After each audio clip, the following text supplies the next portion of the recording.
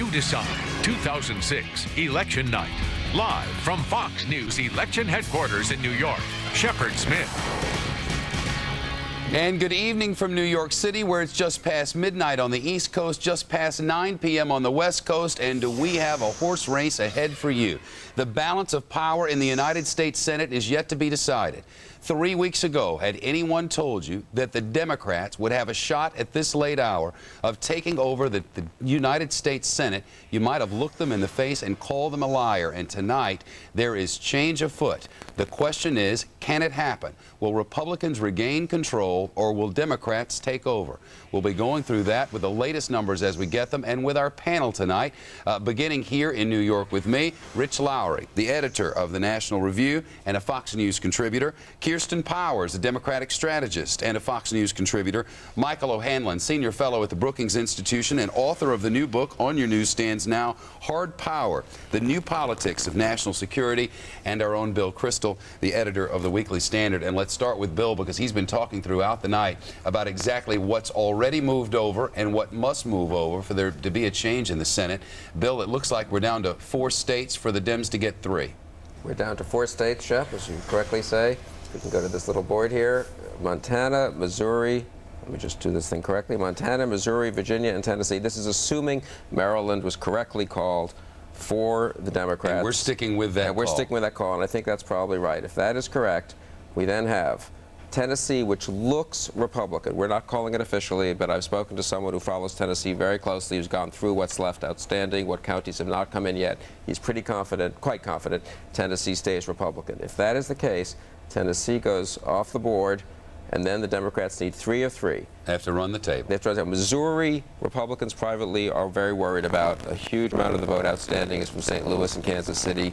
They think that McCaskill will probably beat Talent, but we're not calling that, and we should see how the popular vote goes. Montana, we don't have much vote. Tester's ahead. He's been ahead in most of the polls. That one could go Democratic, in which case we're at Virginia. Virginia is right now, with 1% of the vote out. Webb has about a 2,500 vote lead, with about 20,000 votes still to be counted, presumably. It looks like that late vote was inner city African American vote, strongly Democratic, trending for Webb. I think Webb will go into the recount, if I had to predict right now, with the lead. And I guess if one had to predict right now, therefore, we could have an extremely tenuous Democratic majority in the Senate, depending on whether Webb's lead, 2,500 vote, 3,000 vote lead holds up in a recount. But we don't know Montana yet. We don't know Missouri yet. So I'm getting a little bit ahead of ourselves, I guess. We are getting ahead, but the truth of the matter is there are rules in place in the state of in the state of Virginia, which would apply to all of this. Our legal analysts are on it. Megan Kendall is here, and so is Judge Andrew Napolitano, and we'll talk about the legal issues that are ahead. You may have heard there are 10,000 lawyers on standby across this nation. I bet a lot of people are taking flights right now to the greater Washington, D.C. area. Put on your seatbelt. This is far from over. So we'll get to Michael Barone in just a moment, too. Let's start with Rich Lowry.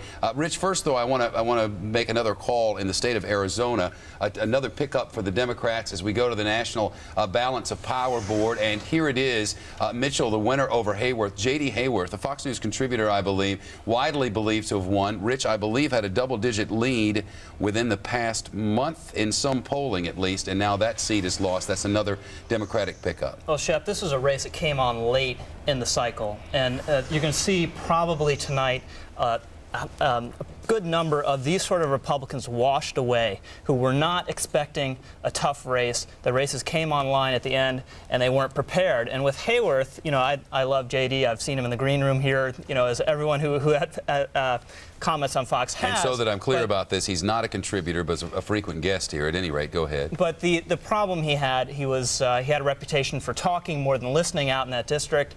Most years, he probably gets by, and a year like this, he doesn't. So, Shep, we're probably looking at at least a Democratic game in the mid-20s in the House, and it could go higher. And Hayworth is a sign that it's going higher. I spoke to 2 Democrats tonight who said privately they would not be surprised. They're not anticipating but they wouldn't be surprised to have to pick up 40 seats in the United States House of Representatives. That's a number that only the Los Angeles Times in its reporting and prognosticating suggested, and when it did make that suggestion, the entire nation, well, much of the nation laughed at Well, I it. believe also Stu Rothenberg has been 30, Rothenberg mid-30s, up to 40. I mean, 40 would be a big number. I predicted 40 Friday night. Oh, I would and like Bill to say, Kristol, but I don't sorry. think right now I would say more likely mid-30s, but 40. But you know, it's a pretty big gain. What happened? Well, look, obviously the war was unpopular, and there's no unobtrusive way to be losing a war, and we're basically losing a war in Iraq, and the public's not happy with it for understandable reasons. Then you had a Republican majority that didn't produce over the last 2 years. Legislative and agenda. was beset with a lot of ethical scandals and issues. And Shep, all during this election year, I've talked to Republican strategists and insiders, and they'll say, you know what, Republicans really don't deserve to win this year, but Democrats deserve it even less. The public, unfortunately for Republicans, only agreed with the first part of that statement. Kirsten? Well, I think that it is part of it's the war, but it's not just that the war is going badly. It's that I don't think people are happy about the way the Republicans have talked about the war, and I don't think that they think that the administration has particularly acknowledged some of the problems that are going on there. And let's face it, these Republicans that are running out there aren't exactly innocent bystanders. They were there along the way every single time a vote came up about the war, saying, yes, Mr. President, everything is going exactly the way it should be going, and we're not going to criticize you. And I think a lot of these votes are really people, especially when you see independents that are voting, even in Republican districts for Democrats, are basically saying, we want some oversight, we want some debate on this, we want to win the war, but we don't feel like this is really there isn't a real bipartisan exchange going on here, and I think that what we're going to see now is some real bipartisanship. Was Elizabeth Dole saying that the Democrats don't want to win this war? Was that along the lines of the kinds of things that you believe may have gone wrong? No, look, I think there's something. You don't believe that, do you? I think there's something to what Kirsten says. I think people have the sense that George Bush doesn't listen. And that's always a deadly sense for any leader and for any politician. Now, the reason for that, he says he believes it's his role to be out there, to always look strong, to always look confident, to always look resolute, and there's something to be said for that. But the American public thinks it has read it as kind of a stubbornness and an unwillingness to listen. And I think people like Elizabeth Dole, who say the Democrats don't want to win, I don't know whether that's true, but it is true, I think, that a lot of Democrats are not willing to, or have no really good ideas about how we win in Iraq. And what they've primarily done is carp and criticize and hope this war brings down the president. And that's been a winning political strategy. I don't think it's a particularly admirable one. We're going to talk about exactly how to move this ball forward. Have you heard a suggestion from the Democrats, from a one-voice Democratic Party, of how to win this war? Have you heard what the next strategy is going to be? Have you had them come together now and give you not just problems? We know what the problems are. We've identified them very clearly during the course of this election. The problems to the American people seem quite clearly to be border control and illegal immigration, and the war, specifically the war in Iraq, which most Americans seem to separate from the war on terror. That said, what are the solutions? We're going to be looking for those tonight. Michael O'Hanlon, the book is Hard Power, The New Politics of National Security. Is there a chapter on the landslide victory of the Democrats in the House of Representatives in '06? Well, there is a chapter on what to do about Iraq, but we don't claim any silver bullet. And that's the sort of language that Secretary of State Baker also is cautioning we better be prepared for when he issues his report. In other words, we're in a bad shape in Iraq. And I think the message from this election is let's at least agree on that. There is not a mandate for withdrawal. There is not a mandate to give up. Some parts of the Democratic Party may want that. Not even the majority of Democrats want that. But there is a mandate to at least stop the nonsense that we've been hearing sometimes from the administration, that we should be pleased with how things are going, that absolutely we're winning, that kind of rhetoric that even the president has sometimes been vulnerable to participating in the last few weeks. After a year in which I think he's been generally more on message, a more sober tone. But the last few weeks in the election, he started saying things that really are hard to sustain with the realities on the ground. I think Americans want to begin from that basic diagnosis. Now, as you say, do Democrats have better ideas? Collectively, certainly not. Individually, there are some ideas out there. There are a number in our book. One of them certainly is the idea of trying to invigorate the economy in Iraq by trying to get people working. This is only a partial answer. It's not the core of the security problem, but it's one notion. Another one is to go with Leslie Gelb and Joe Biden's idea of a soft partitioning of Iraq. How do you do that? That's three autonomous zones, sharing oil equally, but otherwise largely governing themselves and policing themselves, so that you get away from some of this militia violence. But there's a lot more work that has to be done to flesh out that idea. Is there a plan? Is there a solution? Does anyone have one? And is this Democratic House of Representatives the House of Representatives of the far left of the Republican Party, or of the centrists who've been running all along? Do you think the ones who've been around for a while are going to take a back seat and move this thing to the center? We'll talk about that coming up in just a moment. And if you're a Republican who's still looking for something to hang on to, it's this. The United States Senate may still be yours. If you're a Democrat looking for more celebrating, look no farther than the state of Virginia, where right now it's as close can be, within 2,500 or 3,000 votes. There are just a few more to count. We should know shortly what you've decided 2006. Our election coverage continues 13 minutes past 9 o'clock on the West Coast. Answers are coming, and you decide.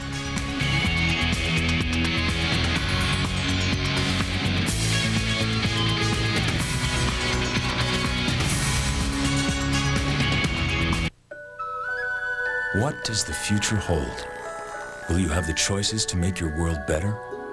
To live the life you dream of? At Pacific Life, planning for a better tomorrow is what we're all about. That's why for over 135 years, Pacific Life has offered millions of people a world of financial solutions to help them live well now and plan well for the future. Ask your financial professional about Pacific Life, the power to help you succeed.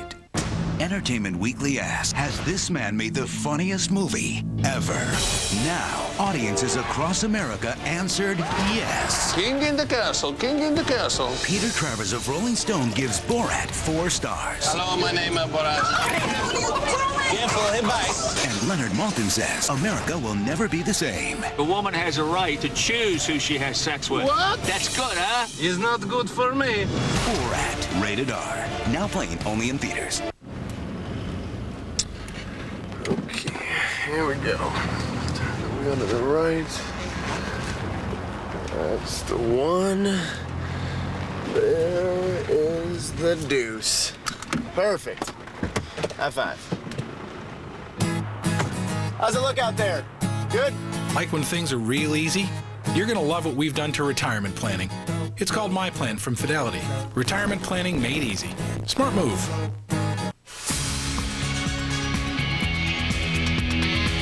Well, you've decided, we just don't know what yet. Let's look right at Virginia. 100% of the precincts are now counted. All of the votes are tallied.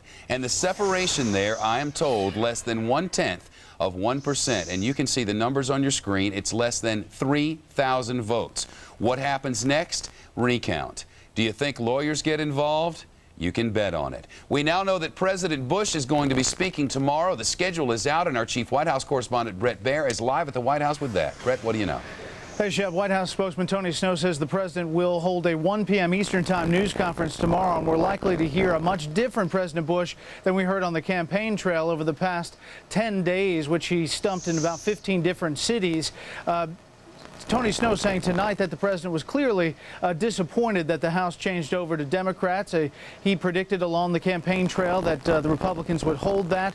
However, he said the challenges still remain the same, and they will not change tomorrow morning. The president will continue to call on Democrats to help him win the war and to keep the economy going, but clearly it's going to be a different sound out of this White House. There is still a hope here about holding control in the Senate. They're holding firm to looking at that Virginia race that will not be decided tonight. They're also looking at Missouri and Tennessee very closely, and Montana they're watching as well. So there's still hope that the Republicans could hold on to the Senate here at the White House. Spokesman Tony Snow also saying that the White House was encouraged by what they heard from top Democrats today, that essentially Democrats would not stop funding for the war in Iraq, would not do anything radical like that, but clearly are going to be pushing for a change in policy. It's going to be interesting interesting to see the president address all of these issues since he was really the focus of this campaign as he stumped around the country in very red states to try to gin up the Republican base over the past 10 days. Joe? And we'll look at the specific numbers of the specific places where he campaigned, and the results may be surprising. We'll get that in a minute. Hey, it seemed like only President Bush and Karl Rove seemed unsure about this. They seemed very confident, or said they were publicly at least. Privately, is there surprise there tonight, or privately were they expecting this? Privately, they knew it was going to be an uphill battle today, looking at the polls going in to hold on to the House. I think there is some surprise that the Senate is as close as it is right now and is really hanging on a razor's edge. The question will be how big the House majority is for the Democrats before the night is done, and really what kind of change we'll hear from the president tomorrow at this news conference. You know, he spent the last 10 days really ripping into Democrats, sometimes saying that if the Democrats win, America loses in the war on terror. So you're going to have to see a president that's very much more conciliatory to be able to work with House Democrats starting tomorrow. Brett Baer live at the White House. Brett, good of you. Rich Lowry, is there a way to be more conciliatory? Is there someone who can work across party lines?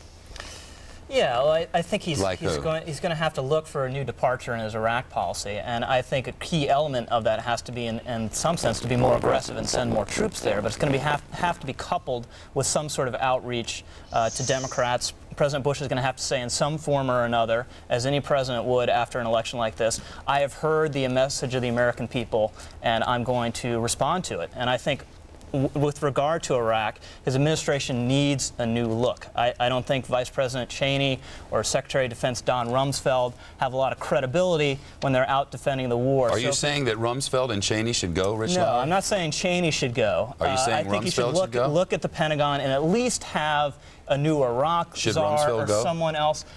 Probably. Rumsfeld should probably go, said the editor of the National Review. It was President Bush who said... You had to drag that out of It was President Bush who, in the waning hours of this contest, just 2 days ago, amid a firestorm of controversy, stepped to the microphones and said, he's my man through the end of this administration. Does that change? I'll ask for that answer when we come back. In addition, who's the statesman?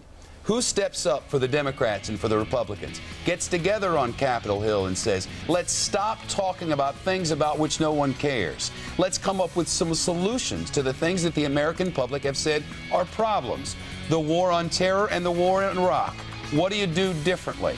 Immigration and border control. Is a 700-mile fence the answer? Is there funding for a 700-mile fence? Is anyone taking it seriously? Were they afraid to before the election, but might not be now? We'll also get to Michael Barone down in the decision room where they're working to decide what you've decided in the state of Virginia. The United States Senate clearly rests on the backs of people in that very state. What next? Stay tuned.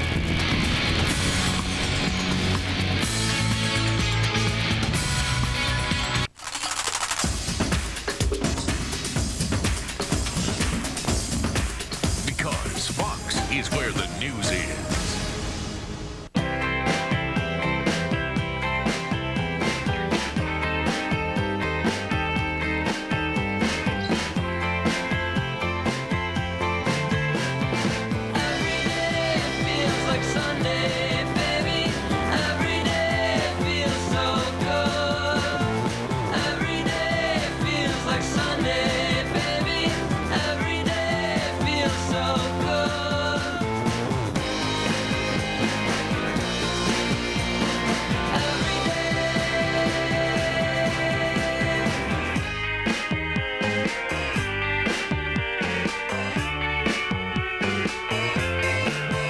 Invest in these companies and the rest of the NASDAQ 100 index through QQQ. An investor should consider investment objectives, risks, charges, and expenses carefully before investing. For this and other information about QQQ, a unit investment trust, obtain a prospectus from your broker or visit NASDAQ.com/QQQ. Read carefully before investing. Your home is made of more than bricks and wood. If your memories and family treasures are damaged by fire or flood, call Dalworth Restoration. Over the past 20 years, tens of thousands of Metroplex homeowners turn to Dalworth's restoration specialists to reclaim their home and personal effects after a catastrophe. Hopefully, you'll never need us. But if an emergency strikes, remember to call 267-8433. Dalworth Restoration for a fresh start.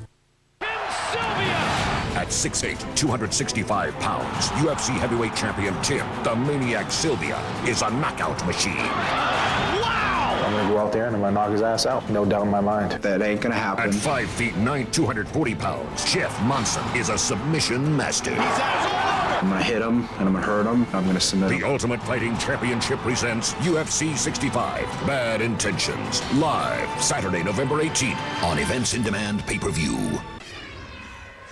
Waiting for decisions across the nation, one of the biggest of them all is in the state of Virginia.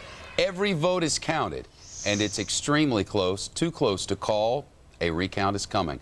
Michael Barone is the man who keeps track of the district by district. Michael, what happened in Virginia and what's ahead? Well, what happened in Virginia is that George Allen, who started off this race thinking about running for president, is now ending up the race thinking about a recount, Shep. You know, he made several mistakes along the way. Some people think he employed a flawed strategy.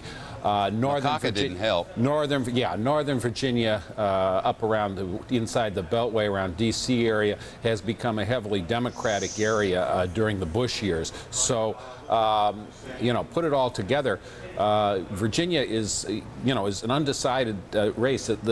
Taking a look at the state website, Shep, the last precincts that need to be counted still, you've got 4 in the 3rd congressional district. Oh, there are some to be counted, because our graphic says 100%. Well, I've got, according to the state, I've got a couple more. Now, that may be down there. Virginia tries to count absentees with the precinct count. It's not a separate absentee count, but it usually doesn't net quite all of the absentees. It may get 90 or 95% of them. There's no extended deadline for military ballots. They have to be in by November 7th. So there's not much room for change, but remember, both parties, and particularly the Republicans, have been putting on an absentee ballot drive, so there may be some, in that small residuum of absentee ballots that have not yet been counted, there may be some to move this result a little bit in one direction or another. But this is a very close race, and interestingly, quite a few of about 20 of the black precincts, or precincts in the black majority 3rd congressional district, reported late in the game. And which is the reason for that late tightening. Yeah, and that's the reason why Jim Webb was making up and making up votes, and not making them up in the sense of creating them out of whole cloth, but was rather eliminating or narrowing what had been a plurality for George Allen to the point where it becomes a plurality for Jim Webb. Yep, sounds like that's going to be a recount for sure. Bill Crystal, if we leave that sort of in flux, that means what's Tennessee looking like? Tennessee, Bob Corker and Harold Ford Jr., it's been close, but it looks like there's separation.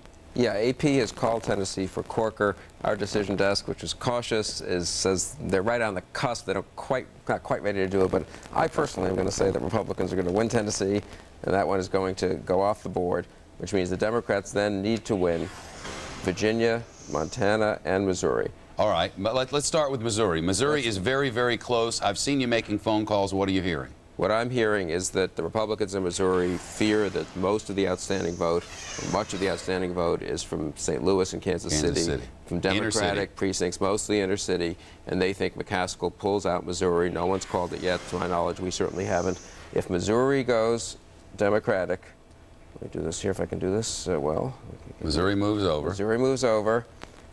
Virginia is now, I guess you'd have to say, slightly Democratic, just at the edge there. You're That's right, brilliant. because it's 2,500 votes. Yeah. It's 1/10 of 1%. There's about 2.3 million votes been cast in Virginia, 2,400 vote margin. And Montana? Then Montana, Tester is ahead. He's been ahead in most of the polls. That's the Democrat. No one's calling it yet. Tester is the Democrat against the incumbent Conrad Burns. Most people I've talked to tonight seem to think there aren't as many experts on Montana politics as there are in Virginia and Tennessee and Missouri. But those who have followed a little bit in Montana, Great Falls, hello. It's close. It's close, though. That one we need to see the real vote. Most people would say I think the Tester's likely to win it.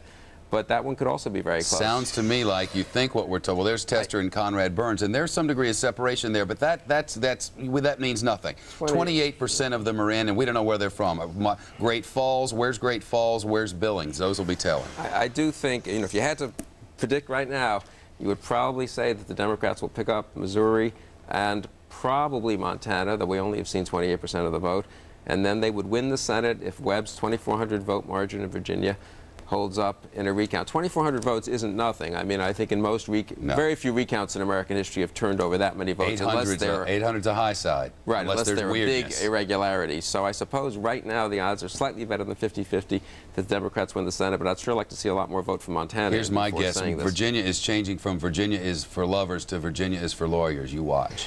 Hey, I think down there Juan Williams is watching all this for us.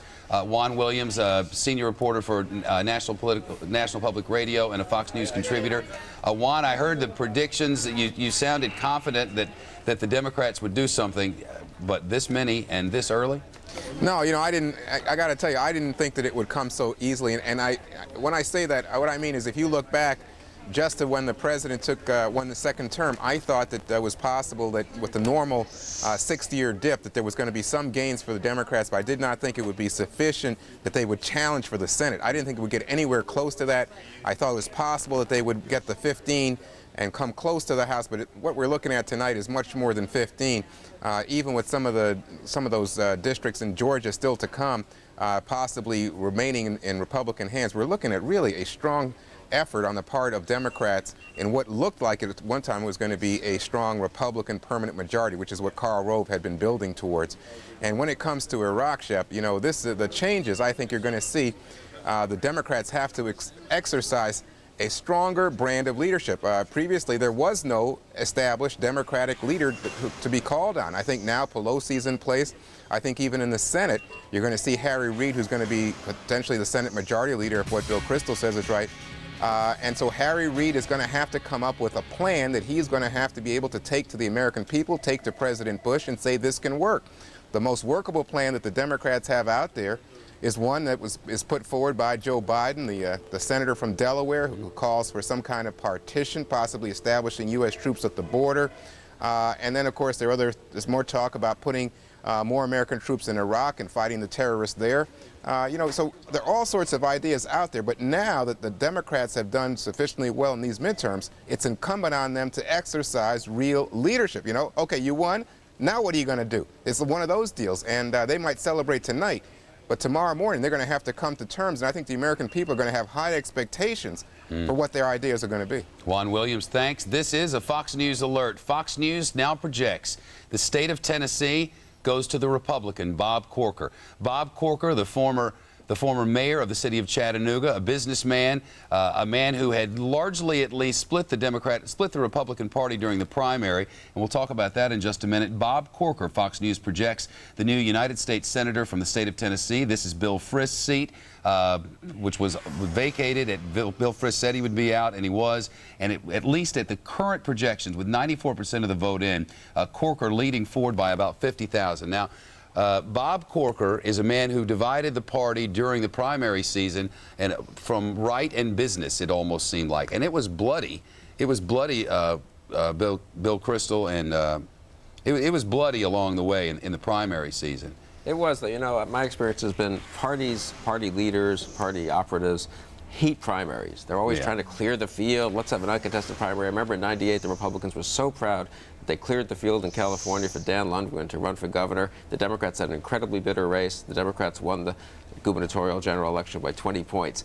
Chuck Schumer won a very bitter race in the New York primary in 1998. D'Amato, of course, in 98, hosted to renomination in the primary. Schumer clobbered D'Amato. I've always thought that running a tough primary does not hurt a candidate. It often helps him. And also, look what Corker did. Improved during this race. There was a month or so out from the election where there's real panic among Republicans about this race because Harold Ford is such a fantastic candidate. And Corker, he brought some new people in and really ran a fantastic campaign. And most years you'd it's the say same candidate. Well, that's more or less true. Most years you'd say a Republican winning in Tennessee, no big deal. But this year it is a big deal. And one of the ironies of this night is that you had, I think, the two best Senate candidates losing. Michael Steele looks like he's going to lose in Maryland, and now Harold Ford, who both won. Ran great campaigns and are incredibly winsome candidates. Now, I promised I was going to ask, who's the statesman? Who's the one who's going to come up and try to shake hands? Who's the Tip O'Neill with a glass of scotch? I mean, who is it? Who's going to try to get something done instead of squabbling up there on Capitol Hill all the time? Have the people spoken or what? Can you get your stuff together and fix some of the problems? Well, we'll get to Kirsten Powers about that in just a moment. Tennessee's off the table. That goes Republican. Now it's down to 3 states. 3 states, including Virginia. And as goes Virginia, probably so goes your Senate. We'll get into that horse race coming up in just a moment and analyze the problems that were brought forward, and does anyone have a solution? As You Decide 2006 coverage continues on Fox News Channel in just a moment. Entertainment Weekly asks, has this man made the funniest movie ever? Yes. The most talked about news story is now the most anticipated movie of the year. Okay, good. Well, I'm not used to that, but that's fine. Borat, rated R. Now playing only in theaters.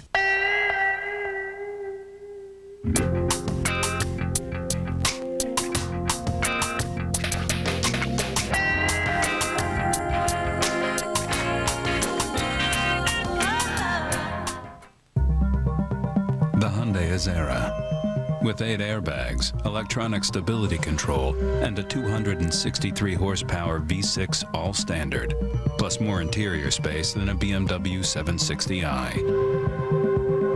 It may be the most car for the money ever. It's no wonder the Hyundai Azera was ranked most appealing large car by J.D. Power & Associates. Hey, it's Sleeping Beauty. Didn't sleep a wink. I know. We've been waiting for you. Have the chess set already? He cheats. Hello, Honest Abe. Whatever. We just haven't played for so long. I know. I just got all this stress at work. It's cool. It happens to a lot of people. Really? Absolutely. More than half of adults report experiencing some kind of insomnia at least a few nights a week. We just want you back.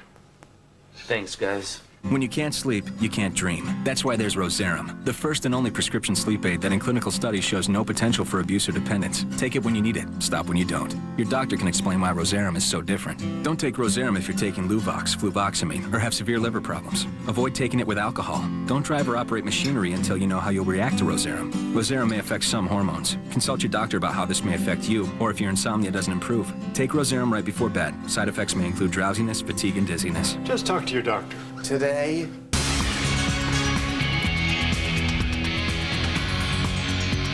well, you've decided. We just don't know the decision yet, especially in Virginia. 3 states left. The Republicans, well, the Democrats need to run the table, or the Republicans need to grab one, or the United States Senate goes over to the Democrats. We'll get that in just a moment, but now the Democrats clearly control the House of Representatives. They can help control some of the language, and hopefully they can find someone who can work across the aisle and get something done. Kirsten Powers is a Democratic strategist and a Fox News contributor. Who's the statesman or stateswoman to say, we can work together? Well, I mean, for all the vilification that's happened of Nancy Pelosi, I think she actually is a pretty good politician, and I think she can work pretty well with other people. Who can have any office she wants. Look, people say things in the lead up to elections that maybe aren't as advised as they should be. But the point is, look, when it comes to what the House can do in terms of the war, they can basically do 3 things. They can declare war, they can provide oversight for war, and they can provide the funding for the war. Now, there's been a lot of talk about will they withdraw the funding. I certainly hope that that's not the case, and it's not going to be something certainly that's going to come out of the box. But they can provide some oversight, and I think that they will have to start to work with the administration. But it's sort of silly, actually, in my opinion, for people to keep saying that somehow the House is going to come up with a war plan. The House doesn't come up with a war plan. The president comes up with a war plan. Maybe the House could provide a roadmap toward let's get something done. That's right, and I think, but Shep, you just hit on exactly what hasn't been going on. That hasn't been happening with the Republicans and the president. They have really just been saying whatever the president says is the way to go. And what you need to be having is more of a real back and forth, and people questioning the president and saying, look, we don't really feel like what you're doing is the right direction. Let's work together. But it's up to the Pentagon and the president to come up with the plan. Well, somebody's going to have to come up with a way for everybody to start working together in some way. Well, I think that's part of the and I message do think here, that isn't if it? we, yes, and I also think if we end up with the Senate, then we'll be in a better position for some statesman-like behavior. Michael O'Hanlon has thoughts on this, but first George Allen is speaking. He's just thanked his family for all the help that he's been given, and George Allen, part of a, I don't know, a previously almost unthinkable night, certainly a couple of weeks ago. Nobody predicted this many, at least this no one up high. Let's listen to George Allen for just a moment. The rights of people are enshrined and protected in our Constitution. We are a representative democracy. This has been an interesting election, and the election continues. As Senator Warner said, good morning, Patriots. And all of us have worked very hard, and all of you all who are still here tonight have worked so hard with a tremendous amount of dedication, efforts, devotion, and prayers to this campaign. I also thank the great efforts of my campaign staff who are around here somewhere. I see some of you all here. And all the other volunteers who have come in and worked in this campaign. You've heard me say, as John Warner and I and others were barnstorming around the Commonwealth, the world is controlled by those who show up. And we were talking about how important it was to get every vote in. Oh, wherever our Attorney General is, if he's up, where is he? He's in the back.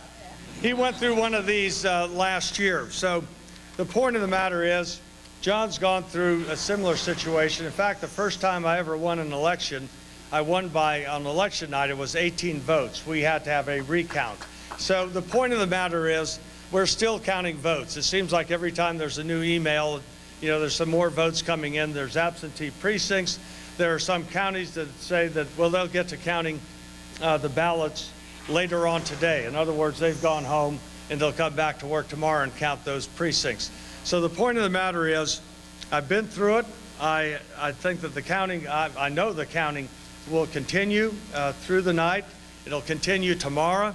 And I want to thank you all, because I know you're going to be like a bunch of eagles and hawks watching how every one of these votes are accurately counted.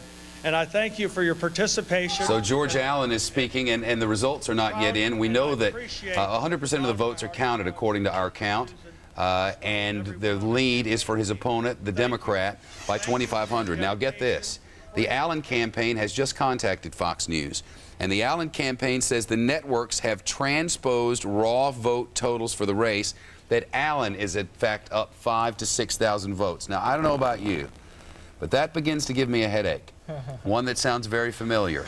We're going to hear a lot over the next few days. Carl Cameron is the one who got this information for us. Carl, what's this based on? Do you know? Well, the Allen campaign has been watching this incredibly closely, and to just give you an idea of how sometimes even the slightest sort of infinitesimal piece of rhetorical flourish can get you in trouble, they're going to argue, the Allen campaign, that it's not 100% of the votes in.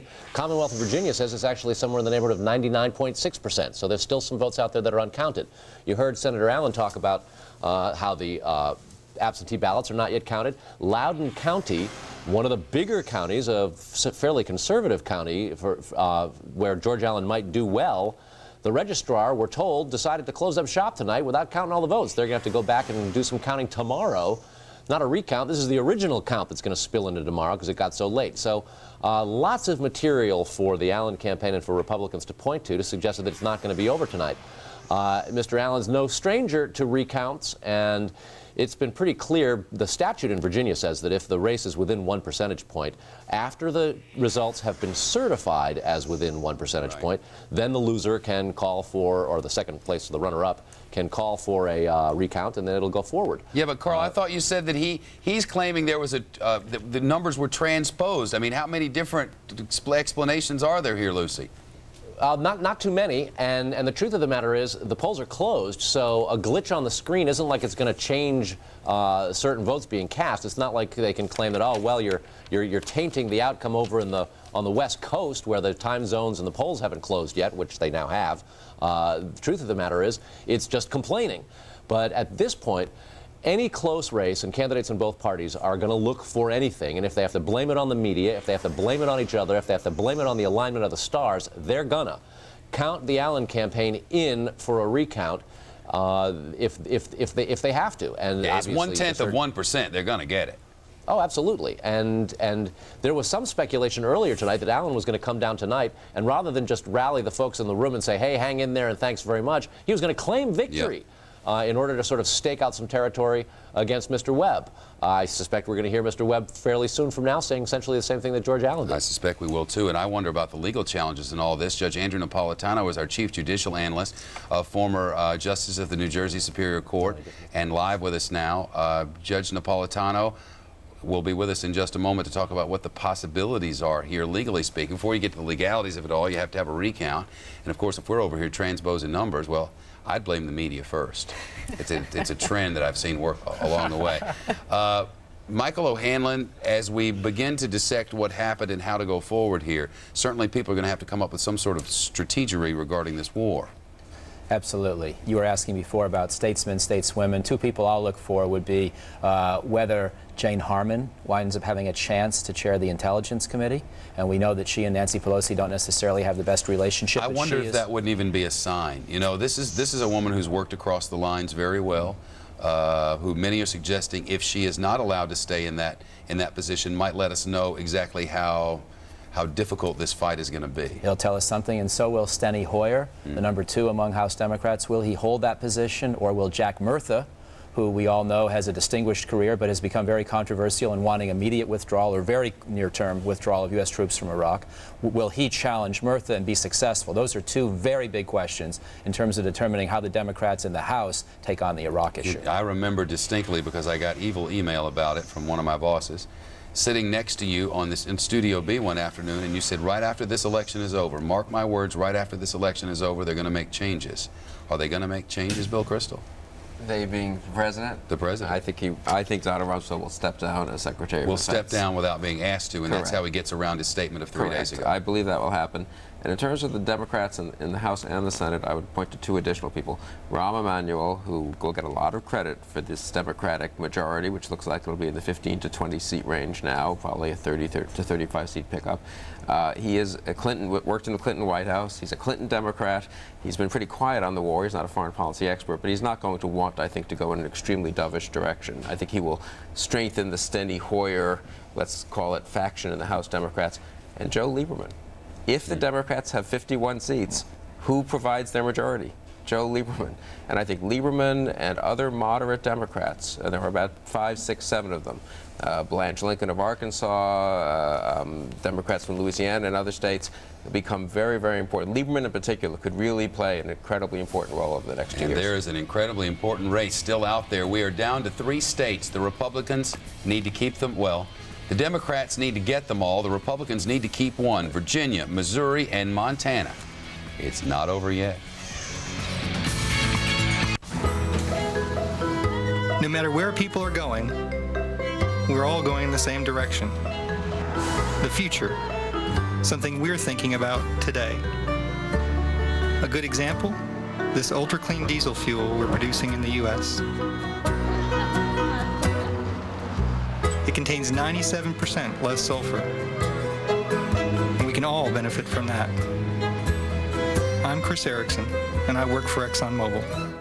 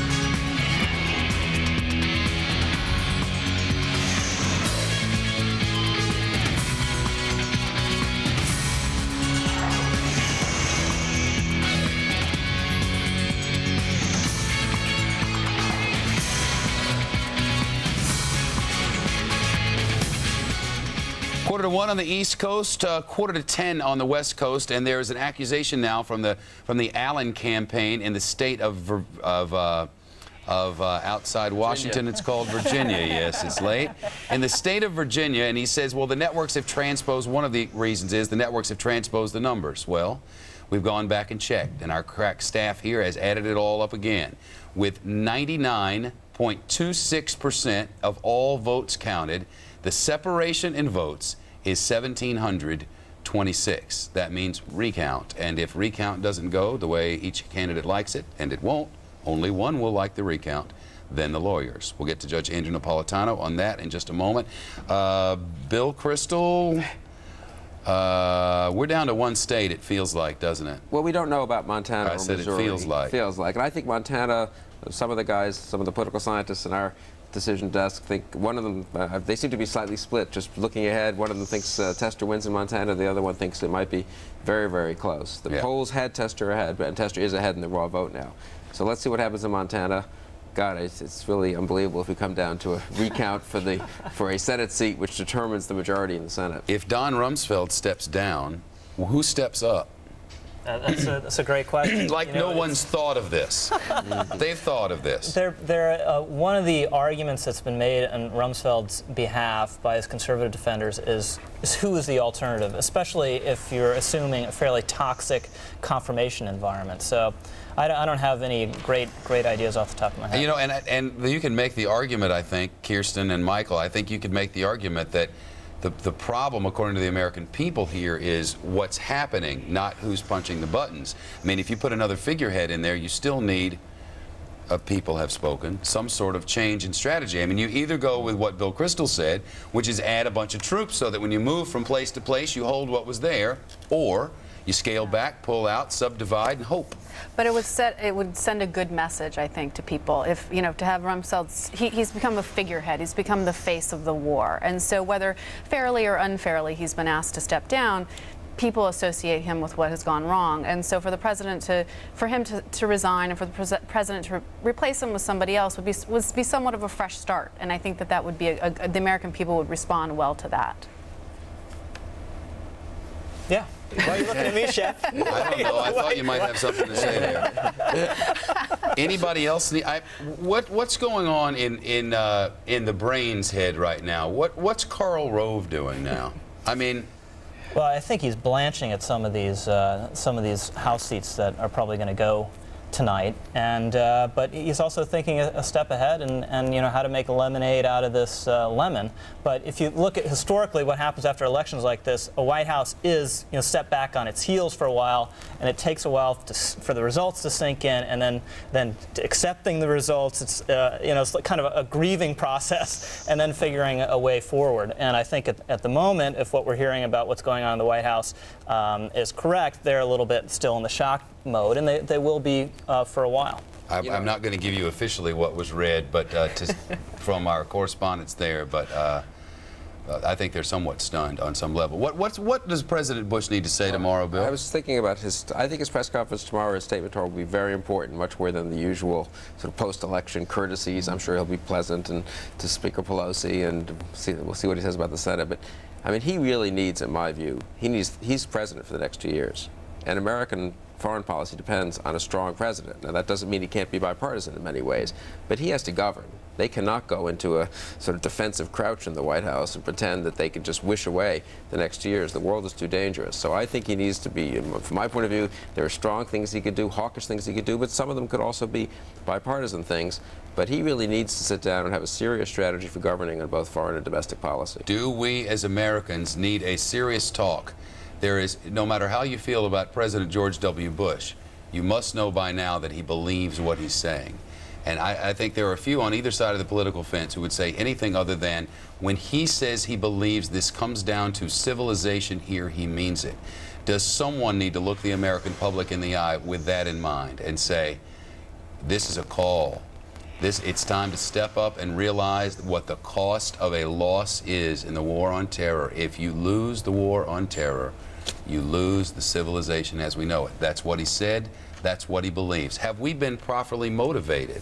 Have we been told it's time to stand up and sacrifice for this nation and for this way of life? Or have they just been rhetorical overloads? Who talks and what do they say? And is the Senate gone? Stay tuned.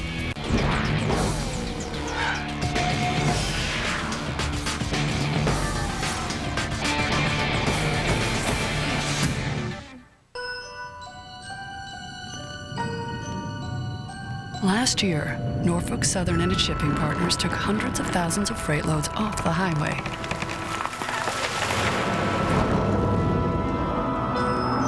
In fact, they've invested millions to convert even more traffic in the coming years. So it's easy to see how the economy won't be the only thing that benefits.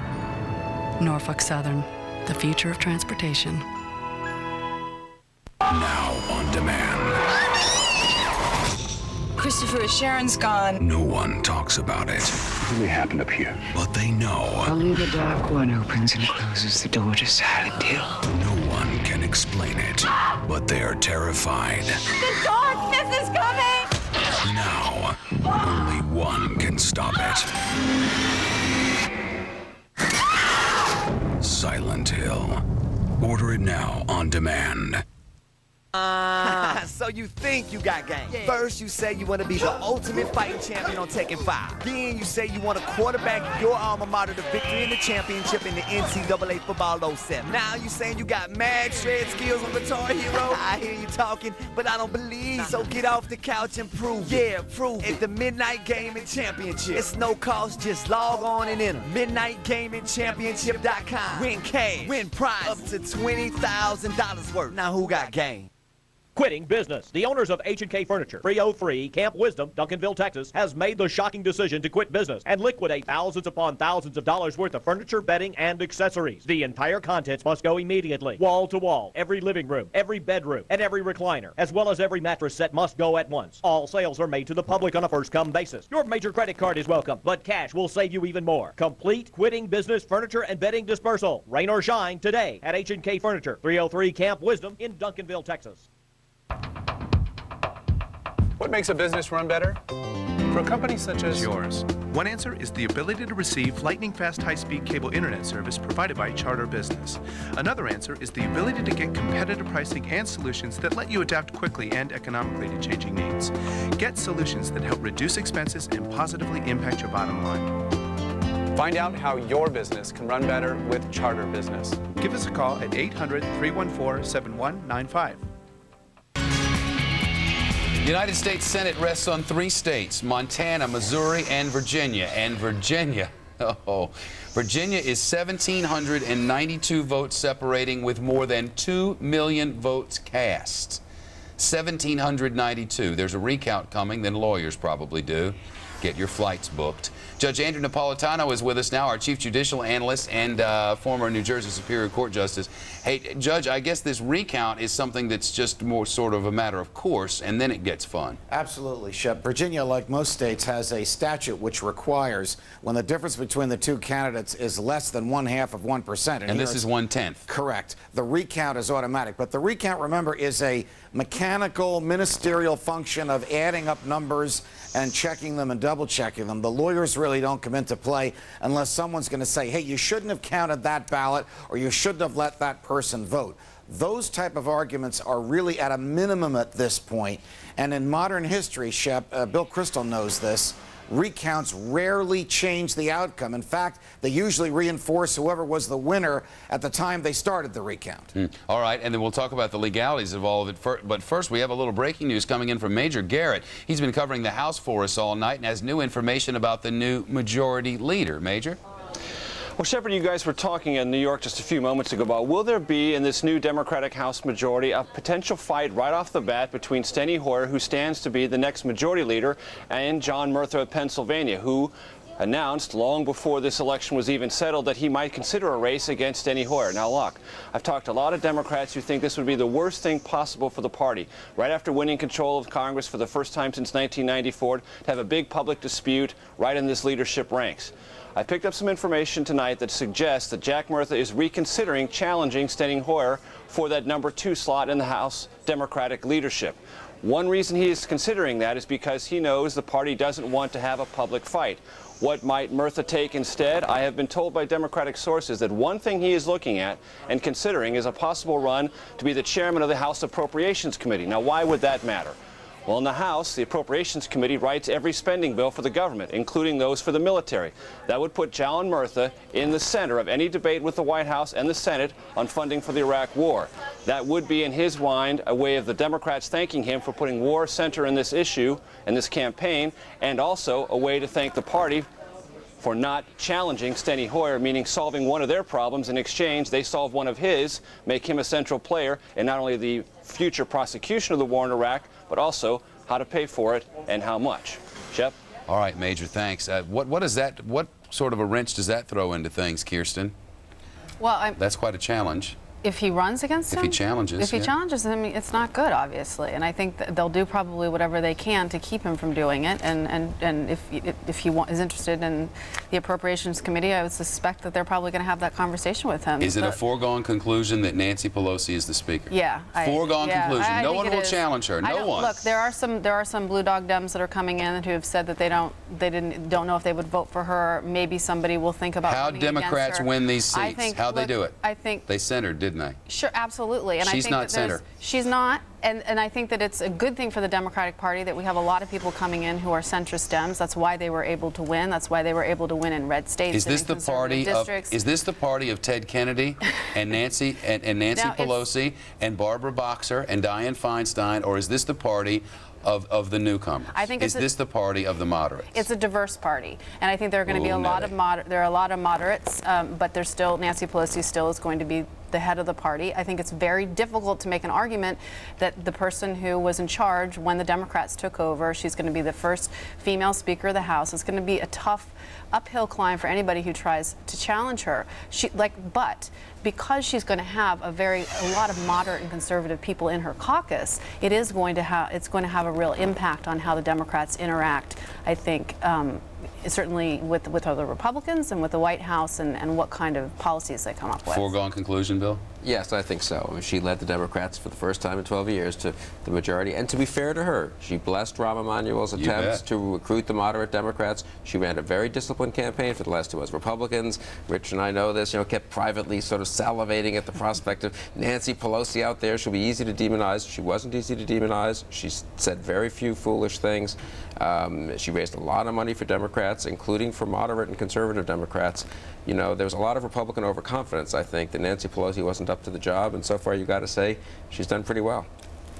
Yeah, I think that's absolutely right. Look, for Democrats, the absolute imperative is to be responsible, to project an image of competence, highlight the popular issues, but don't go crazy here.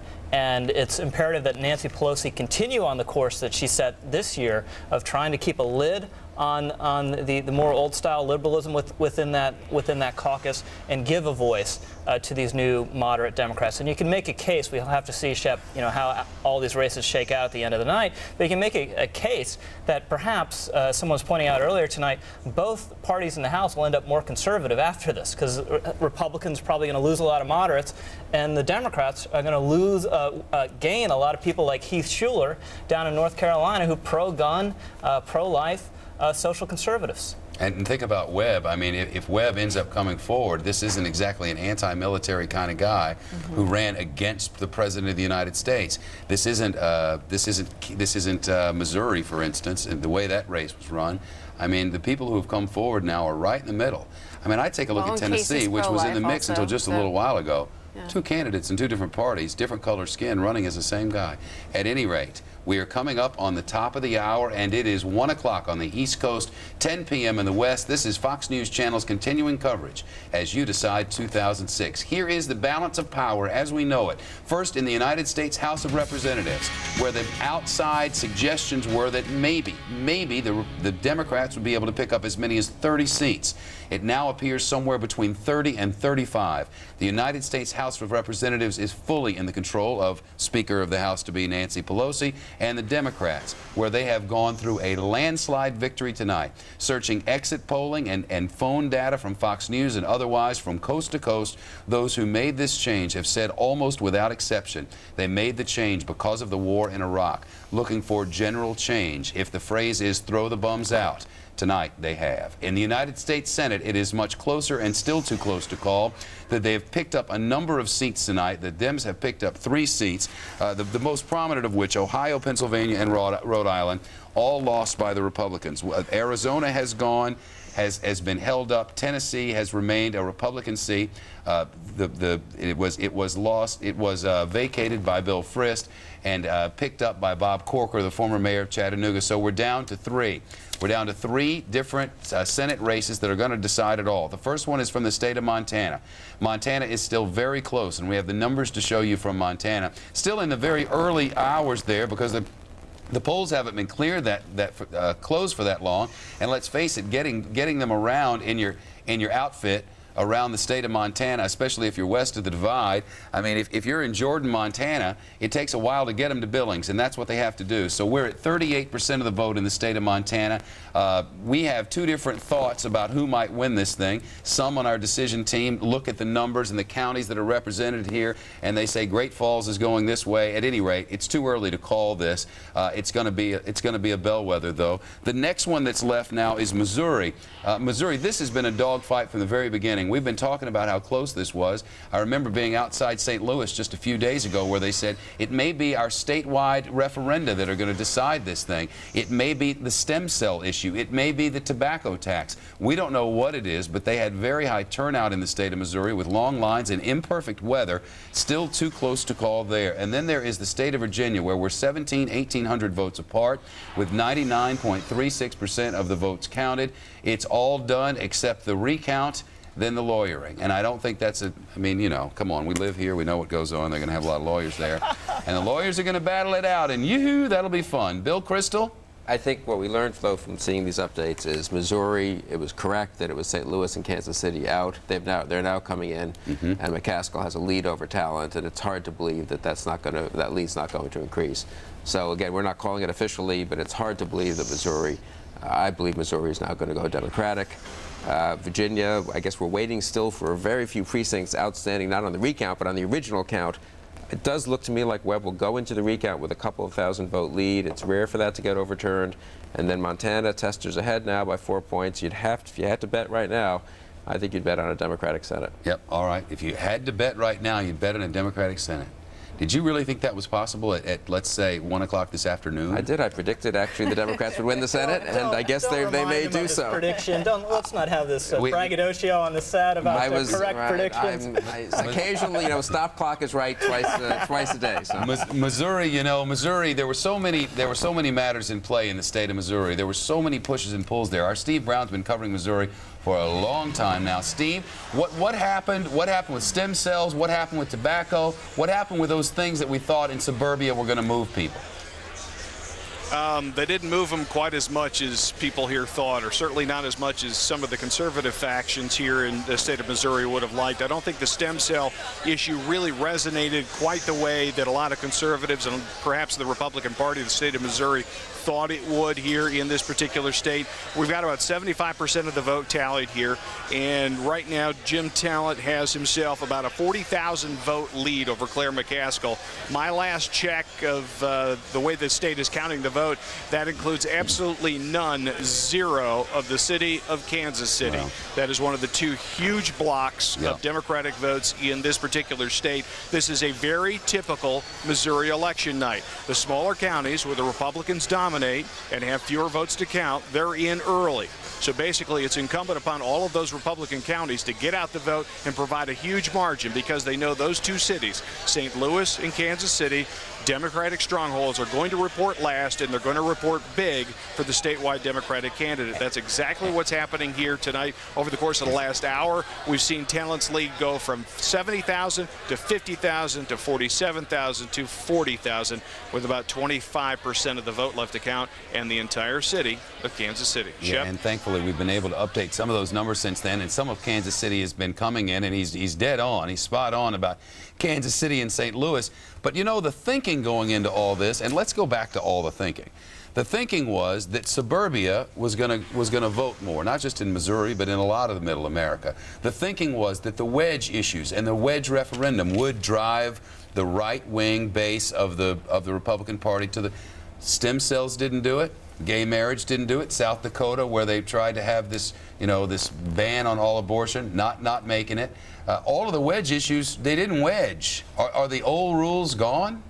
Well, I think the gay marriage, or the marriage being only between a man and a woman passed in Virginia, ran way ahead of Allen. Maybe Allen should have done more to make the race against Webb an ideological race instead of a race of personal attacks. I think people will be critical of Allen's race for quite a long time. He thought that Jim Webb had written some bizarre, some slightly odd scenes in his novels, and that could be used to drive. Well, this was after what was perceived as a racial slur. Yeah, well, he never, George Allen never recovered from the macaca incident, and this is a real stunner. I mean, the political class had sort of absorbed the idea that what Allen would lose over the last couple of weeks or so. But if you just go back 6 months or a year ago, people were talking about George Allen as an extremely plausible presidential candidate.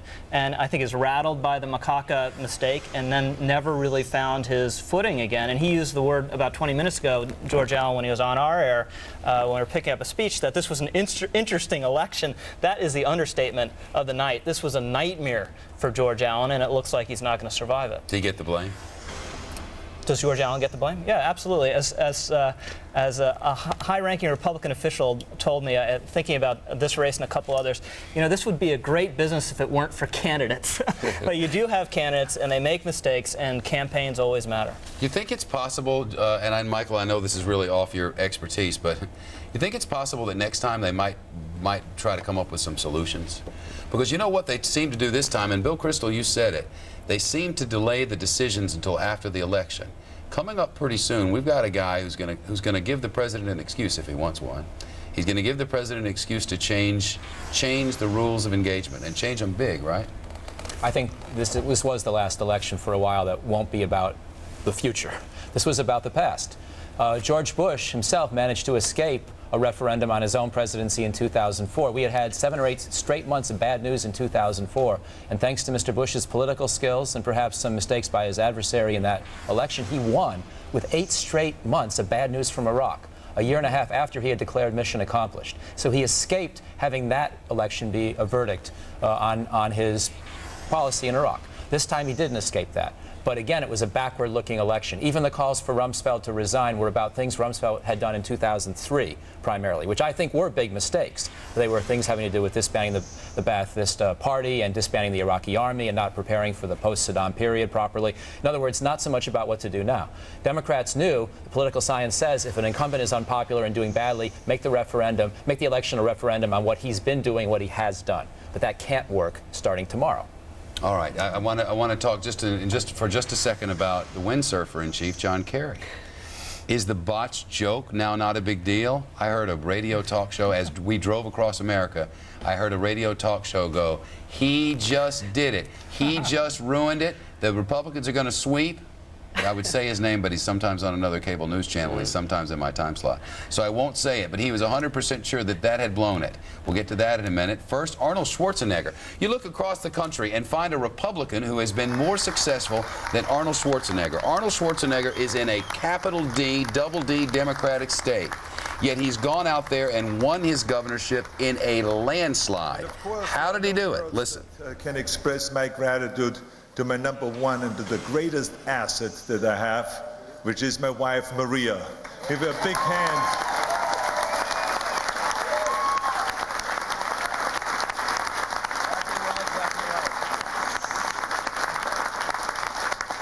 I want to thank you, Maria, for all the great work that you've done. I mean, throughout the whole year, you've worked very hard on this campaign, and I know I would not have won without your help. So thank you very much. A big hand again to Maria for great work.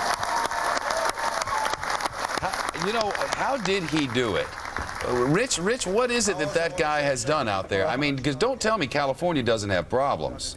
It has problems. It's a classic case, Shep. If you can't beat him, join him. And after his stunning political defeat, when he was trying to push all these referenda through that I think that were actually good ideas and would have increased the sensibility and effectiveness of California government, he got slammed by the unions and by the rest of them. So he just said, okay, I'm going to govern like a Democrat. And he's done that, and in California it's worked. Carl Carl Cameron, what else did he do? Well, one of the things that he did was he fired a whole bunch of people, and he brought in a campaign staff that was essentially part of the Bush White House. A whole bunch of Bushies from the 2004 re-elect campaign trucked out there to Sacramento and L.A. about 7 months ago, and they took then Governor Arnold Schwarzenegger, who was at a whopping 35% approval rating, and they pushed him into a victory. They pretty much clobbered Angelides about a month and a half ago. He was so far down in the polls that unless Schwarzenegger really screwed up, there was no way he was going to lose. And it was a combination of things, not the least of which was recognizing the voter discontent in California and adjusting for it. And there's an awful lot of Republicans who were telling George W. Bush in the early part of this summer he could take a lesson from Schwarzenegger and change his strategy a little bit, suggest that he heard the American voters' discontent over a variety of things, and it might help Republicans. It certainly helped Arnold Schwarzenegger, but it wasn't until just recently that the president began to sort of acknowledge that, yes, there would be some new strategy coming out with the Baker Commission and a variety of other things, allowing Republicans to say, wow, the president seems to get it, and sort of temper some of their stay-the-course rhetoric in order to get more in line with the American mentality. All right, Carl, our Anita Vogel has been covering Arnold Schwarzenegger as well and has watched those same sort of changes take place. And our goal when we were out in California a week ago was to try to get an interview with Arnold Schwarzenegger and ask him these questions about what maybe Republicans can learn from him. It was clear that things weren't going perfectly. Anita Vogel's out in Los Angeles for us. Anita, what about it? Can't go to her at the moment. All right. Well, here's what we're going to do next. John McCain is up. John McCain, called by some at one point senator from media, was up for some time. And what we're going to ask John McCain in just a minute exactly what it is the president or the party, the Republican Party, needs to do now, what sort of changes the president needs to make now, whether Don Rumsfeld should step down now, and what the president will say tomorrow, 1 o'clock Eastern, 10 p.m. Pacific. Does he get it? We'll be back.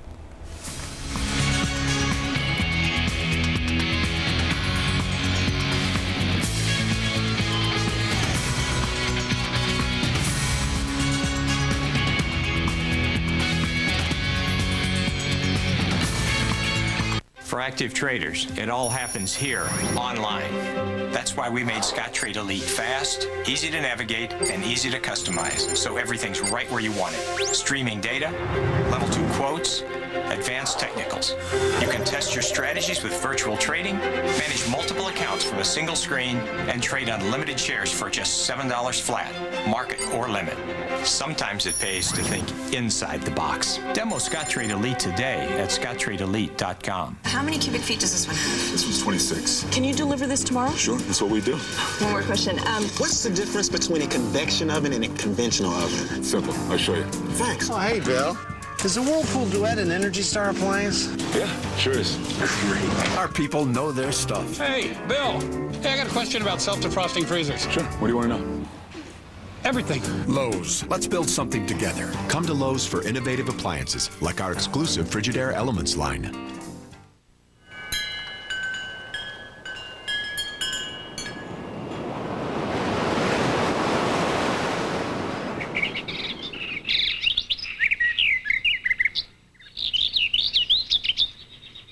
AOL users, now you can keep your AOL email address for free. Bring it with you to Net Zero and save almost $200 a year. Net Zero is only $9.95 a month. That's less than half the price of AOL. We guarantee you'll love it or your money back. Call 1-800-NET-ZERO or visit netzero.com. The morning after this all-important election, wake up to the results and the political fallout. The big wins, the big losses. Steve, Gretchen, and Brian break down what it really means for you. Get all the election results first and fair only on Fox and Friends. After exposing this doctor. There is a doctor, George Tiller, who will execute babies for $5,000 if the mother is depressed. Should he be banned from performing abortions? The Factor tracks down his lawyer for answers. Tomorrow, it's an O'Reilly Factor follow-up.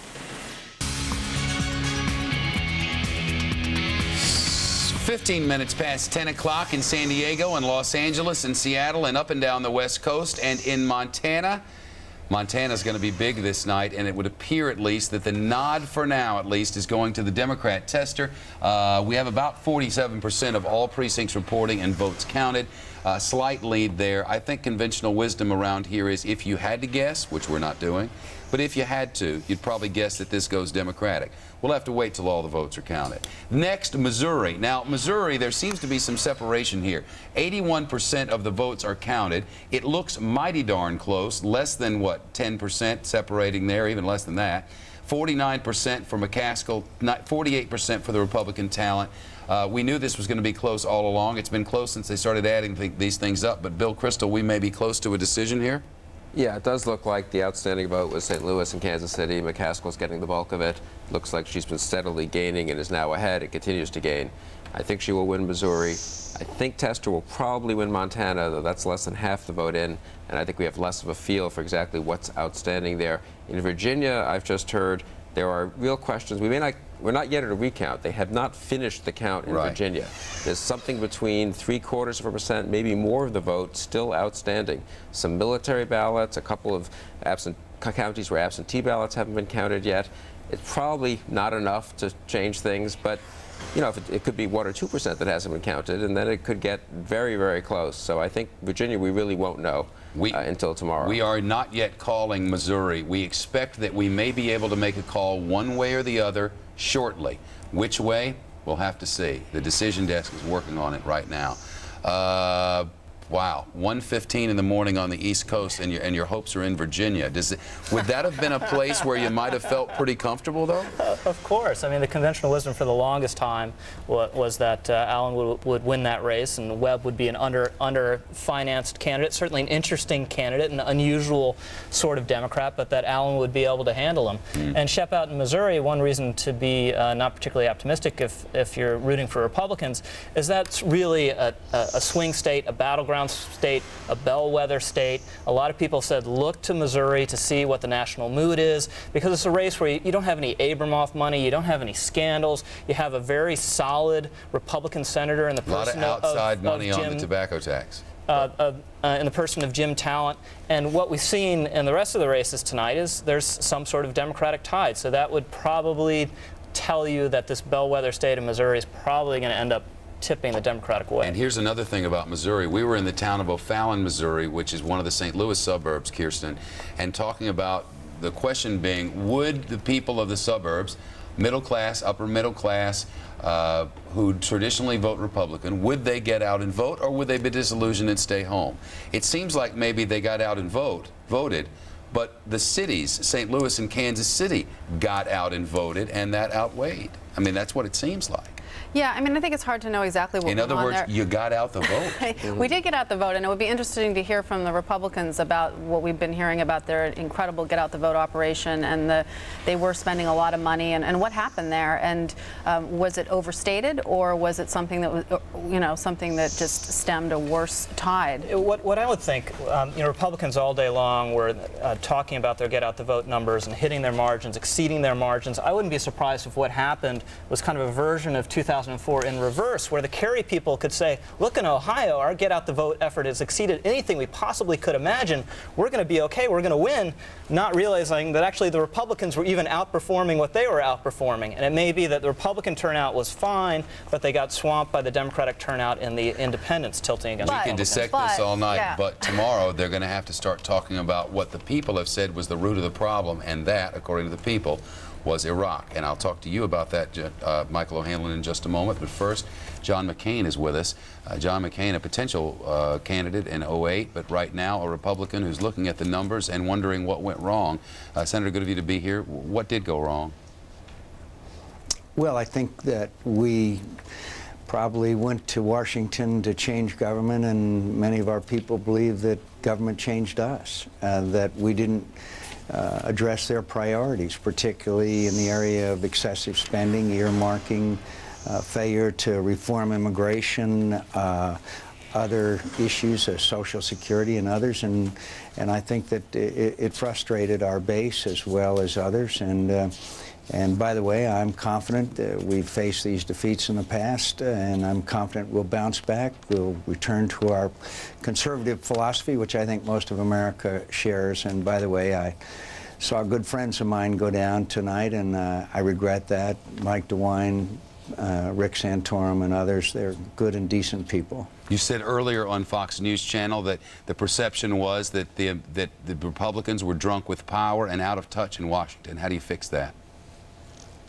I wouldn't say drunk with power, nor completely out of touch. I just think that we kind of lost our way in that we weren't careful stewards of their tax dollars. We allowed this earmarking and pork barrel spending to get out of control. We didn't reform immigration, which we could have done in a number of other areas, and so we paid a penalty for it. But again, 1976, we lost just about everything, and it was a guy named Ronald Reagan that redefined our party and reminded us of where our moorings were, and I'm confident we can do that. We'll all sit down and we'll work very hard to regain their confidence, and I'm absolutely convinced we'll do it. The people have said that in large part, coast to coast, state to state, district to district, this is about the war.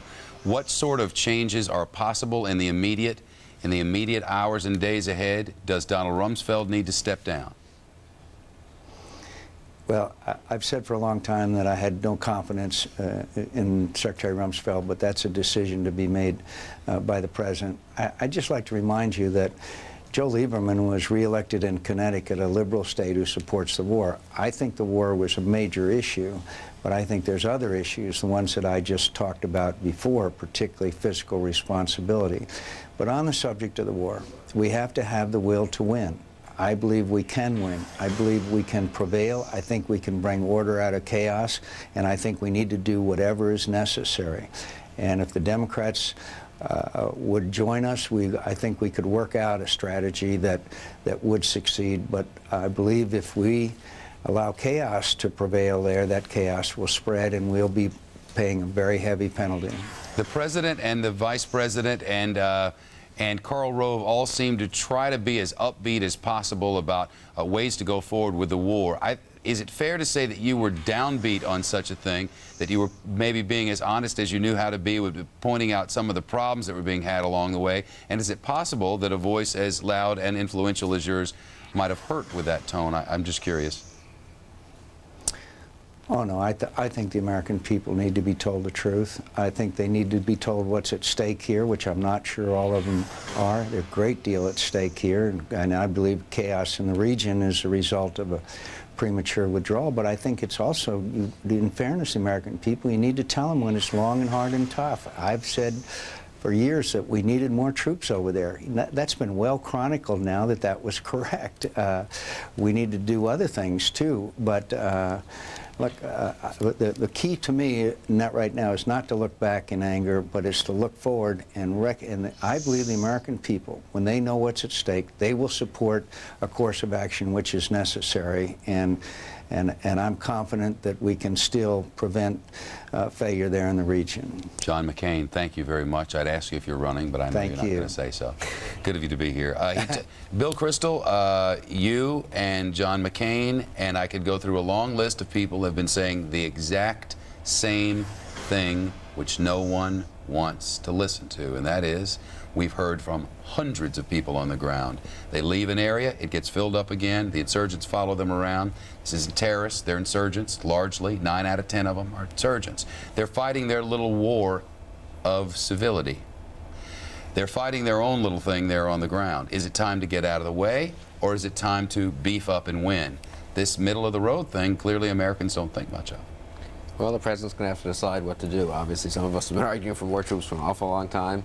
I think he could do it. You know, it seems contrary, and Rich made this point earlier, to say, well, the president suffered an electoral defeat partly because of Iraq, and the thing to do now is to double down, so to speak, to send more troops. I think if he gets bipartisan leadership in and explains the strategy, I think he would have to change the Secretary of Defense to have credibility for the new strategy, and says we're going to send more troops, we're also going to do some diplomatic efforts, we're going to really, you know, work together with leadership in the Congress and get some new voices in from outside perhaps as well. I think he can get a bipartisan consensus to win the war, because people, serious people on both sides of the aisle, know what the cost of defeat would be. But this will be the challenge for the president. I mean, we shouldn't kid ourselves. This is what, in my view, the next 6 months of this presidency have to be about. And it'll be very interesting to see what he says tomorrow about this. Michael O'Hanlon's new book is Hard Power, the New Politics of National Security. And I wonder if somewhere in there, there isn't some sort of plan that maybe Baker could hand-deliver him? Well, I hope there are a couple of ideas. I think Bill is onto something, but I also think there are a couple of problems with hinging everything on the troop issue. For one thing, we don't have the troops. Now, Bill's been very prescient and been saying all along we need more. We need a bigger Army and bigger Marine Corps so we can draw on a larger pool of people to sustain the troops in Iraq. We haven't done that. To me, that's perhaps one of the biggest mistakes Secretary Rumsfeld's made since 2003, 2004. I'm not sure we can really increase. And if we do, it's got to be on a temporary basis. There's got to be some reason to think you can turn the corner within 12 to 24 months, because otherwise I don't think our Army and Marine Corps can sustain it. What that means is you need other elements to the strategy as well, putting pressure on the Iraqi leadership. I was at a conference recently where some Army generals said to me, I'm not sure the Iraqi leadership has the same goals anymore that we do. Translation, the Shia are gearing up to win a civil war if one happens, and we all know one is beginning. And they're arming themselves with, in many cases, our arms. Yes, that's exactly right, and they are also not clamping down on the militias any more than they feel they need to please us. So we are in a crossroads. If you don't get the Shia leadership, Prime Minister al-Maliki, and also other Iraqi leaders, to agree on revenue sharing so the Sunni Arabs get their fair share, on rehabilitating former Baathists so they can get their jobs back, get their lives back, as long as they don't have blood on their hands, if they're not top Saddam cronies. If you don't make other steps like that, there is a civil war already beginning in Iraq that's going to get worse. And while I think the troop issue could help, by itself it's not enough. So I think it's got to be part of a broader strategy, and hopefully that gives room for Democrats to actually have a few ideas in this as well. That's exactly where you'd see this going if you're just thinking it out, right now, sort of on the spot.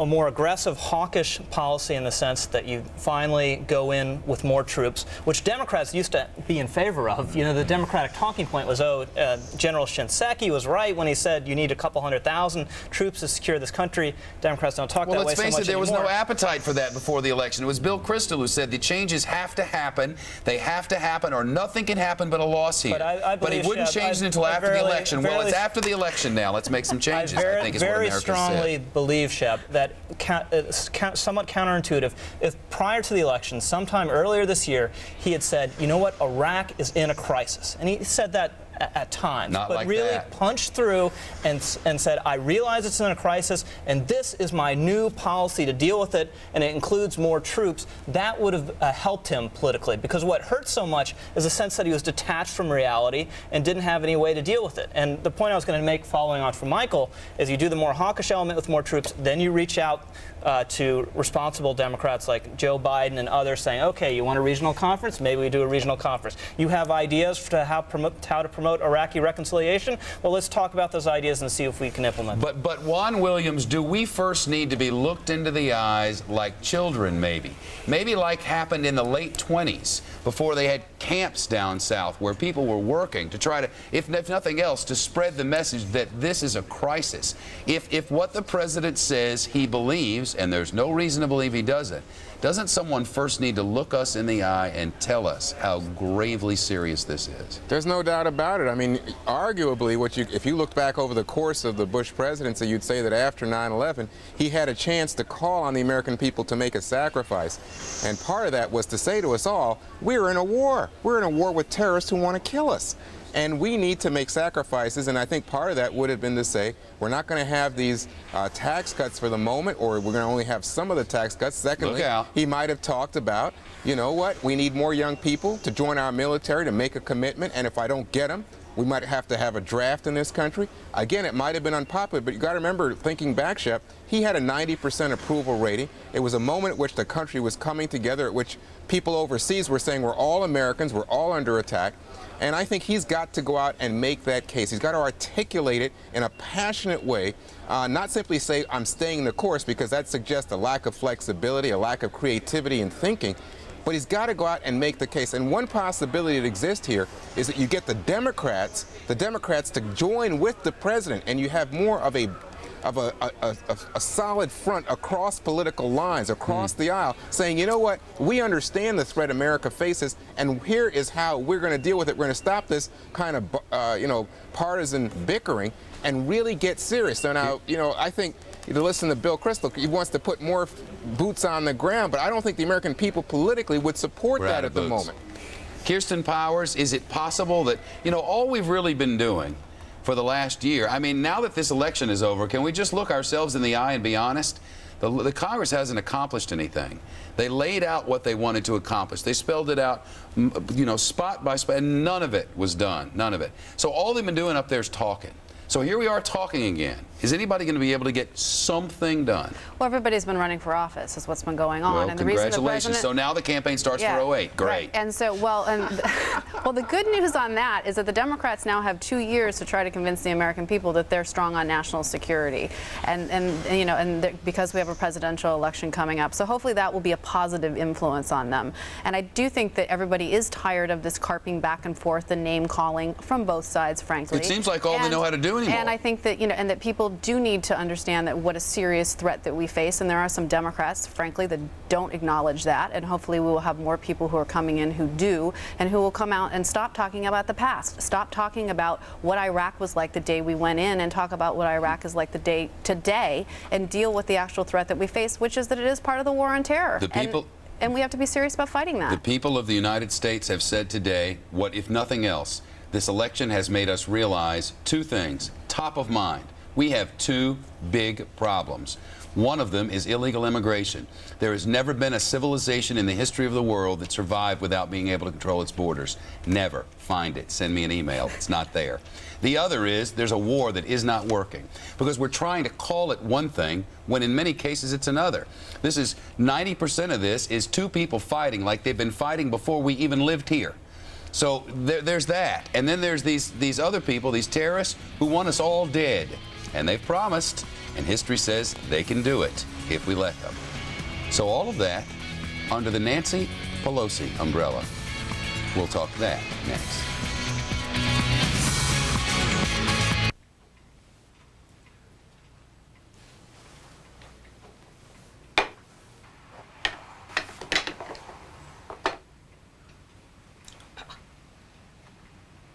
I've never even seen this thing before. Did you see how fast I did that? Like when things are real easy? I'm like the king of that thing. You're going to love what we've done to retirement planning. It's called My Plan from Fidelity. Retirement planning made easy. Smart move.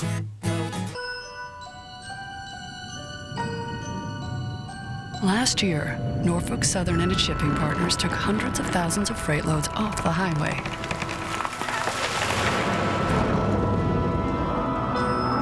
In fact, they've invested millions to convert even more traffic in the coming years. So it's easy to see how the economy won't be the only thing that benefits. Norfolk Southern, the future of transportation. We did it for the clutch players. New beds, new lobbies. Courtyards changed it all for the go-to guys. Deeper mattresses, crisper sheets, wider open spaces with Wi-Fi, easy chairs, and freshly stocked 24-hour markets. All new, all for the players who suit up and take the field. Courtyard, redesigned by business travelers for business travelers. Go team.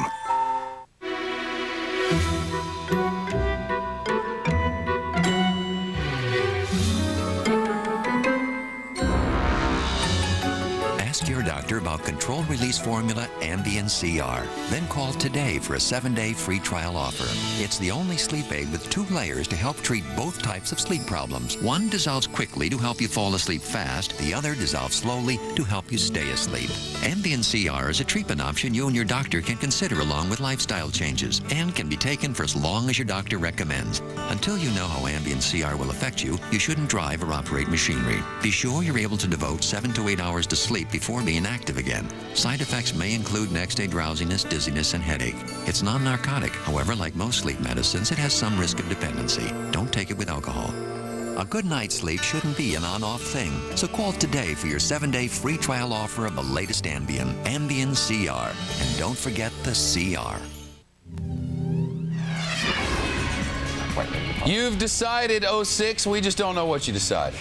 So if you could get that to us. Montana is the place where we can start tonight. There are 3 Senate seats left, and if the Democrats get it all, the Democrats get the Senate. Here's one. Tester and Burns in the state of Montana. Now, 59% of the precincts are reporting, still waiting on some to get from the outer lying areas there and their outfits to bring them in, but we still have a separation there. If you had to say which way this is leaning, it looks like it's leaning toward Tester, doesn't it? Then there's the state of Missouri. Almost everything's in from Missouri, 84%. Largely, we believe a lot of the numbers haven't come in from in and around St. Louis, so it's kind of a St. Louis County kind of thing. The question is it within the city of St. Louis, which largely trends Democrat, which would mean McCaskill, or is it outside the city, but still in St. Louis County, which largely would trend Republican, which would mean Talent? And the truth is, we don't know. So we're having to wait. We can't call this yet, neither can anyone else. But Missouri, if you had to guess, you see the numbers, that's how you'd guess. Then there's Virginia. Get used to that word. Virginia is for lawyers, remember. That is what we're focusing on and will be now until the cows come home. Waiting now to find out if there are a few more votes to count. There will be a recount, and then there will be lawyers. And all of this will be happening at some point under the stewardship of the House Speaker, one Nancy Pelosi. What can we expect there? Is she one who could find a leader? Could she be the healer who would step forward and work across party lines? Or will she be on a search committee for such a thing? Our Carl Cameron is the chief political correspondent. Carl, what do you make of it? Oh, it's going to be fascinating. First thing I should tell you on a couple of those boards you just did, Shep. Flathead County in Montana, they had a computer failure. They're going to have to count the ballots by hand. That's going to take them all night. There's already recount wheels turning all over Old Dominion for Virginia, and you're right, we're going to be living in courthouses. So as for Nancy Pelosi, well, she's from San Francisco, one of the most liberal communities in America. She has had to sort of shelf a lot of her own liberalism as the Democratic leader because you got to herd cats, and even among the Democratic caucus, there are some conservatives. There is division among Democrats, and a lot of the new members who are coming in are going to be pretty conservative. There is an irony in that the Republicans who got bounced tonight in an awful lot of cases were beaten by conservative Democrats who do not share the values of the House Democratic leadership soon to be in place. There are many pro-lifers, a lot of Second Amendment supporters, folks who opposed the gay marriage, and support bans on flag burning, things of this nature. Those are not the types of ideals that Nancy Pelosi in San Francisco hold. And when you take a look at what the template, what the landscape of Democratic leadership will be in terms of committee chairman, it is going to be a dramatic change from what it is right now. What they can get done? Well, they could pass everything, but it's still got to get through the Senate, where we don't know what the majority will be. And even if a Democratic Senate were to pass the most liberal of legislation out of the House, chances are George W. Bush isn't going to sign it down at the other end of Pennsylvania Avenue. The question is whether or not Democrats will really be able to parlay a seat at the table here. Can they broker deals and get things like a minimum wage hike attached to some of the spending and budgetary initiatives that are going to be put forth in the next year? Can they get their agenda shoehorned into those things that Republicans want to pass? That's an open question. So Nancy Pelosi has a reputation for some verbal misstatements over the years. She has enemies in the Democratic conference, including there have been famous stories about how even some of her own lieutenants in the Democratic leadership pretty much wait for her to leave the room and knife her in the back. So there will be battles. And as Major was reporting, and he's really our expert on the House campaign in the last couple of weeks, there's going to be a battle for the majority leadership between Jack Murtha of Pennsylvania and Steny Hoyer of Maryland. And Jack Murtha was, of course, one of the most famous anti-war Democrats in the country. He, of long military background and a very, very staunch defender of the Defense Department, now a vociferous Bush opponent and critic of the war, going up against Steny Hoyer, who has been a sometimes loyal, sometimes questionably loyal lieutenant for Nancy Pelosi. There's going to be fabulous intrigue when it comes to the battles among Democrats and how the Democratic Party comes to grips with the idea that it's going to be led by a woman from San Francisco. And just think about it. Every time San Francisco has a gay pride parade, Nancy Pelosi is not going to want to be in her hometown and still be the Speaker of the House. Sunday night, Bears or Giants? Yeah, no, I'll ask somebody else that. Kirsten, we're glossing over this like it's as if the monumental achievement of the first woman House Speaker it just didn't even happen. I mean, let's think what this woman has accomplished, Nancy Pelosi. I mean, you talk about a tough cookie. Running with, she and her husband have been running this thing together, and they have been running like a freight train. And the whole party's been saying, slow down, shut up, slow. And what'd she do? She kept charging ahead. And what'd she do? She just led them to victory. Yeah, she's very successful, and the stuff about people knifing her in the back when she's gone, I mean, welcome to politics. Who doesn't do that to, I mean, I don't know anybody who's not knifing people in the back who works on the Capitol Hill. But I think that she has done a good job, and is she from San Francisco? Yeah, she's from San Francisco, but the reality is her ideology does not translate into what the Democratic Party does any more than the ideology of the leader in the Senate who's pro-life. Ideology didn't change. You know what they did? They voted for the same candidates, and I can take it almost all of it through this race in Tennessee. You know, Harold Ford Jr., okay, maybe his record is left of where he was running. And maybe Bob Corker's record is right of where he was running. They were running as the same guy. The morals still seem to be the same. The values on which Americans vote still seem to be the same. What they just said was throw the bums out, and they did. Yeah, well, I've never heard a candidate for public office invoke Jesus as much as Harold Ford did. Between Harold Ford and Bob Corker, you would think that Jesus lives on the street between them. But, Shep, can we go back to Congress and the leadership issues? Okay. I understand the focus on the leadership issues on the Democratic side, given that they are the majority and all. But there's also going to be some I'm getting used to it.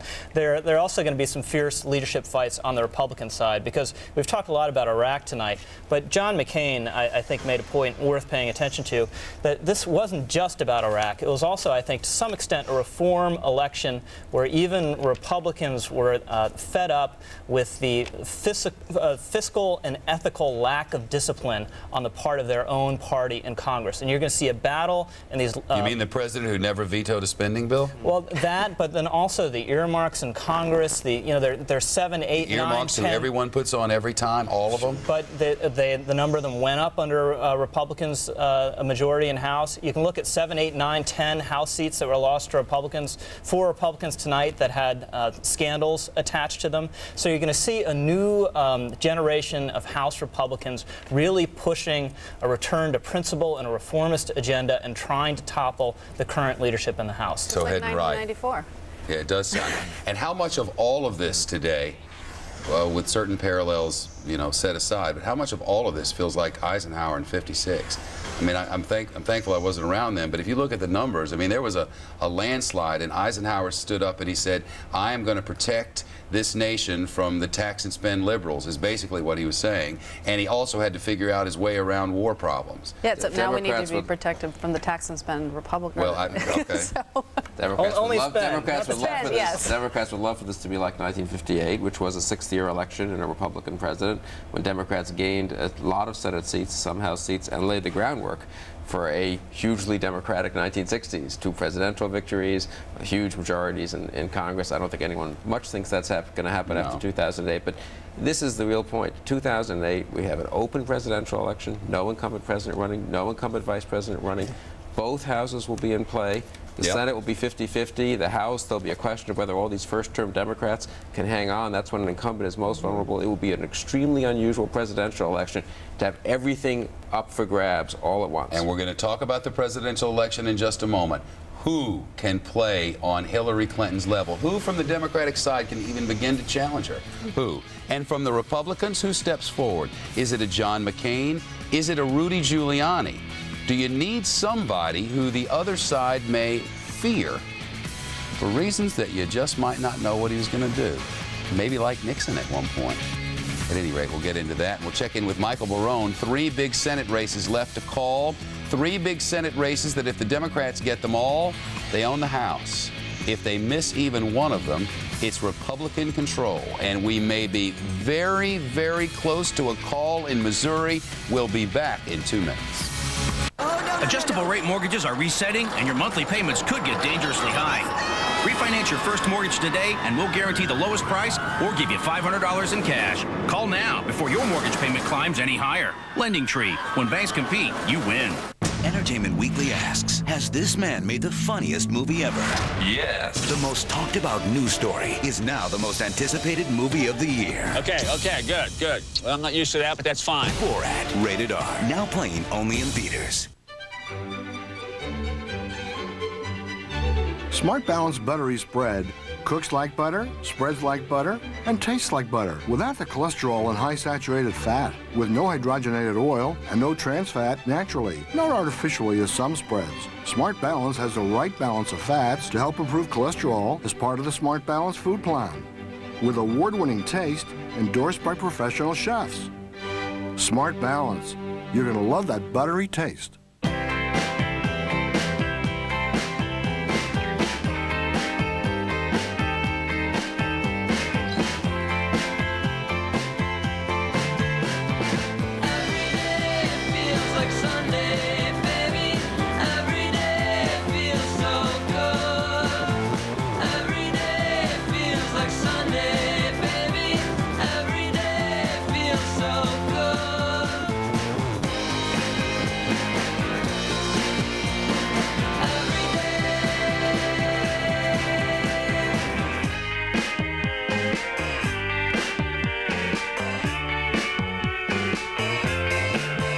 Invest in these companies and the rest of the NASDAQ 100 index through QQQ. An investor should consider investment objectives, risks, charges, and expenses carefully before investing. For this and other information about QQQ, a unit investment trust, obtain a prospectus from your broker or visit NASDAQ.com/QQQ. Read carefully before investing.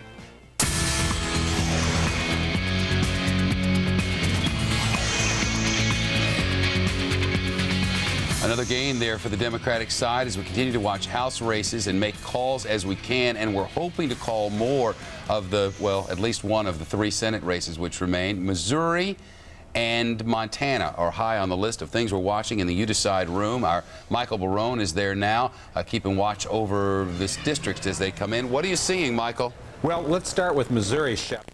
You mentioned Claire McCaskill, a Democrat, is in the lead, and it would seem that basic factors of what hasn't been counted yet will help her. There's only one fair-sized county that's Republican-leaning that hasn't had any results, Jasper County. That's Joplin in southwest Missouri. But there's Democratic areas that remain to be counted. 38% of Boone County, which is Columbia, university town. All of Clay County, which is the northwestern suburbs of Kansas City, that leans mildly Democratic. Jefferson County just south, half of Jefferson County just south of St. Louis. That's a sort of Democratic working class area. But the key is the St. Louis area, and I think that's the reason it's hard to call. St. Louis City, the old city, which is separate from the county, 92% of the votes have been counted there. Those are pretty much in. But in St. Louis County, Shep, only 55% of the precincts have been reported. And St. Louis County is big and it is diverse. 20% of the population of the state is in St. Louis County. That means that 10% of the vote of the state is uncounted there, essentially. And St. Louis County ranges from the black majority precincts directly north of St. Louis, which are large and substantial, which tend to vote 90% Democratic, to when you get west of the beltway around St. Louis, out on I-70, places like Chesterfield. Those places vote 70 to 75% Republican. We don't know what's not reported yet in St. Louis County. What's reported is going from McCaskill about 53, 54%. The rest of the county may be similar, but we don't know if there's large numbers of those black precincts out there, which would be a heavy Democratic vote when that comes in, or if there's those 70% Republican precincts that haven't been reported yet. That might tip the county away from McCaskill and could conceivably be of aid to Jim Talent. So what do you without think? that, Who won? if I had to bet, I would bet that McCaskill won, but I don't think So the Democrat. the Democrat. But So I that'd think be you one could say- down, 2 to go for Dems. Yep, and then we look at Montana, and here's the situation. We got a lot of counties not going. Conrad Burns held this seat 6 years ago by a 51 to 47% margin. It was just a narrow victory. He had promised not to run for a 3rd term. He was running for a 3rd term, and he very nearly didn't get it. Right now, I would have to say that the probability, in my judgment, is that he's not going to get a 4th term. When I look at counties, the small rural counties, the sort of areas that he tends to carry, that have got 100% reporting, and I look at places like Golden Valley County, Granite County, Park County, Petroleum County, Pondera County, Sheridan County, I see a consistent pattern. He's running 2, 4, 6 points behind his 2000 run. That was barely, and he needs to run even with that or better. Sounds like to win. you're saying Vermont may be leaning toward the Dems, too. Vermont. No, not Vermont. I'm sorry. Montana. Montana. Those are backwards. Well, if you look at the big counties in Montana, Missoula County is 100% in. That's a university county, 64% for Tester. That's 5 points better than the Democrat. Yellowstone County, the biggest county, 43% in. Tester's carrying it. Burns carried it 4 years ago. That's bad news for Burns. Wow. Okay, well, there we go. Bad news for... I'm not sure what just happened. We'll be right back.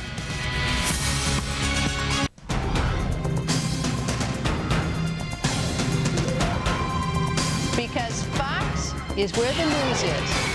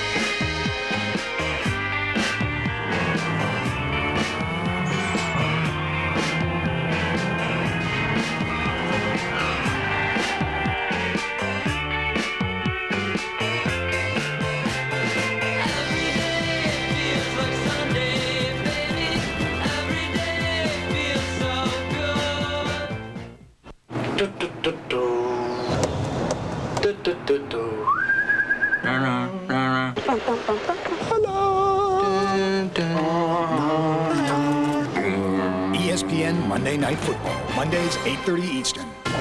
ESPN, serving sports fans around the world. Brought to you by GMC Trucks and SUVs, engineered in the highest standard, professional grade.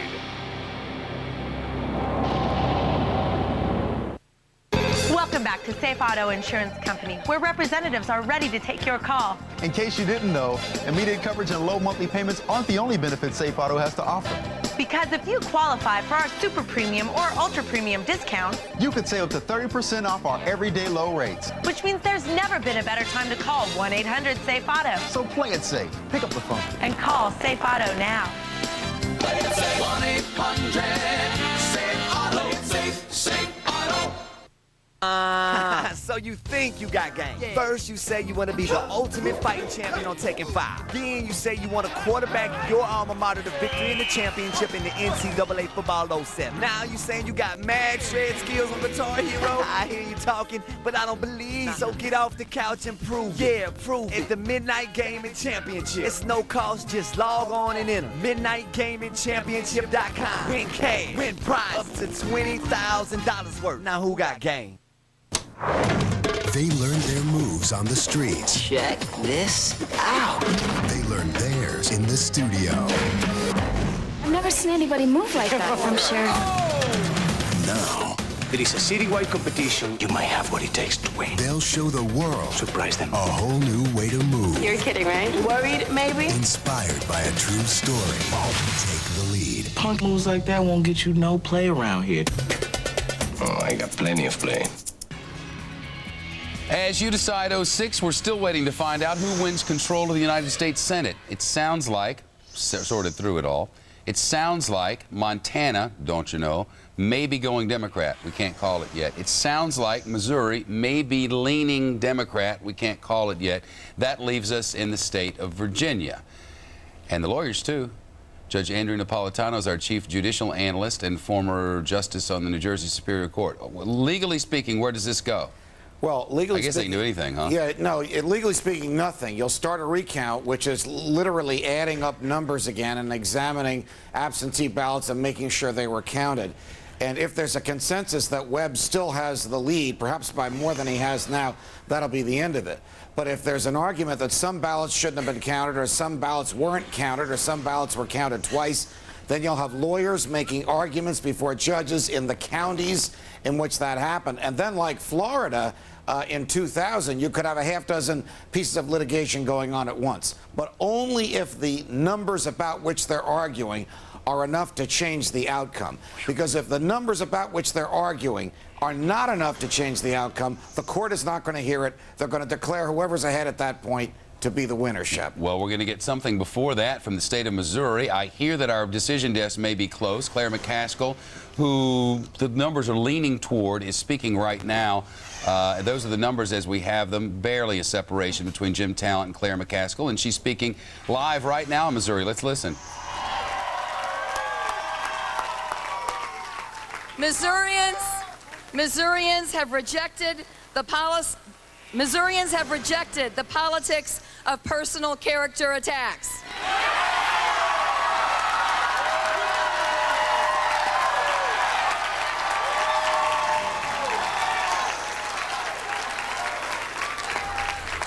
One strategy, of course, is to stand up there and declare victory. It was talked about in Bush Gore at one point, you know, just walk down there and declare victory and then deal with whatever happens tomorrow.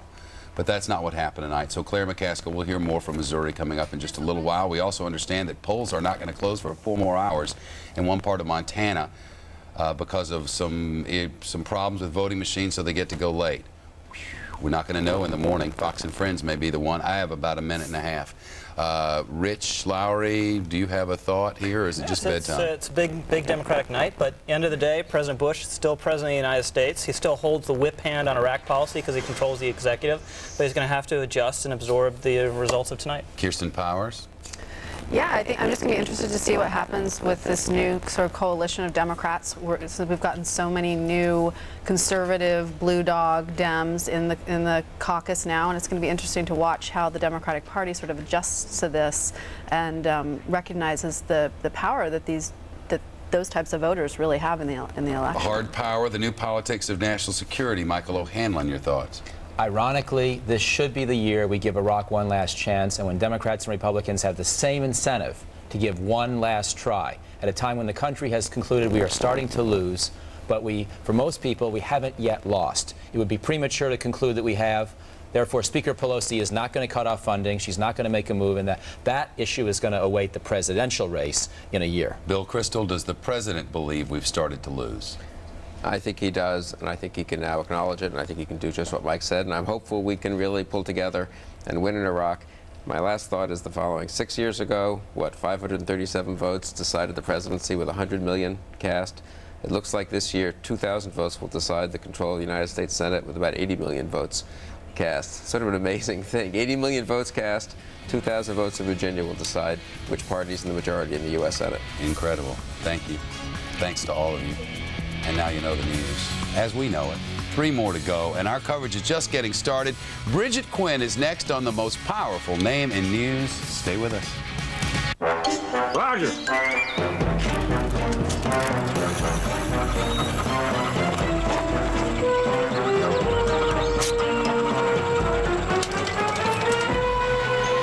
As a kid, I used technology to help people do better. Today, Scottrade does the same for online investors. If you've been thinking about moving your account, this is the perfect time to come to Scottrade. With powerful trading tools and fast, accurate $7 trades, Scottrade gives you more for your money. No matter where people are going, we're all going in the same direction. The future, something we're thinking about today. A good example? This ultra-clean diesel fuel we're producing in the U.S. It contains 97% less sulfur, and we can all benefit from that. I'm Chris Erickson, and I work for ExxonMobil.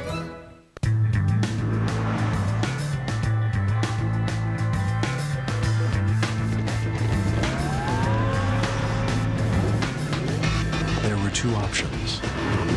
Change the road or change the SUV. Introducing the Acura MDX with super handling all-wheel drive. Technology takes it to a whole new place. Acura. Advance. When you build your business in Michigan, you really do get the upper hand. With the help of the Michigan Economic Development Corporation, the Toyota Technical Center has grown into an engineering and design powerhouse for North America. And they just broke ground for a 700-acre expansion to house an additional 400 engineers. Toyota found the engineering workforce, the research universities, and quick access to their supplier base. Right here in Michigan. So check our website today. Wherever in the world you compete, a move to Michigan will give you the upper hand. $30,000. Do I hear 40? $40,000. Do I hear 50? 50,000. I have 50,000 sold to the gentleman in the center. Hi. Moving on. This is a 19th. Okay. I want to go ahead and sell it now. Sell what? That thing I bought. Constantly buying and selling stocks doesn't make much sense either. That's why Edward Jones advises clients to buy long-term investments. Edward Jones, making sense of investing. Ranked highest in investor satisfaction with full-service brokerage firms by J.D. Power and Associates.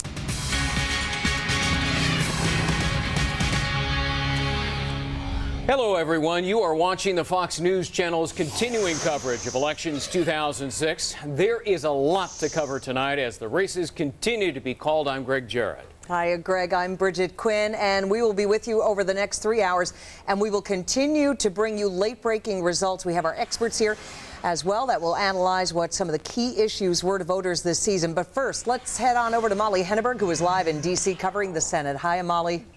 Hi, Bridget. Hi, Greg. All eyes on Virginia, Missouri, and Montana. What happens in those states will determine the control of the Senate.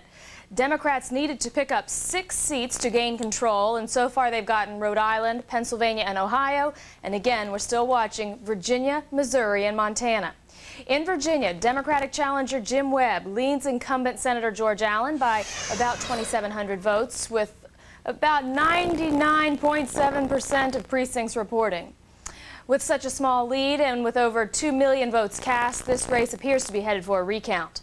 Webb says he's optimistic, and Senator Allen says he's waiting for the final results. I know the counting will continue through the night. It'll continue tomorrow. And I want to thank you all, because I know you're going to be like a bunch of eagles and hawks watching how every one of these votes are accurately counted.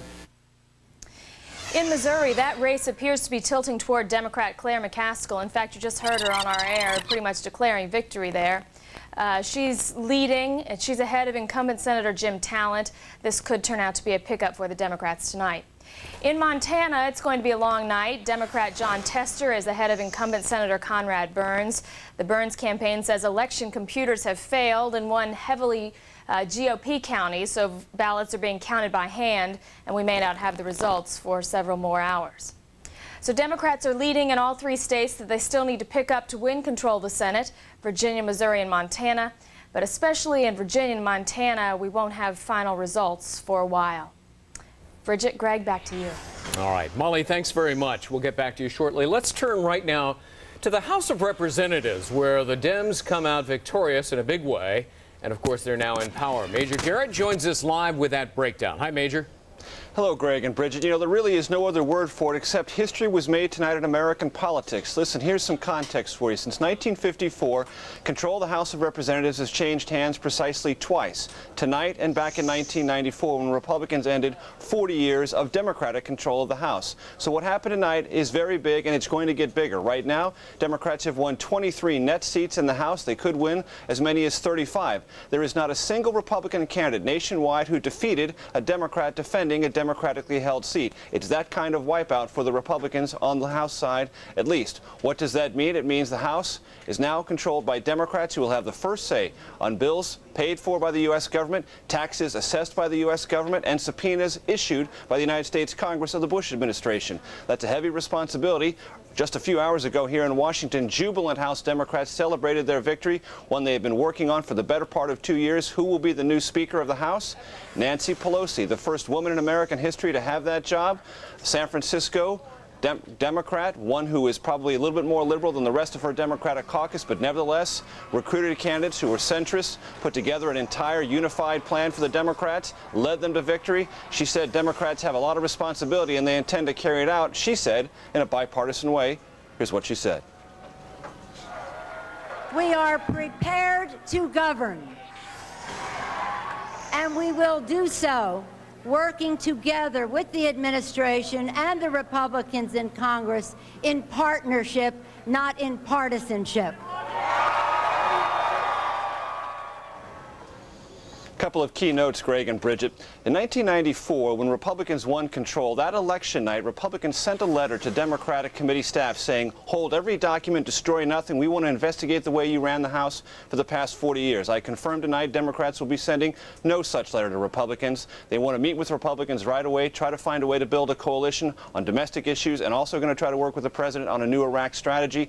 They know that Iraq was the dominant issue in this election. They also know they need to have an answer, at least have an approach to deal with the policy in a new way. They hope the president will change his tone on Iraq, and if he doesn't, Democrats will be more confrontational, but they know in this election, as they said, change, voters want change. Democrats didn't define it. They were content to run on change alone. They have to add that definition now. They'll begin that work bright and early tomorrow. Greg and Bridget, back to you in New York. All right, Major, we thank you very much. Well, here we are, 2 o'clock in the morning Eastern time, and some of the results are still coming in.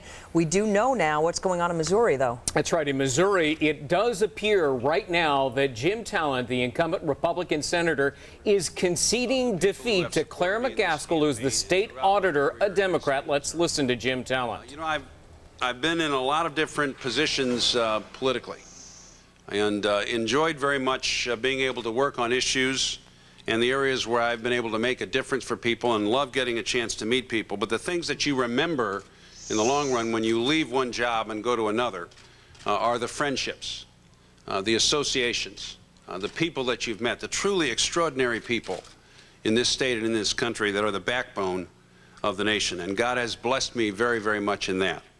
And most of all, I would say he has blessed me in the opportunity to have served the people of the state of Missouri in the Congress and now in the Senate.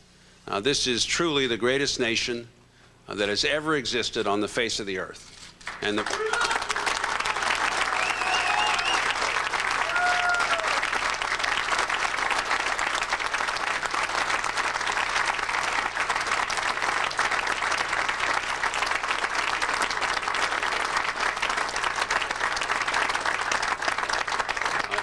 all of our efforts fell a little bit short this time, but they were worth the making, weren't they? And I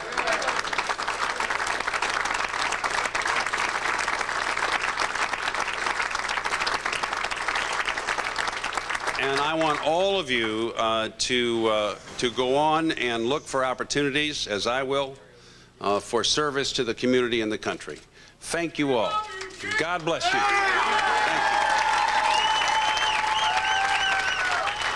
And so in the state of Missouri, the incumbent Republican Senator Jim Talent, this has been a firewall state for the Republicans. They needed to hold it. He is now conceding, the tone and tenor of his remarks, conceding to Claire McCaskill, who is the state auditor there, who had run these very controversial ads, Bridget, employing actor Michael J. Fox to talk about Amendment number 2 in Missouri, which would broaden the use of embryonic stem cell research. Right, and we have just, in fact, called the race in Missouri for McCaskill. And yeah, Greg, I think that's what people are going to be talking about over the next couple of days, how much stem cell research and Talent's opposition to that referendum might have played in this race. So once again, the results in, and Claire McCaskill, the winner over Jim Talent. Also, that Michael J. Fox ad being lampooned, if you will, by Rush Limbaugh. That one of the bigger controversies of the whole campaign season, probably. And one wonders whether that may have backfired against Republicans at large, in particular in Missouri against Jim Talent. It likely drove a great many more voters to the polls in the state of Missouri than otherwise might have been voting there. There were also several important gubernatorial races across the country tonight. Let's take a quick look at some of those. The state of Ohio, Democrat Ted Strickland has defeated Republican Secretary of State Ken Blackwell, the shadow of Republican Governor Bob Taft, looming very large in this race because of ethics problems that plagued him and the Ohio Republican Party. In Wisconsin, Democrat Jim Doyle has won re-election against Republican challenger Congressman Mark Green. That is a hold for the Democrats in a race that Republicans had hoped for a pickup. That's right. And right here in New York, Democrat Attorney General Elliot Harriet Spitzer has beaten Republican John Faso, and this wasn't even close, replacing, of course, three-term Republican Governor George Pataki. In Maryland, the Democratic mayor of Baltimore, Martin O'Malley, has unseated sitting Republican Governor Bob Ehrlich. Ehrlich had said publicly that his race was linked very closely to the Senate race of Republican Michael Steele and that they would both share the same fate. Well, he was right about that. Both Republicans going down to defeat tonight. And in California, Republican Governor Arnold Schwarzenegger has won re-election over his Democratic challenger, Phil Angelides. This is quite a comeback because it was just last year, Bridget, that Arnold Schwarzenegger had a handful of ballot initiatives that he had carved up himself. He put it to voters, and they were soundly and roundly defeated. His approval ratings at an all-time low in the state of California, and boy, he really came back in a big way against Phil Angelides, who many had said, he was the state treasurer, was charismatically challenged in this race. And I suppose anybody would, standing next to Arnold Schwarzenegger. That's a nice way of putting it for someone. Yeah, I also heard one of our commentators say Arnold's philosophy seemed to be, Governor Schwarzenegger's philosophy seemed to be, if you can't beat him, join him, and that helped him win. I want to go to Steve Brown, and we told you that the Missouri race was called just a matter of moments ago. Steve? Yes, Bridget, pretty well played out, typical kind of strategy here. I'm sorry, interrupted there. There's a pretty well-known strategy here for statewide races in the state of Missouri. It basically comes down to this. There's 114 counties here. A lot of the smaller ones, the more rural ones with fewer votes, lean Republican. Those start getting counted very much earlier in the evening, so it looks like the statewide Republican has a lead. But then you have to factor in this, that you got to factor in this, that you've got two huge cities, St. Louis and Kansas City, which are huge blocks of Democratic votes that come in. So what the Republicans have to do is ramp up the vote total as in many counties and run up as many wins as they can, as big as they can, before those other votes come in. Unfortunately for the Talon campaign, they were short of those targets. The Castle was able to cut into some of his leads, not win some of these rural counties necessarily, but just whittle down the lead enough so that when the big blocks of votes got counted in St. Louis and in Kansas City, that she could take the lead and ultimately claim victory here. Back to you in New York. All right, Steve Brown, we thank you very much for the update. And don't go anywhere. We have a lot to cover tonight. In fact, in just a moment, we're going to head to Schwarzenegger headquarters, check in there as the governor wins re-election. We're going to continue to look at some of the biggest races and where the major aspects were that determine each and every race. We're also going to see just how much the war in Iraq and national security played in these midterm elections. Much more to come. Not over yet. Keep it right here. You're watching Fox News Channel.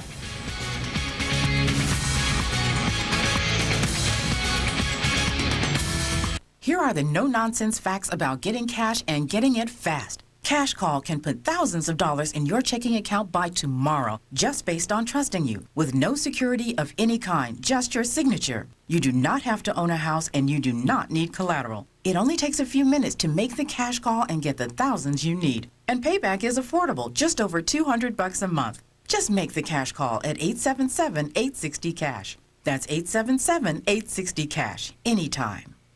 Have you stopped sleeping as well as you used to? Do you wake up before you want to and then just toss and turn? Maybe it's time to ask your doctor if Lunesta's right for you.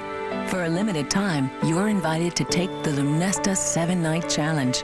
Ask your doctor how to get 7 nights of Lunesta absolutely free and see if it's the sleep aid you've been looking for.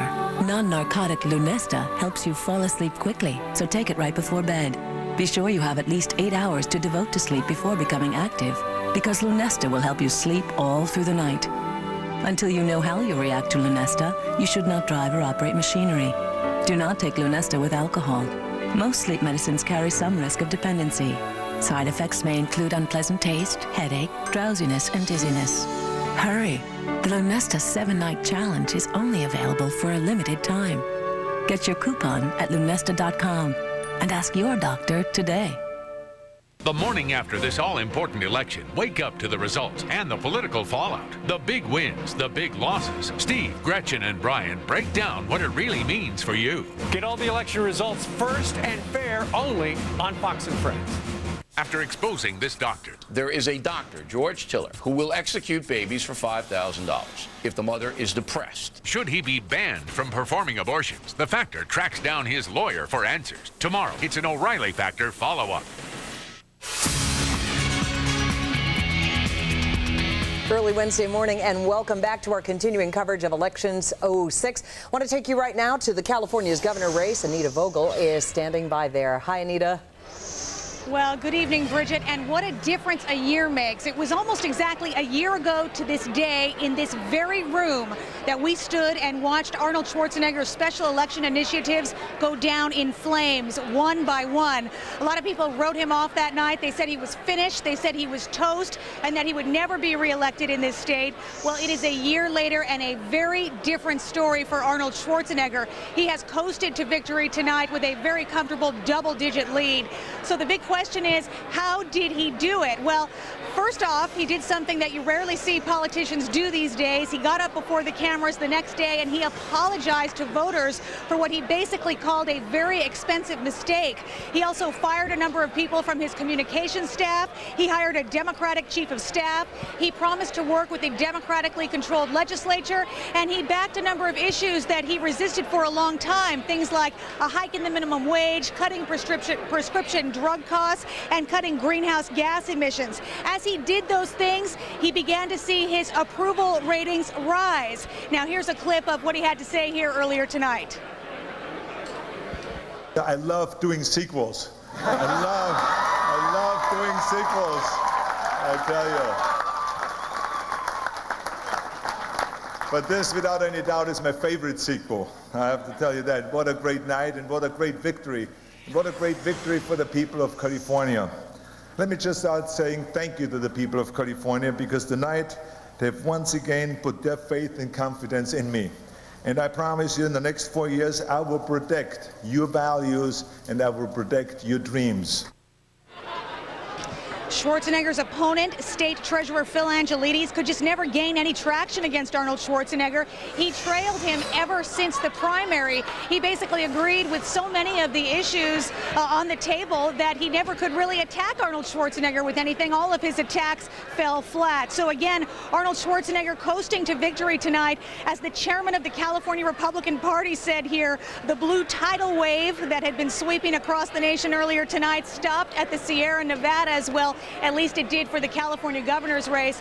And we are watching some other very interesting races here on the West Coast, including California's 11th congressional district, where the longtime congressman there, Republican Congressman Richard Pombo, is in the fight for his life. We're watching that race and a number of other ones. That's it for now. Back to you guys in the studio. All right, we will be getting back to you later this evening. Anita, thank you very much. Right now, I want to bring in some of our experts to help us sort everything out for us. So much to talk about. Joining us here in New York, Fox News contributor and Democratic strategist Kirsten Powers, and also with us in Miami, Republican pollster Frank Lutz.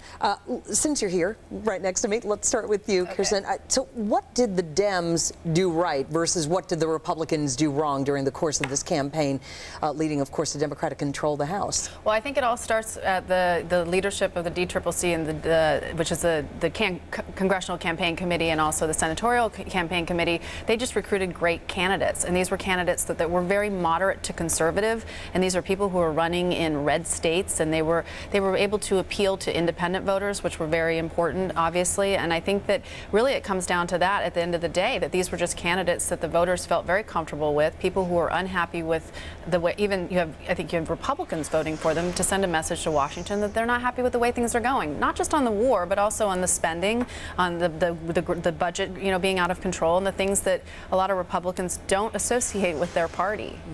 Let me turn to Frank Luntz, if we can, now. And, Frank, are Democrats, now that they've won the House and won it fairly handily, they may yet still win, or at least tie in the U.S. Senate, are they going to call this a mandate? And if so, what kind of a mandate?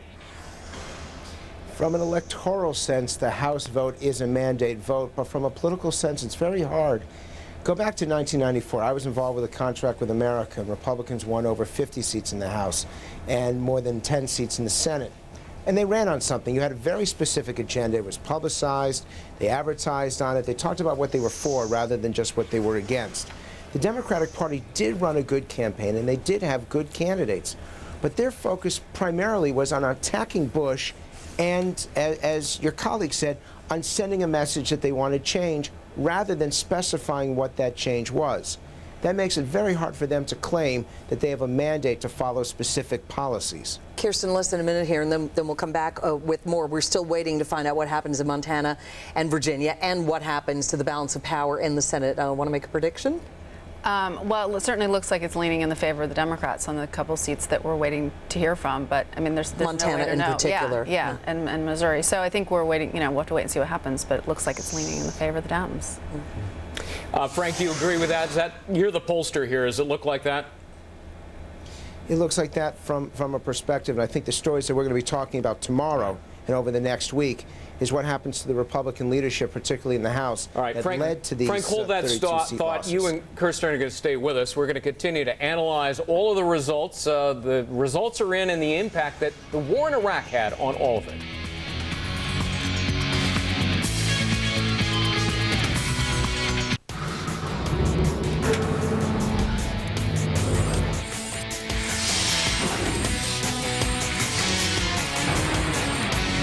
Does your floor look dull and dingy? Now you can shine it once and it shines for months with Quick Shine from Holloway House. Quick Shine restores your floors and shines on like never before. It's like a new floor in a bottle with no buckets, no stripping, and no buffing because it's not a wax. Quick Shine is so quick and easy. Just quick squirt, quick spread, and let it quick dry. For a beautiful quick shine in just 15 minutes. The secret is professional strength polymers and ultra gloss enhancers that quick dry to lock in the shine on any floor, vinyl, tile, marble, even wood. Just shine it once and it shines for months. Used by professionals for over 40 years, Quick Shine is now available to you. So don't just clean it, Quick Shine it. Don't refinish it, Quick Shine it. Quick Shine replaces up to $100 in different floor products and outshines them all. Guaranteed or your money back, but you won't pay $100, not $50, not even $30. Call now and get 2 large 27-ounce bottles of Quick Shine for just $19.95. Call now and you'll also receive our professional Quick Shine floor cleaner to touch up any dirty floor quickly. But wait, there's more. You'll also receive a bottle of our world-famous lemon oil wood cleaner and moisturizer. Plus this ultra-soft polishing cloth, all for just $19.95.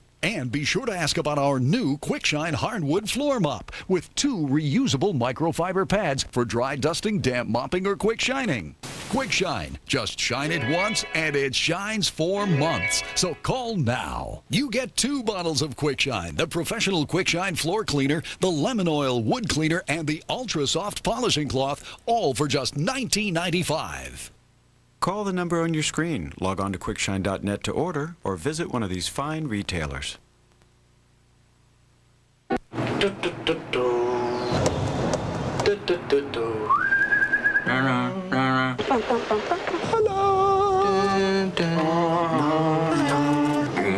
ESPN Monday Night Football, Mondays 8:30 Eastern.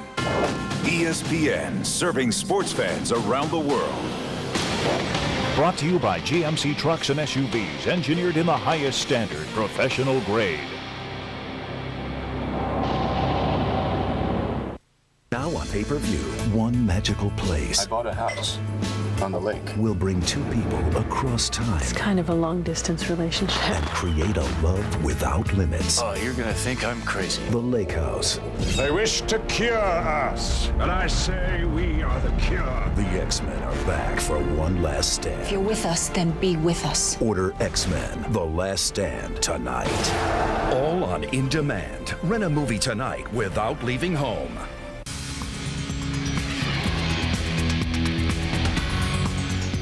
Welcome back. You're watching Fox News. Our continuing coverage of the 2006 midterm elections. We're bringing you the latest breaking results as they come. But first, let's get back to our panel right now. Kirsten Powers, Frank Luntz. Kirsten, The Democrats have won the House. They may well win the Senate. We were talking a moment ago about mandate. They've made it pretty clear that they consider to be their top priority in that mandate to be changing or altering the course in Iraq.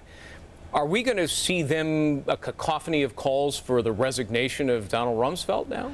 Well, I think you're starting to hear them already from some conservatives as well as Democrats. So I think that there were predictions just on the panel I was on earlier by conservatives that Rumsfeld will probably resign. So that's going to probably become a non-issue. And I think that the war is going to be a high priority, but Nancy Pelosi has said in her first 100 hours she wants to focus on raising the minimum wage, implementing the 9/11 Commission findings. She wants to get a stem cell research bill that's veto-proof. She's laid out a bunch of a middle-class tax cut. She's laid out a bunch of stuff that doesn't have anything to do with the war. But I think the war will obviously be at the top of the list because I think the voters have made pretty clear that that's a major concern of theirs. Yeah, let's go back to Frank Luntz in Miami. And Frank, were Democrats successful because they were able to make this a national referendum, in particular about Iraq?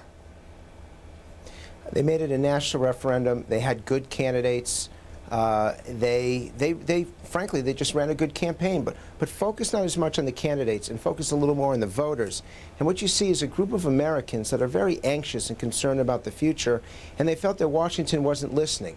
Comparing 1994 to 2006, there was no sense of accountability from D.C. There was no sense of trimming wasteful Washington spending, no effort to get illegal immigration under control. The voters just looked at D.C. and said, you know what?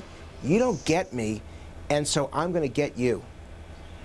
Kirsten, you may have John Murtha now making a run to take control as chairman of the Appropriations Committee in the House. That obviously would be yanking the purse strings of funding in Iraq. Would you envision an effort by Democrats, led by Murtha, the sort of anti-war leader among the Democrats, to cut funding for soldiers in Iraq? I think any effort like that is going to be slapped down really hard, really fast. That is just not something that the bulk of the people in this Democratic caucus are going to support. Like, we have a presidential election coming up in a couple of years. There's going to be a lot of pressure on what goes on in the House in terms of this kind of stuff. And so are there some Democrats out there that say this? Sure.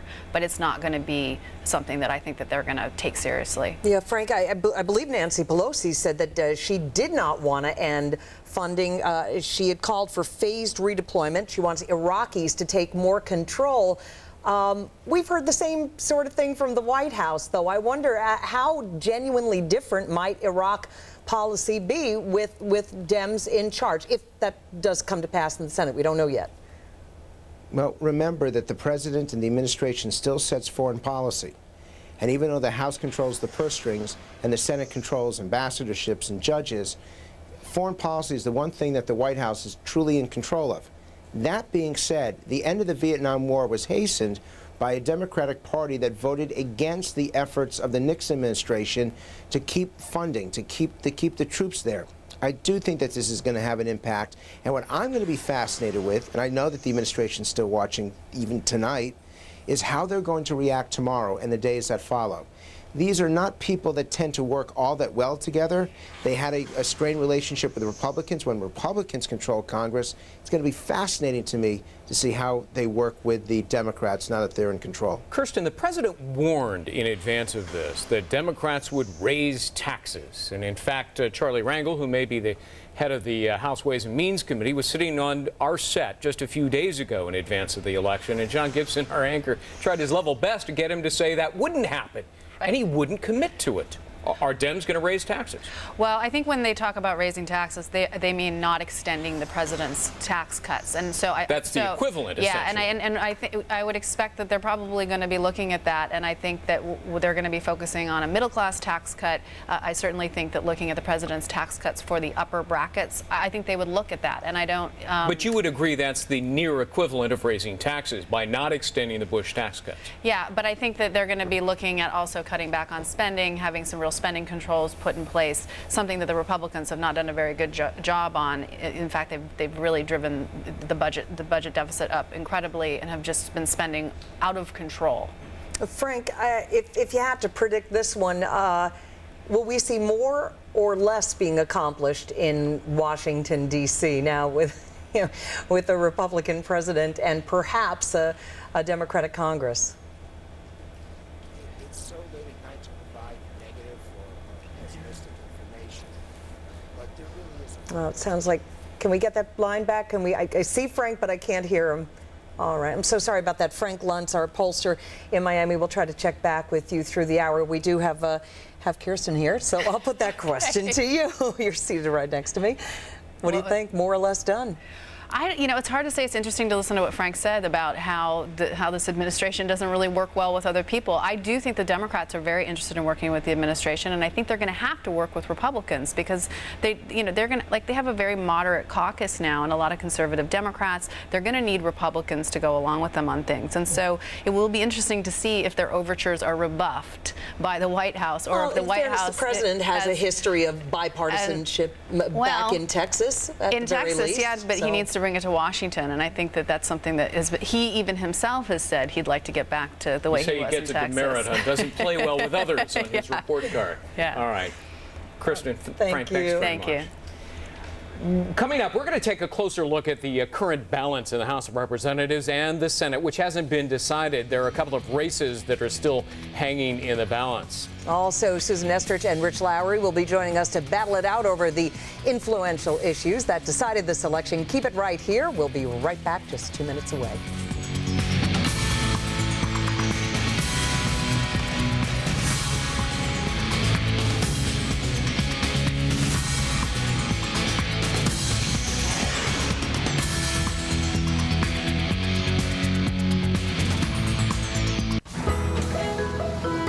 No matter where people are going, we're all going in the same direction. The future, something we're thinking about today. A good example, this ultra-clean diesel fuel we're producing in the U.S. It contains 97% less sulfur, and we can all benefit from that. I'm Chris Erickson, and I work for ExxonMobil.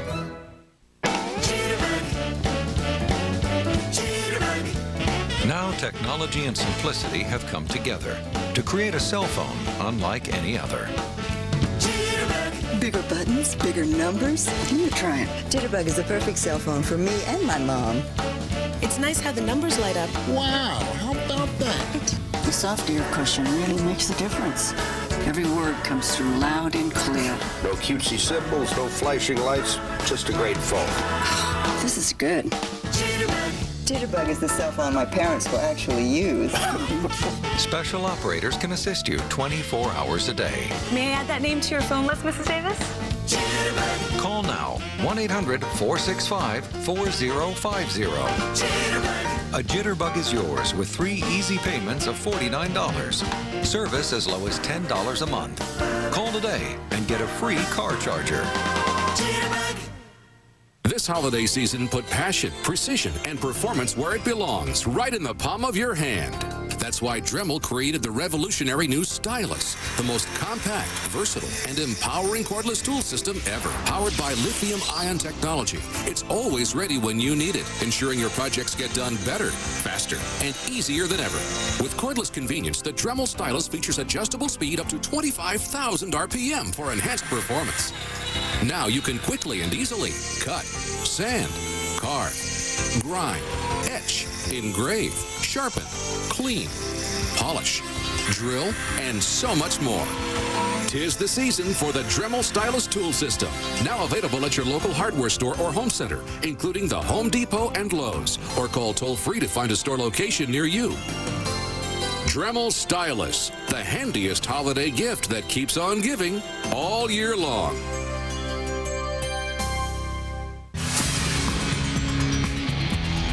A little after 2:30 in the morning on the East Coast, and election results coming in just about a half hour ago. Fox was able to call the race in Missouri for the Senate candidate Claire McCaskill, and she is joining us live right now from her headquarters. Good to have you here. You said that the state of Missouri elected an underdog. What would you say was the #1 issue that did win it for you? I think people want to change. I think they see a lack of accountability in Washington right now. No one's asking the tough questions. It appears that people are just content out there to point fingers at each other and not get anything done. So I think that my independent branding and my message of accountability is really what put it over the top. Senator-elect McCaskill, is Greg Jarrett. To what extent do you think the ads that you ran with actor Michael J. Fox talking about stem cell research and expanding it, an initiative on the ballot there in Missouri, to what extent do you think that helped you? Well, it was one issue in the campaign. I think the national media candidly made that the only issue, but really this was a lot about Iraq. It was a lot about health care. It was a lot about people's frustration about oil prices and the prescription drug plan. I'm very grateful to Michael J. Fox because he was brave and committed, and I thought that the commercial was powerful.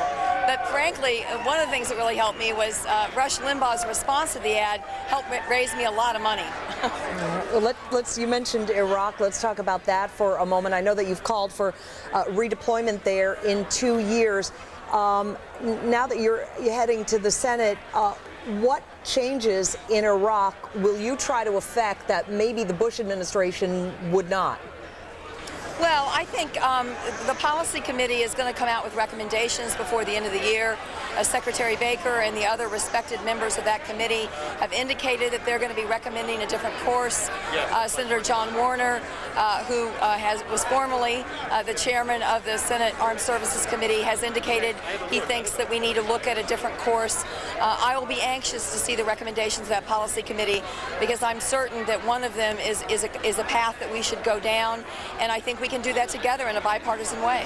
It was just a few days ago the President of the United States was visiting Missouri and stumping on behalf of the incumbent Republican Senator Jim Talent, and he warned that if you and other Democrats were elected, taxes would go up, taxes would be raised. In terms of any forthcoming consideration of extending the Bush tax cuts, how will you vote? Extend them or not? I will be anxious to extend all of those tax cuts that help the middle class. And then I would like to redirect some of the high-end tax cuts to the middle class in the form of tax credits for first-time homebuyers, for families that have kids going to college, and for families that are struggling to afford quality daycare for their kids. The new senator from the state of Missouri, Senator-elect Claire McCaskill, congratulations. Thank you for taking a few moments to speak with us. Thank you. All right. Well, despite the Democratic win there in Missouri, the balance of power in the U.S. Senate is still uncertain. Tonight, there's still 2 seats up in the air. Democrats have to win both of them to take control of the Senate. One of those races is Virginia, where with 100% of the precincts now reporting, Jim Webb and George Allen are essentially tied. What a nail-biter there. The difference is less than 1%, and it will, of course, be triggering a recount tomorrow. That's right.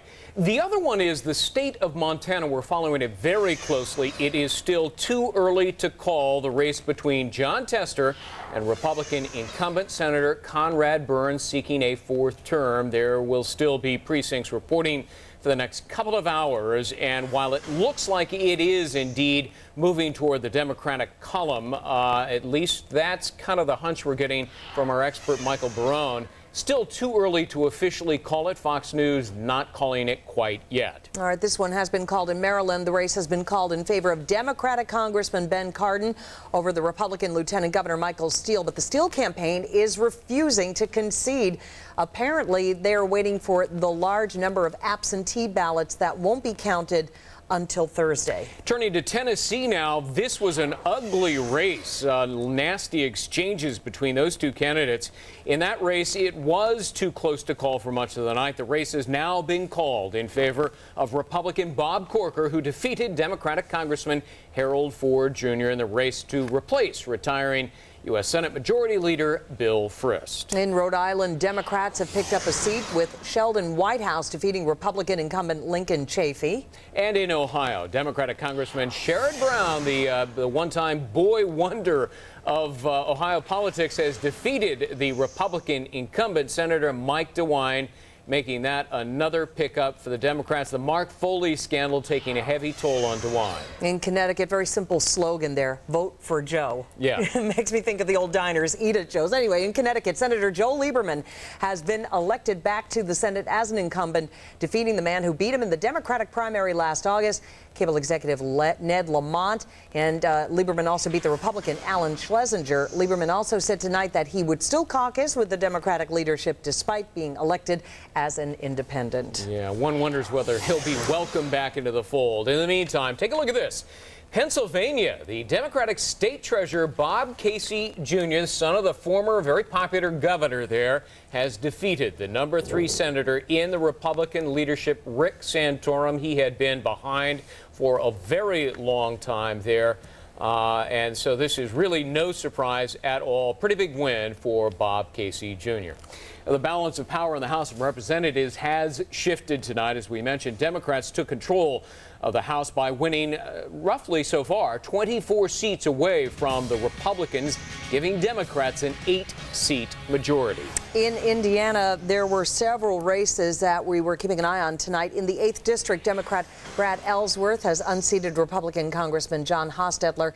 That is a pickup for the Democrats in a district called the Bloody Eighth because of the close races in recent cycles. And in the 2nd District of Indiana, where Joe Donnelly knocked off Republican incumbent Chris Ciccolo. This was a rematch, actually, if you remember your history between the two, after Ciccolo won in the year 2004. In Pennsylvania, Democrats picked up a seat in the 7th District, where Joe Sestak has defeated Republican incumbent Kurt Weldon, who had been plagued by recent ethics problems. Democrat Chris Carney also picked up a seat in Pennsylvania for the Democrats by knocking off Republican Don Sherwood in the 10th District. Sherwood had been plagued by a scandal of his own relating to a mistress. In Kentucky, Democrats picked up a seat with John Yarmouth defeating Republican incumbent Ann Northrup.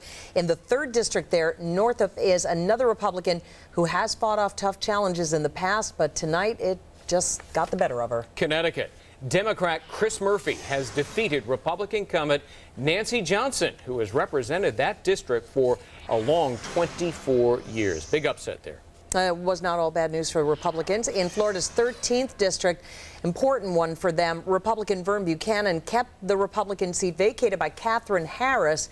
Remember, she went to run for the Senate by defeating the Democrat Christine Jennings. Well, don't go anywhere. We have much more to come. The U.S. Senate control still hanging in the balance. There are 2 states that we have yet to officially call. We're keeping a close eye on them. Could happen any moment. We'll be right back.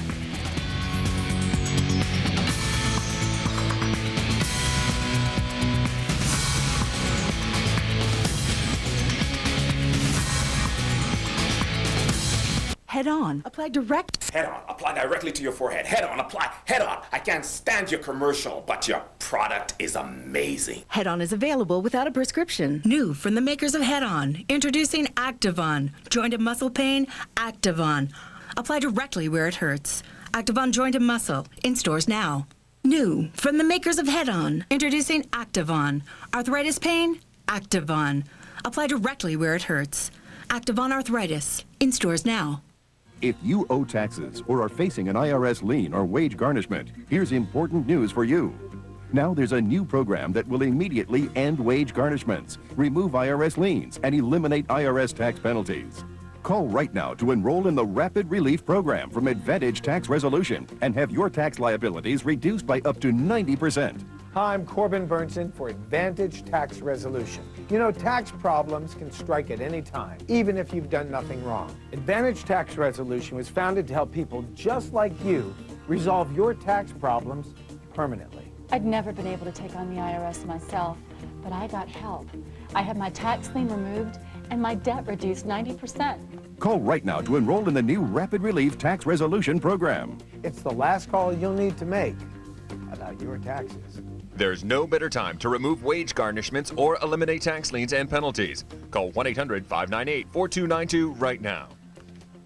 The morning after this all-important election, wake up to the results and the political fallout, the big wins, the big losses. Steve, Gretchen, and Brian break down what it really means for you. Get all the election results first and fair only on Fox and Friends. after exposing this doctor. There is a doctor, George Tiller, who will execute babies for $5,000 if the mother is depressed. Should he be banned from performing abortions? The Factor tracks down his lawyer for answers. Tomorrow, it's an O'Reilly Factor follow-up. Well, it's a big night for the Democratic Party. They have won the House of Representatives, but still the balance of power hanging in the balance in the U.S. Senate. Still 2 seats to call, Virginia and Montana. We're keeping a close eye on those. Let's find out how some key issues influence voters nationwide. Joining us here in New York, Rich Lowry, editor of the National Review, and joining us from Los Angeles, Democratic strategist Susan Estrich. Susan is also a professor at the esteemed USC Law School. Thanks very much for both of you being with us. Rich, let me begin with you. The economy has done quite well over the last several months, indeed the last couple of years. Stock market at an all-time high, unemployment at record low, wages are really picking up, manufacturing's up, all the signs are there. So why didn't that help Republicans more? Well, I think towards the end of the race, you began to see Bush's numbers actually even out on the economy, his approval, disapproval of the economy. But it just wasn't enough to trump the war. And the fact is, sad fact for Republicans, if you are losing or are at least perceived as losing a pretty major war, that's going to trump every other issue. But I thought you told me not long ago that people vote their wallets. You know, you always remember things I say. Actually, I don't believe I said that. Yeah. Well, we can settle this later on. But Iraq was obviously a paramount issue. And then just a certain level of disgust with Republican governance in Washington. They didn't deal with a lot of big issues. There were scandals galore. And obviously the fiscal discipline wasn't there. So, look, this is the majesty of American democracy. And I'm a great believer in ultimately in the fairness and rationality of the American public. And when they speak, there's usually a reason they speak the way they do. And there was a reason for this message they sent tonight. Susan, but what happened to the old maxim, all politics is local? I mean, how were Democrats able to turn this into a national referendum on Iraq and maybe also on the president? Despite themselves, they did it. You know, it really took some work. But the president helped, Republicans helped, everybody helped. Look, I think Rich is absolutely right. When you're perceived to be or actually are losing a major war, then that takes over everything. And even though the Democrats didn't have a plan and had to get by that little problem of not having their own plan, the war sort of trumped everything. And when you asked voters today, on all the exit polls, what was the #1 issue? It was the war. And this was their one opportunity to express their displeasure with the war and with everything that's gone on with the war. Rich, is there going to be a fight for Republican leadership now in the House of Representatives? Absolutely. It's already begun. It had begun even before the vote tonight. They're basically just waiting to see the results and how bad it would be. And you'll see every single leader in the Republican conference challenged, and there'll be a big battle over the future of the party, as there should be. And in this kind of defeat, it can be cleansing, it can be an opportunity for renewal and recommitment to principle, and we'll see whether that's what House Republicans manage. Well, while we're talking about leadership, Susan, how will Nancy Pelosi lead? I think she's going to be great. You see, the expectations for her are actually quite low. People think she's going to be way out in left field. They think she's not going to be very smart. And I think she's going to be terrific. I think she's going to be very impressive. I think the country is going to see a woman who's shrewd, who knows how to take it to the president smartly. So I think she's going to be just terrific. Rich, by controlling one of 2 houses of Congress, and maybe by the end of the evening, 2, does this sort of render any future President Bush agenda for the remaining 2 years null and void? No, not necessarily. Is there a stalemate here? No, it could well be a stalemate where nothing happens. But look, he's still president of the United States. He still controls the executive branch. He ultimately controls the foreign policy of the country. He cannot ignore this election. He'll have to adjust his Iraq policy, but he still holds tremendous power. And there are issues where Republicans and Democrats potentially can work together. One issue where I'm sort of fearing that they'll work together is on immigration, because, you know, the fact is Nancy Pelosi and George Bush have a lot in common in in their immigration policy. Both support what I would characterize as an amnesty policy. Yeah. So we'll see whether Democrats have a majority for that policy in the House, because there are a lot of conservative Democrats who campaigned against amnesty in this election as one of the reasons that they were acceptable to those rural and conservative voters. Susan, only have 30 seconds, but will the Democrats now have to present a very specific alternative to the White House on Iraq?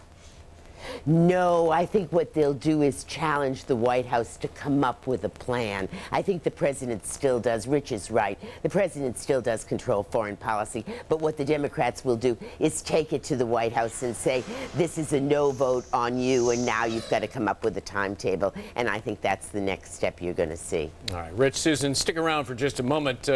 We have a lot more to talk about. We're going to take a quick break. When we come back, more of our continuing coverage of the midterm elections 2006. You decide, but you haven't fully decided yet. 2 states hanging in the balance, and 2, in turn, the control of the U.S. Senate. We'll be right back.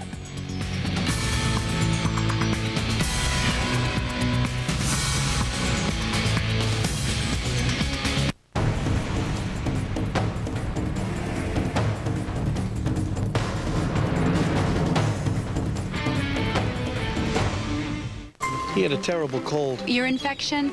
Double. Wasn't it double ear infection? I burned my hand, and then I hit my head. I looked up insect bites. My roommate had bed bugs. I couldn't sleep. I typed in anxiety, diabetes, Pregnancy. WebMD has information that used to be scattered in millions of places, all in one place. Organized information. Medically reviewed. I'm always on WebMD. I sprained my ankle, I fractured my foot, I broke my toe. I went to WebMD so many times, I got carpal tunnel syndrome. WebMD. Better information, better health. Is the IRS stalking you? Do you feel like you're at the end of your rope? Stop the harassment now. Hello, I'm John Harris, president of J.K. Harris & Company. The people who negotiate for our clients are former IRS agents and tax professionals. They've helped our clients save millions of dollars. They know how to make the system work for you. Call the IRS experts at J.K. Harris now for your free confidential tax settlement analysis. Call 1-800-249-9947. Quitting business. The owners of H&K Furniture, 303 Camp Wisdom, Duncanville, Texas, has made the shocking decision to quit business and liquidate thousands upon thousands of dollars worth of furniture, bedding, and accessories. The entire contents must go immediately. Wall to wall. Every living room, every bedroom, and every recliner, as well as every mattress set must go at once. All sales are made to the public on a first-come basis. Your major credit card is welcome, but cash will save you even more. Complete quitting business furniture and bedding dispersal. Rain or shine today at H&K Furniture, 303 Camp Wisdom in Duncanville, Texas. Go get the old chimney sweeper. Make sure the chimney is clear. Time to get humming. Santa is coming. I love this time of the year. I'm Don Herring, owner of Don Herring Mitsubishi. This holiday season, help us support our troops overseas. Drop a donation to any one of our 3 Don Herring Mitsubishi locations through November to be shipped to the combat zones in time for Christmas. For details, see donherring.com.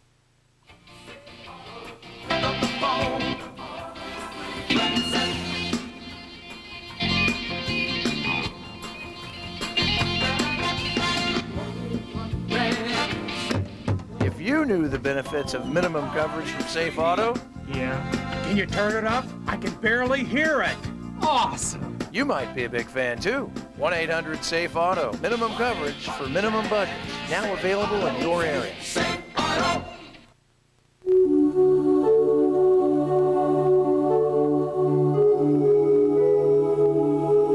What day is it there? April 14th, 2004. No, it's April 14th, 2006. It's the same day, 2 years apart. This is insane. Sandra Bullock, Keanu Reeves, The Lake House. Get it now on in-demand pay-per-view. Welcome back to our continuing coverage of You Decide 2006. Quick update, the Democrats have won the House of Representatives. They now have an 8-seat lead there. Still up in the air for the United States Senate. We're waiting for Virginia and Montana. Virginia, we could be waiting a long time. There's likely going to be a recount there. But so far, the Democrats have picked up 4 different states, including Rhode Island, Pennsylvania, and Ohio. Back now with Susan Estrich out in California and Rich Lowry here on our set in New York. Susan, sort of the same question I put to Rich, but I want your take on it. Does this now accelerate President Bush's lame duck status? Well, it gives him kind of a challenge, you know? I mean, he's still in charge of foreign policy. He has an opportunity if he wants to work with a Democratic House. I mean, you look at what Arnold Schwarzenegger did in a year, and it's pretty spectacular working with a Democratic assembly out here. I mean, look at him. A year ago, he was toast out here, and tonight, about a mile from here, they're drinking champagne like there's no stopping. I mean, he obviously figured out a way to deal with it, so it's possible to do it. But obviously, you know, it's tough. I mean, everybody in the Senate is going to be running for president right now. The incentive is not for the Democrats to make him look like a hero. So it's going to be tough for Bush. There's no question about it. It's going to be very tough. Rich, I'm just reading a quote off the wires from the press secretary, Tony Snow. Definitely not a champagne kind of situation well, maybe there. And other hard liquor, perhaps. And yet quite understated. They have the elections. They have not gone the way he would have liked. That's not so, okay, but now, as Susan pointed out, you concur with this. The White House is still in charge of foreign policy.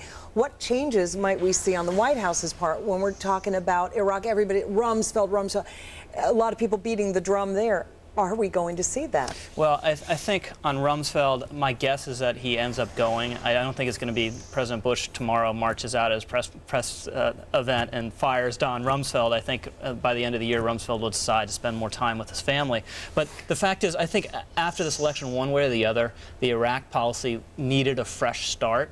So I don't want to minimize the result here, but it's just greater impetus to changes that had to happen anyway. And they've been tweaking over the past They've been weeks tweaking, but months, everyone sort of expected something bigger after the election. Whether it's actually sending more troops, as General Casey has begun to publicly muse about, to really try to lock down Baghdad, or whether it's some of these ideas you've seen floated with the Baker Commission. But I think Bush, ideally what I'd like to see him do, more troops to Baghdad. At the same time, he reaches out to more responsible Democrats on this issue, Joe Biden, Joe Lieberman, and others, and say, okay, what are your ideas? I throw it open. I'm willing to consider anything that's fresh and might make sense, and try to put together bipartisan support for a real last throw to try to make this thing work. Maybe try to beat the Baker Commission to the punch, even? Yeah, also, I think it'd be embarrassing if the Baker Commission has to come up with new ideas, and it plays as though Bush is totally out of it, can't come up with ideas on his own, and has to rely on this commission. If the Baker Commission has good ideas, they should be not, top secret. Other people should be able to figure it out within the administration. Well, they were coming up with new ideas anyway. Susan, back to you. In these kinds of things, there are always winners and losers. On the Republican side, the losers are probably Karl Rove and Ken Mehlman, who headed up the re-election effort. The winners, though, on the Democratic side, I want to ask you about that. Howard Dean, the head of the Democratic Party, Chuck Schumer, Rahm Emanuel, who headed it up in Congress. Does that elevate their status now?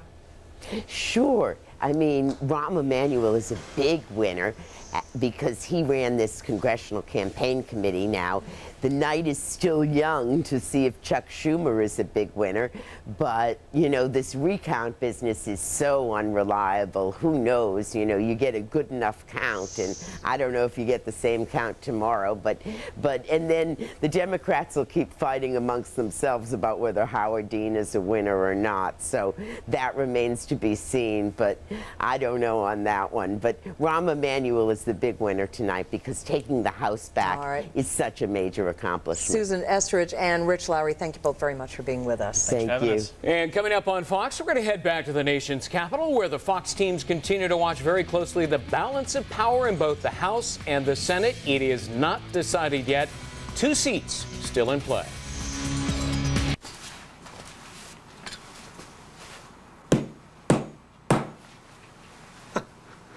Did you see that? It took me like 3 hits. You should have your own TV show. I'm like some sort of handyman genius. Like when things are real easy? You're going to love what we've done to retirement planning. It's called My Plan from Fidelity. Retirement planning made easy. Smart move. You grip. You turn. You slip. Yuck! There must be an easier way to open that can. Introducing the One Touch Can Opener, the fast, easy way to open cans. The One Touch Can Opener is totally automatic. Just place it on the can, press the button, and your can opens in seconds. Amazing! Look, manual can openers take so much twisting and turning, it can be almost impossible to open a can. But with the One Touch Can Opener, you just touch and go. It's that easy. Best of all, it works on any size can, small, medium, or large. Nothing is easier than the One Touch Can Opener. Watch out. With ordinary can openers, that lid is sharp enough to slice your finger. But the One Touch cuts from the side, so there's no sharp edges, and the lid can never fall in. You'll never have to dig that dusty, germ-filled lid out of your food again. Leftover pet food? The lid pops right back on the can to store in the refrigerator. That saves you money. My arthritis actually made it painful for me, but with the One Touch Can Opener, I can push a button and the can is open for me.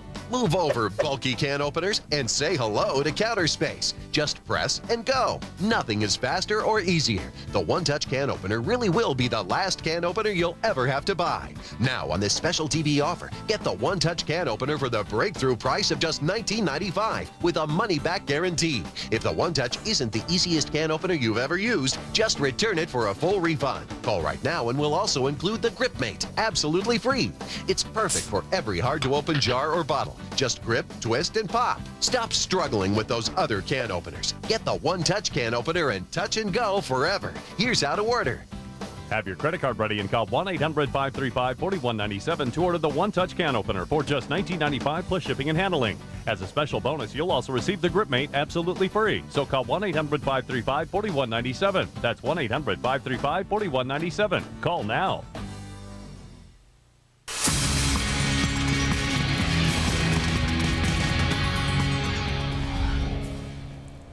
And good morning to those of you out on the East Coast. Good evening for those of you on the West Coast. You're watching the Fox News Channel.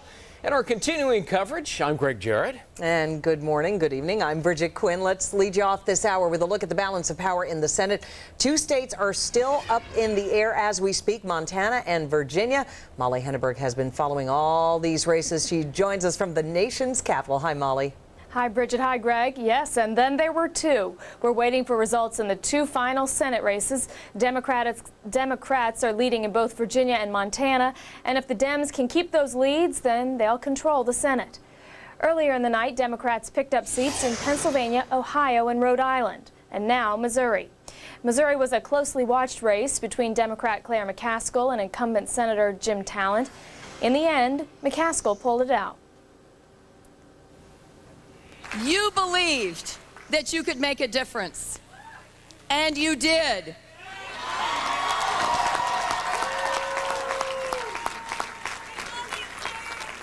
The nation was watching, and we showed them. It just looked like we couldn't do it, and I want you all to know that it was not for the effort. It was not because of any lack of support or work or vigor anywhere around this state. You all did a great, great job.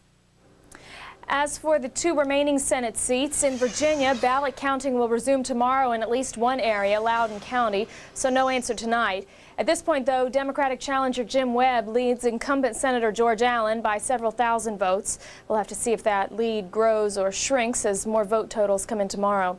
But this race appears to be headed for a recount. In Montana, it's going to be a long night. Democrat John Tester is ahead of incumbent Senator Conrad Burns. The Burns campaign says election computers have failed in one heavily GOP county, so ballots are being counted by hand, and we may not have results for several more hours. So Democrats are leading in the two remaining states that they still need to pick up to win control of the Senate, Virginia and Montana. Democrats also won Missouri, a state we've been watching all night and unable to call until just last hour. Bridget and Greg? Molly Henneberg live in Washington. Molly, thanks very much. Let's bring in now Steve Centani, who has more now on the Democrats' takeover of the House of Representatives. Steve? It was a big takeover. History made tonight here on Capitol Hill. Control of the House swinging back to the Democrats for the first time in 12 years. Voter dissatisfaction with the war in Iraq, combined with a series of congressional scandals prompting A pretty dramatic shift here on Capitol Hill. Democrats needed 15 seats to seize control of the House, and so far, at this point, they've picked up at least 26 seats. Now, here's the way it looks in the House of Representatives right now. A pretty solid majority for the Democrats after the voting tonight all across the country. All of this, of course, means Dennis Hastert is on his way out as House Speaker, although he did win his re-election tonight in his seat from Illinois. But Nancy Pelosi of California is likely to be the next Speaker. She's the first woman to become Speaker of the House in U.S. history. She's promised an open, honest, and ethical Congress, and she said tonight Americans have voted for a new direction. And nowhere did the American people make it more clear that we need a new direction than in the war in Iraq. Stay the course has not made our country safer, has not honored our commitment to our troops, and has not made the region more stable. We cannot continue down this catastrophic path. Now, President Bush is expected to call Nancy Pelosi tomorrow and set the stage for a very different kind of relationship between Capitol Hill and the White House. And what are some of the goals the Democrats now have in mind? Well, now that they have more leverage in Congress, they're likely to push for a boost in the minimum wage, try to amend the prescription drug program for seniors, and of course, try to figure out the best course of action in Iraq.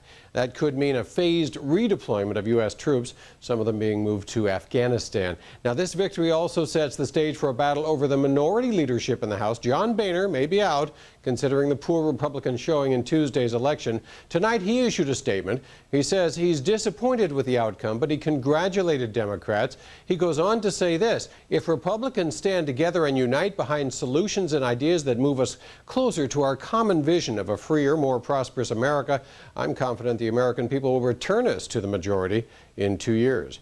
Bottom line, once again, Democrats have gained at least 26 seats in the House, and none of the Democratic incumbents so far have lost their seats. Greg, Bridget? And Steve, that gain also means that there's going to be an interesting change among some of the powerful committees, among them the Intelligence Committee, and that poses an interesting irony. It may be Alcee Hastings, the former federal judge who was impeached on bribery and corruption charges, and if my memory serves me correctly, it was the soon-to-be Speaker of the House, Nancy Pelosi, who voted to impeach him, and she may now appoint him to head that committee. Well, that's right. Of course, that'll be just one of the interesting developments we see as time goes on. All of the chairmanships of all the major committees, or of all the committees indeed, are going to fall into the hands of the Democrats. Now Nancy Pelosi will decide who's going to be in charge there. And of course, intelligence is one area where Democrats have been extremely critical of Republicans, especially the Bush administration, in its handling of the war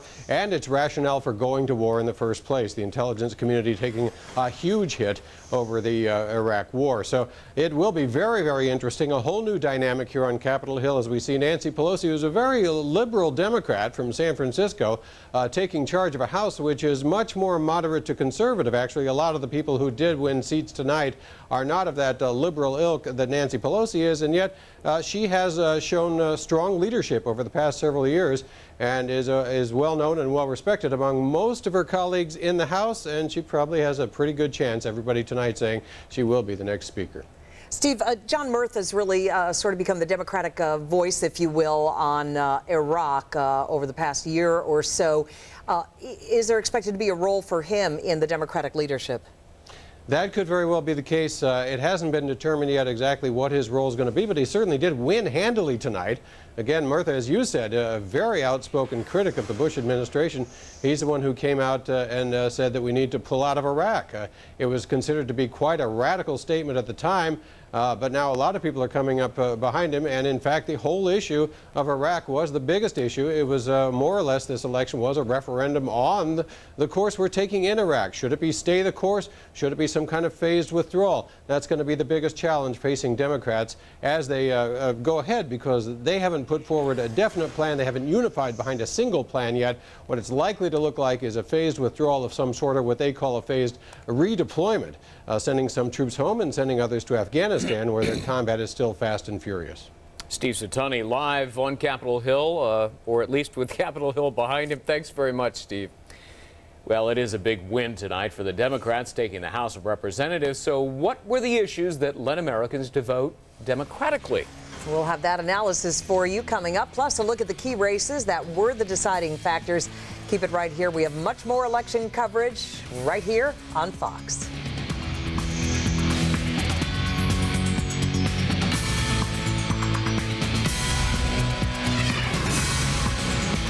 Here are the no-nonsense facts about getting cash and getting it fast. Cash Call can put thousands of dollars in your checking account by tomorrow, just based on trusting you. With no security of any kind, just your signature. You do not have to own a house, and you do not need collateral. It only takes a few minutes to make the cash call and get the thousands you need. And payback is affordable, just over $200 a month. Just make the cash call at 877-860-CASH. That's 877-860-CASH anytime.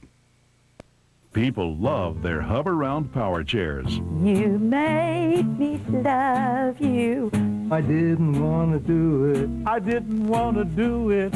Hi, I'm Tom Cruise, inventor of the Hover-Round. I can't sing, but I can guarantee you'll love what you can do in your Hover-Round. I love getting out of my house again, and boy, is it easy. I love Hover-Round because it did not cost me 1 penny. I'm amazed at the people who say they love us just because we got them their Hover-Round at little or no cost. It's time you fell in love with a Hover-Round and learned how to be independent again. Call today to get this free information kit, which includes a free video and a free test drive certificate. You'll also get this special comparison guide that tells you how to choose the power chair that's right for you. You made me love you. Call 1-800-965-4477 today. That's 1-800-965-4477. The morning after this all-important election, wake up to the results and the political fallout, the big wins, the big losses. Steve, Gretchen, and Brian break down what it really means for you. Get all the election results first and fair only on Fox and Friends. After exposing this doctor. There is a doctor, George Tiller, who will execute babies for $5,000 if the mother is depressed. Should he be banned from performing abortions? The Factor tracks down his lawyer for answers. Tomorrow, it's an O'Reilly Factor follow-up.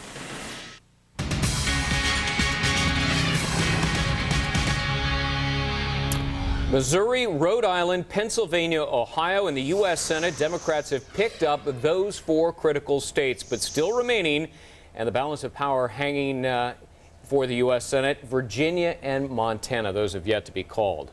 Well, what happened here? We're joined now by Republican strategist Ed Rollins and Democratic strategist Marianne Marsh. Good to see you both. Ed, let me begin with you. Sure. It's easy to blame it on the 6-year itch.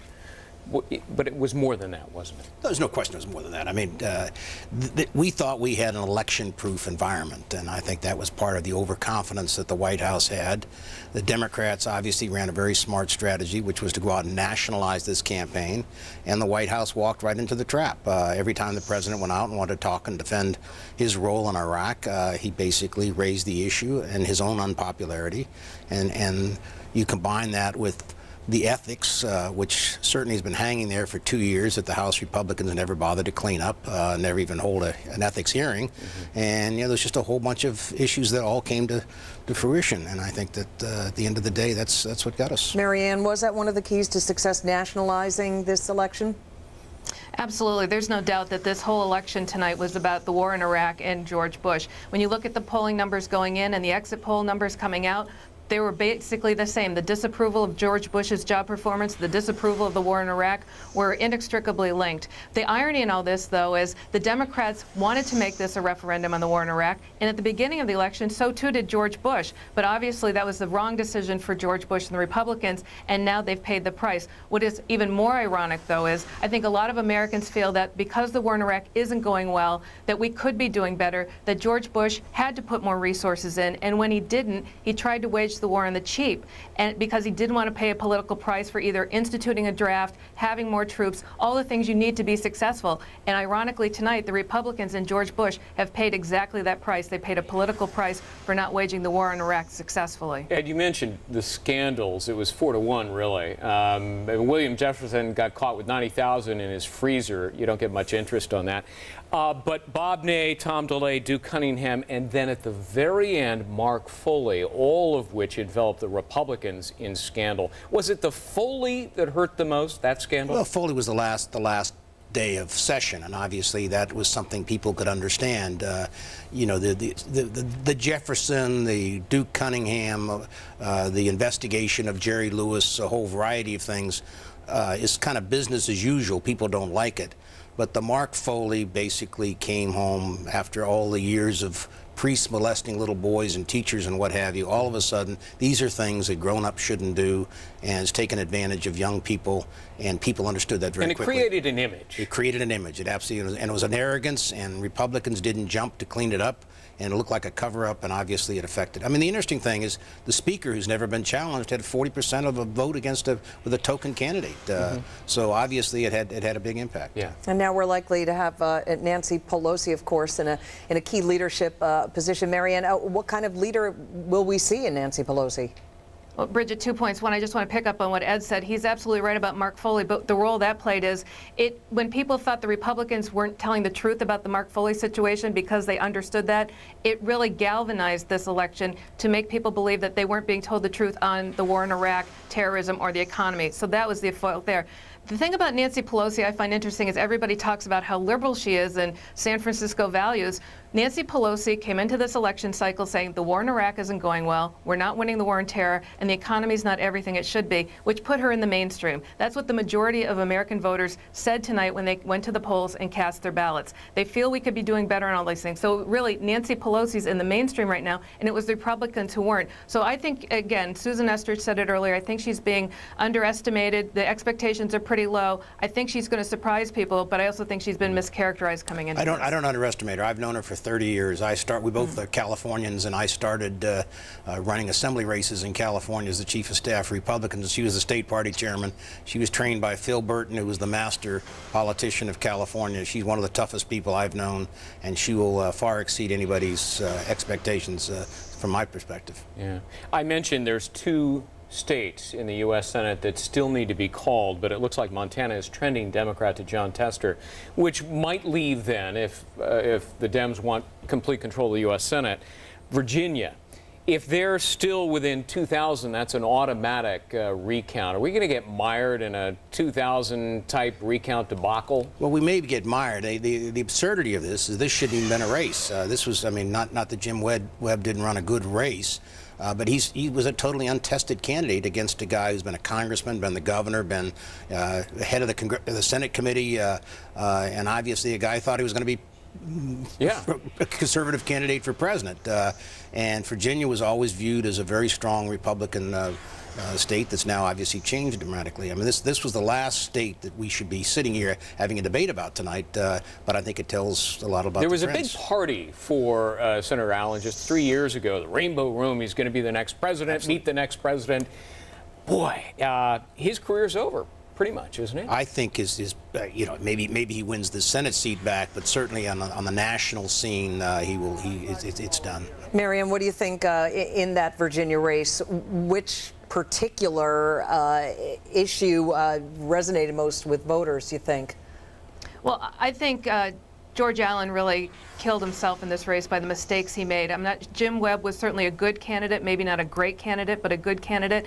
And George Allen never recovered from the Macaca incident and several others, and it just didn't square with people. When you look at Jim Webb, who was a Republican, served in the Reagan administration, they saw in Jim Webb, in some respects, a lot of the same positions as George Allen, but without the baggage. So I think George Allen really has no one to blame but himself for losing this race tonight more than anything else. Well, the absurdity from my perspective is here's a guy who was governor for 4 years, a U.S. senator, and the only argument that he can make for his reelection is that this guy wrote a couple passages passages in a book That he wrote 25 dirty years ago that were inappropriate. You know, that's Fiction, I mean, albeit. fiction. I mean, it's, Fiction, yeah. you know, you certainly should have something more to say about your own candidacy than that. And I thought that was a telling sign that this candidacy was in big trouble. But I would just add to this, Ed, is I think both Santorum and Allen got ahead of themselves, and they were looking at the presidential races rather than looking at their own reelection to use that to go there, and it cost them both. Yeah, I think you're right about that. All right, Marianne Marsh, Ed Rollins, stick around. We've got lots more to talk about, more insight on the other side of the break. And again, we're still waiting for two very important states to declare their winners, and depending upon how that goes, so too the U.S. Senate may go. We'll be right back.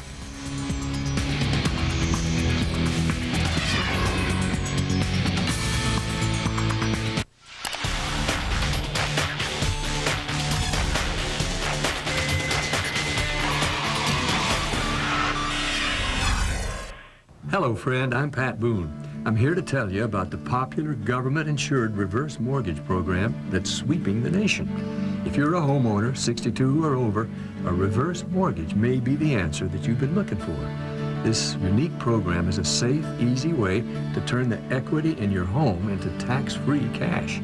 My friends at Financial Heritage are a national award-winning leader in reverse mortgages, and they can help you turn the equity in your home into cash.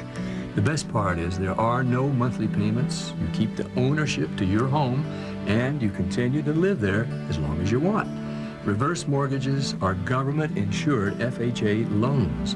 The money is tax-free, and it won't affect your Social Security or Medicare benefits. Believe me, this is something you really want to take a look at. The folks at Financial Heritage have put together this free information kit that includes the top 10 things to know about a reverse mortgage.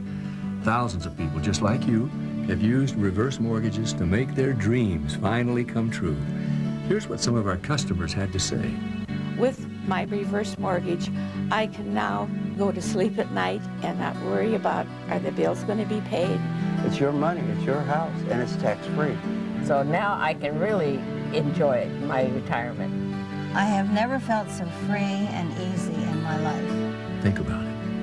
With a reverse mortgage, you can stay in your home as long as you want. Use the money to pay bills, help with health care costs, remodel your home, or finally take that trip to visit the kids and the grandkids.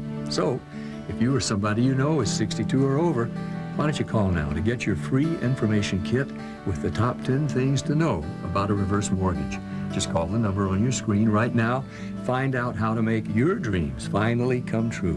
There's absolutely no obligation, so call now.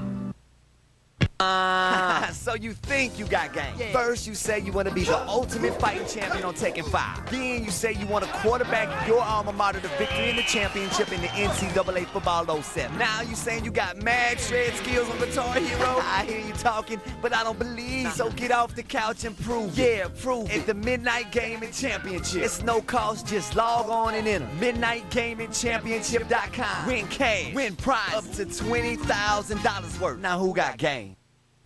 The name of this game is Stay Alive. There are 100 million gamers in America, but what happens when the game you play... She got me, some woman, man. Hey, somebody out there? ...starts playing you. Something's happening! Something bad! Don't you get it? If you die in the game, you die for real. Stay Alive, rated PG-13.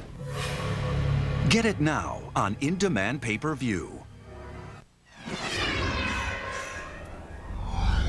21 minutes after 3 o'clock in the morning East Coast time, and we are still waiting to find out the exact results of two key Senate races. We're still waiting for results, as we've been saying, from Montana and Virginia. As far as the Montana race goes, John Tester, the Democratic challenger, is expected to speak in about an hour's time. Still waiting to hear about that. In the meantime, let's continue our conversation with Marianne Marsh and Ed Rollins, who are both with us this evening or morning, whichever time zone you happen to be in. Ed, back to you. Iraq, president expected to speak in the morning, make some remarks. What new things might we hear out of the White House, if anything, about Iraq given these election results? I don't think he can say anything. I mean, he basically has made a commitment to stay to the end, and I don't think at this point in time he can wave the white flag and say because the congressional elections altered the course. I think from his own perspective, his own leadership ability is that he basically has to say that he's going to sit down and he'll come to work with the Congress, but obviously he's committed to finish the job there. I mean, he said it all through the campaign,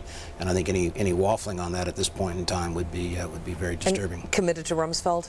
You know, I mean, to me, I think Rumsfeld should have gone away 4 years ago, but you know, at the end of the day, he's not going to fire Rumsfeld for the simple reason he's not someone who fires people. And equally as important, I think, you know, if Rumsfeld ought to do the honorable thing and take a walk. He's got plenty of years in government service, and he ought to go retire and go do something else. But until you get a new leader over there, you're never going to get the confidence of the generals. You're never going to get the confidence of the Congress, and you can't spend the next 2 years basically with a leader that's trying to prove his point of view, which has obviously already been rejected by the country. Marianne, John Murtha, who has been the leading voice for some Democrats, but not all, had his proposal to remove troops roundly rejected a few months ago. That likely won't change. So what is the Democratic position going to be? Is it going to be really, in truth, identical to the Republican position, and that is we just want Iraqis to take over more of their security so that our troops can stand down more and more? Well, I think we're going to have that debate. First of all, I think Murtha's proposal is more redeployment. So I think it's, will it be more resources? Will it be some form of redeployment? Or if we're not in there to win and do all the things we need to do to win, then maybe we shouldn't be there anymore. And I think that's the debate we're about to have. I think the interesting thing, though, is Karl Rove was quoted about 2 weeks ago saying that when FDR lost congressional seats during a midterm election, that didn't end the New Deal. And I think he might have been foreshadowing a little bit, not anticipating, I don't think, the kind of night the Republicans had this evening, but sort of sending a signal that no matter what happens tonight, that George Bush is going to stay the course on the war in Iraq, is the way you interpret that. I think it'll be very interesting to see what signal George Bush gives tomorrow as to whether that's exactly what they're going to do now in light of this election. It was interesting to hear John McCain earlier this evening. I heard him say this a couple of times, that we, the Republicans, went to Washington to change government, but government changed us, and that's why the Republicans lost. What do you think about that statement? I think there's no, you know, I mean, one of the things, having been around as long as I have, I've been around the business for 40 years, and I started in Washington in 1972, so I've seen the highs and the lows. I saw was part of the Nixon administration when we won 49 states, and 2 years later we had Watergate. And I think to a certain extent, you know, I saw in '94 when Republicans took over the Congress, and we were going to be different than the Democrats. We were going to be the Reform Party. We were going to have term limits. We were not going to be corrupted by power. We were going to do all the good things, and we were going to be fiscally conservative. And we've done none of that. I mean, if you go back and look at the contract with America, there's probably 3 of the 10 things that were ever passed. And by the end of the day, we were every bit as bad as the Democrats ever were in '94, and I think that's what a lot of people were very disgusted with. We had chairmen who were on the who were indicted and thrown out, and many who were being investigated. There was an arrogance of power. We weren't fiscally controlled, and a lot of Republicans are very unhappy about that, and we lost our way. Power corrupts, absolute power corrupts absolutely, and I think that's what we're living with, and I think that's what part of this rejection was. And when people say, they talk about corruption, I think that's part of it. They don't think Washington works, and we were the party in power, and it didn't work well for the ordinary people. Marianne, John Kerry got into the act at the very end with a remark that many people regarded as a clear insult to American troops. Was that a near-death experience? Did you see, you know, the Democratic political life flash before you there just days before the election? And one wonders whether Dems might have done better had Kerry kept his mouth shut.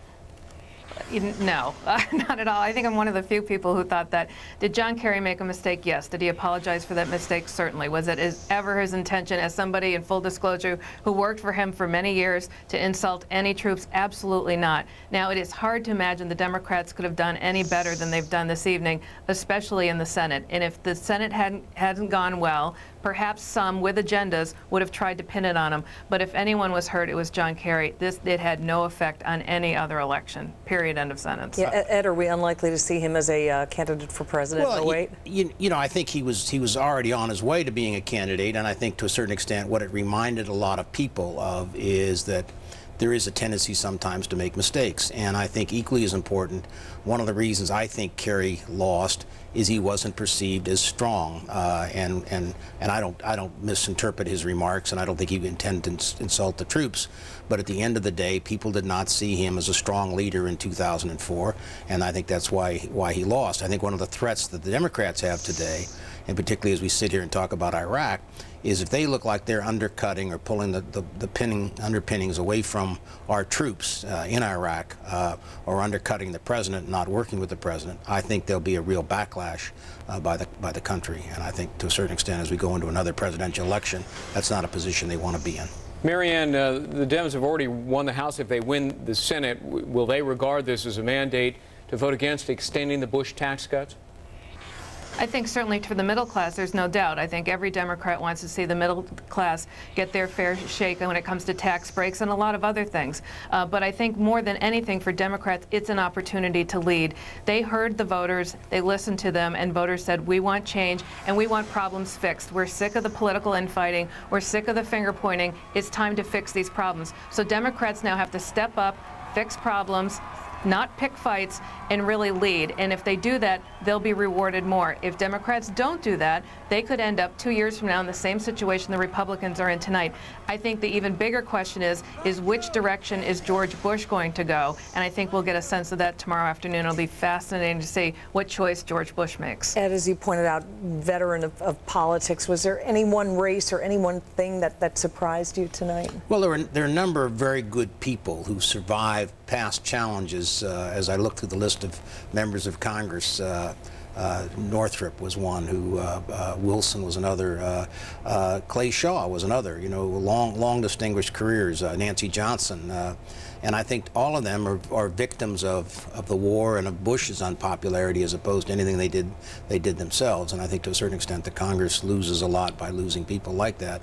I think at the end of the day, there was a classic overconfidence. There's not a person on either side of the aisle who can't read polls. And I think Carl has been tone deaf. I think Carl had such a confidence in the get out the vote effort that there's not a person who couldn't read a poll and say, my goodness, we're in trouble a year ago. And the premise was, all right, we're going to turn our vote out. We have this super machine. And they forgot one very serious element of that, and that's the independent voters. Historically, independents don't vote in midterms, but if you were tracking polls, independents were very unhappy and paying attention because of the war. In the presidential election, they broke 50-50. In this election, they broke 2-1 against us, and obviously that's much of the margin of the defeats. Thanks for being with us at 3:29:58 in the morning. Marianne Marsh, Ed Rollins, as always, thank you so much. Thank you. Thank you. Don't go away. We have a lot more to cover tonight in the U.S. Senate. The Democratic Party has picked up 4 of the 6 it needs to remain. We've got it covered for you. We'll be right back here on You Decide 2006.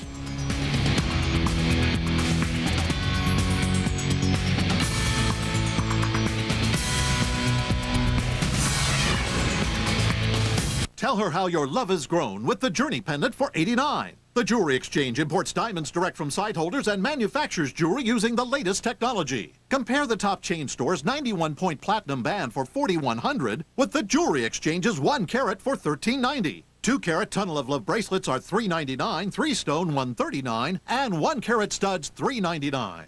The Jewelry Exchange guarantees their jewelry to appraise for double. Buy factory direct and save. The Jewelry Exchange with superstores nationwide. Introducing Triple Flex from Nature Made, the joint care supplement that can help you get back in the game. Back then, I had speed, height, and flexibility. A regular triple threat. But as you get older, your joints get stiff, you lose a little of that flexibility. And that's why I told him about Triple Flex. I've been taking it for years, but Mr. Invincible here was reluctant until now. In just 2 years, over 1 million Americans have chosen Triple Action Triple Flex for joint comfort, mobility, and flexibility. Over 50 clinical studies have shown that the natural ingredients in Triple Flex improve joint health. Glucosamine helps maintain cartilage, improving joint function and joint comfort. Chondroitin attracts fluid in cartilage, improving joint mobility. MSM works together with glucosamine to reduce discomfort and promote joint flexibility. It's a safe, natural way to improve joint function, and it really works. I'm really excited about it. It's exciting to think that as I'm getting older, I don't have to limit what I'm doing because of my joints, that I have something now that I can take that will allow me to be as active as I was 10 years ago. I tried to play the guitar. After 20 minutes, I'd have to stop. And since I started taking Triple Flex, I can use my hands for a longer period of time. There's no problem. Call or go online now to receive a special Triple Flex booklet and coupons for $10 off Triple Flex and other nature-made products. Hey, maybe I'm not as fast as I used to be. But with Triple Flex, I'm back in the game. Triple Flex is the exclusive national supplement sponsor of the Arthritis Foundation's Arthritis Walk, raising money for research and education. To receive valuable coupons and information on how you can help fight arthritis with the Arthritis Foundation, call 1-800-410-5691. That's 1-800-410-5691. Or visit tripleflex.com and try new Triple Flex Rapid Relief with Lubravite for extra joint comfort. Triple Flex Rapid Relief works to provide extra comfort, mobility, and flexibility. Look for it in the vitamin aisle.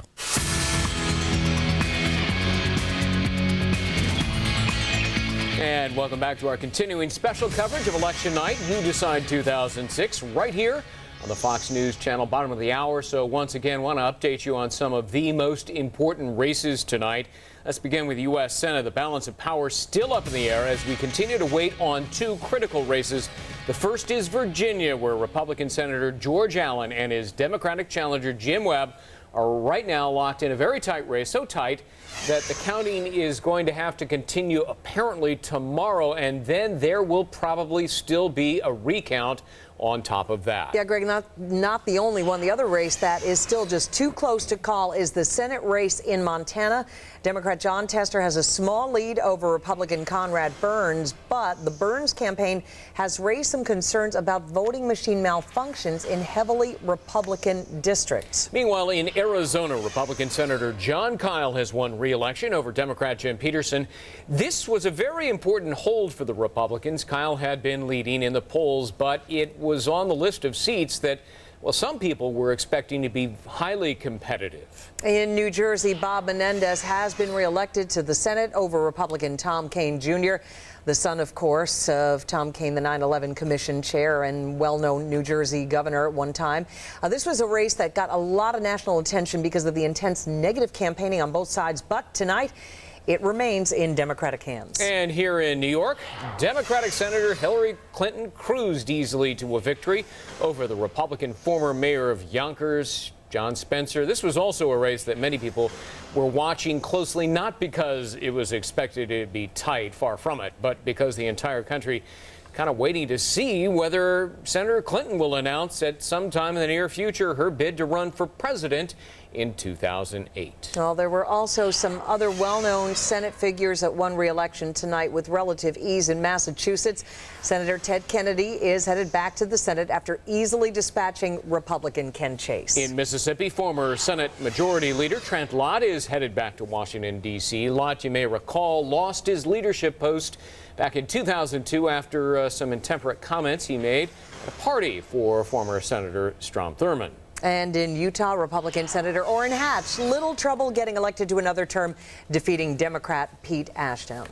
Now, the House of Representatives saw a change in the balance of power tonight, as you might know by now, with Democrats taking control by picking up 26 seats in the House. And here's some more of the key races tonight in Florida. The Democrat Ron Klein defeated Republican incumbent Clay Shaw to pick up a seat for the Democrat. Shaw had been a popular congressman from Fort Lauderdale, longtime congressman, but Social Security reform became a key issue there, and Shaw was just unable to hold the seat after serving 13 terms in Congress. A long time in the halls of Congress. Let's move to North Carolina. Take a look at this. Former NFL quarterback and University of Tennessee star Heath Shuler has unseated Republican incumbent Charles Taylor in the 11th district. This was a big one. Shuler ran as a moderate Democrat, even staking out some pretty conservative positions on issues like gay marriage and abortion. It wasn't that long ago that Republicans were trying to recruit Shuler to run in their party. He chose the Democrats, and so there is a net gain. In the 22nd District of Texas, the seat that was vacated by the former Majority Leader Tom DeLay, former Congressman Nick Lampson has picked up the seat for the Democrats. The Republican candidate had to settle for a write-in campaign. A lot of people speculated that her complicated hyphenated last name would make it tough, and maybe that was part of it. The Democrats have picked up that seat. But in Virginia, where the U.S. Senate race between George Allen and Jim Webb has been even closer than anybody ever expected, the Republicans held on to an important seat, that of Thelma Drake. In the 2nd District, that includes areas of Virginia Beach. And in the 15th District of Ohio, Deborah Price, a member of the Republican leadership, held on to her seat in a hotly contested race against Democrat Mary Jo Kilroy. Now, there were also plenty of important gubernatorial races all over the country tonight. Let's begin with Arkansas. It has an A, so let's begin with that. Democrat Mike Beebe has defeated former Republican Congressman Asa Hutchinson, a former Undersecretary for Homeland Security, for the right to replace Governor Mike Huckabee, who is rumored to be considering a run for president in 2008. Bridge, didn't he run the New York City Marathon just a couple of days ago? Did pretty well, I think. Well, yeah, I guess so. Gosh, in Florida, Republican Charlie Crist will succeed Jeb Bush after defeating Democrat Jim Davis. This was a race that got a lot of national attention in the past few weeks, as some poll numbers predicted the race was getting very close. But Crist held on, and the governorship will stay in Republican hands. And wasn't that the race where President Bush came out there to campaign? Right. Crist wasn't there. Karl Rove wasn't too shy about being peeved about that, but, well, there you go. It may have been a good strategy. He needed to pick up votes on the opposite side of the state. He stayed there. The president picked up the rest, and he won. Let's move to Iowa now. Democrats kept control of the governor's office. Chet Culver defeating Republican Congressman Jim Nussle. That office became vacant because, as you may recall, Democrat Tom Vilsack is term limited. Vilsack is still another person who is rumored to be pondering, I bet more than that, a run for the White House. In South Carolina, Republican Mark Sanford won re-election despite reports earlier in the day that the governor himself was turned away from a polling place after he forgot to bring appropriate identification. Sanford did return 90 minutes later to cast his ballot and will return to the State House. You have to pity the poor election worker who carded him, You right? gotta love that. But, you know, he came back and he said, hey, they're just doing their job, and that's the right thing to do. In Texas, Republican Rick Perry victorious over a crowded field of challengers, including independent Kinky Friedman, who is seen frequently on Fox and Friends yucking it up with the gang. He can always be counted on to keep the campaign trail interesting, with his big stogie always sticking out of his mouth and his big 15, 20-gallon hat hanging over his How many brow. people do you interview with a cigar in their mouth nowadays, right? There were also several important referendums being considered around the country tonight, maybe none as controversial as the abortion ban in South Dakota that was rejected by voters. It was called Referendum 6, and it would have banned abortion without exception for rape, incest, or health of the woman. It also made performing abortions a felony offense. But tonight, voters in South Dakota have rejected that Referendum 6. Now that's a big surprise there. We'll continue to follow what's happening in that one. In Arizona, voters approved Proposition 103 that establishes English as the official state language for all official government actions. Arizona voters also voting down a controversial voter award, Proposition 200, that would have established a $1 million prize to be awarded to a randomly selected person who voted in any primary or election. You always get these obscure referendum issues, don't you? Yeah, now that's an incentive to go vote, exercise your constitutional right. All right, in Michigan, voters approving Prop 2 that prohibits state universities or employers from using affirmative action programs in admissions and in government hiring practices. Immigration was a pretty hot issue this year round, and perhaps the GOP's tough stance wasn't exactly what Americans were going for. On the other side of the break, we're going to take a closer look at one Arizona race that may explain all of that. So much more to come, and a couple of Senate races still up in the air at this hour. Keep it right here. As soon as we get the results, you'll get them. You're watching Fox News Channel.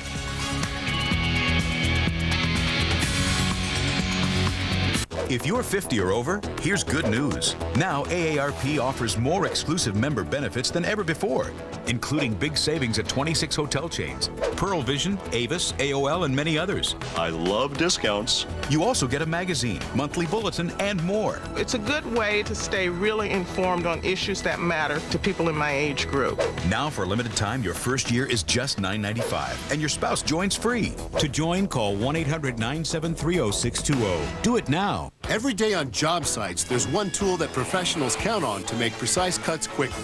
The compact and powerful RotoZip Spiral Saw. With RotoZip, you'll slice through virtually any building material. Drywall, plywood, laminate flooring, wall tile, slate, ductwork, and more. RotoZip uses advanced high-speed cutting technology to deliver professional quality results. Most difficult cuts? Easier than ever with RotoZip. With the new X Shield, I can make precise flush cuts and cross cuts, and I install floors much faster. RotoZip is fast, versatile, and tough, and that means more for my bottom line. Whether you're a trade professional or just want great results for that next home project, RotoZip is the most versatile cutting tool you can buy. RotoZip is available at the Home Depot, Lowe's, and other fine retailers. For a limited time, receive the new X Shield free with the purchase of an RZ20 kit. For more on how RotoZip can help make your job easier, call 1-800-815-TOOL for a free DVD.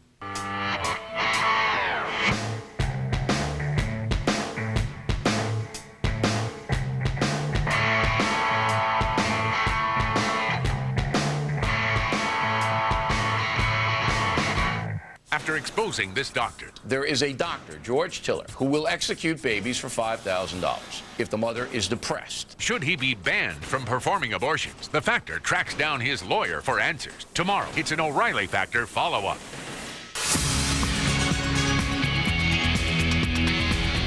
Welcome back.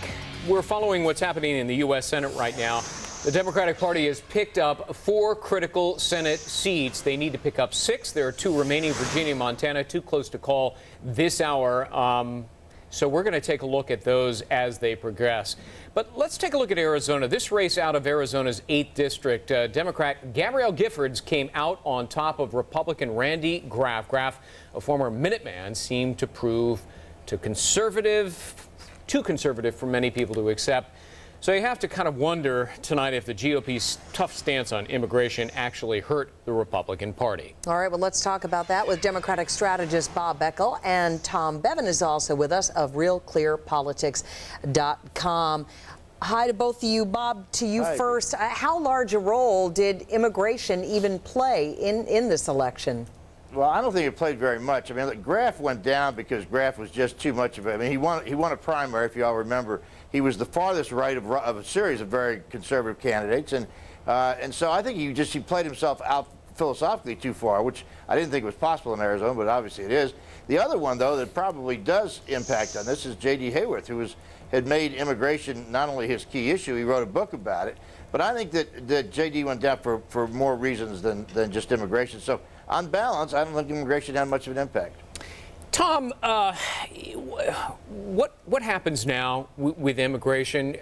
We had a guest on in the last hour who said, you know, the president, the White House, is a lot closer to the Democrats than he is to Republicans on the issue of immigration reform, i.e. amnesty or some form thereof. Yeah, that's absolutely true. And I think with Democrats now in control of the House and possibly in control of the Senate, you might see, a comprehensive bill go through.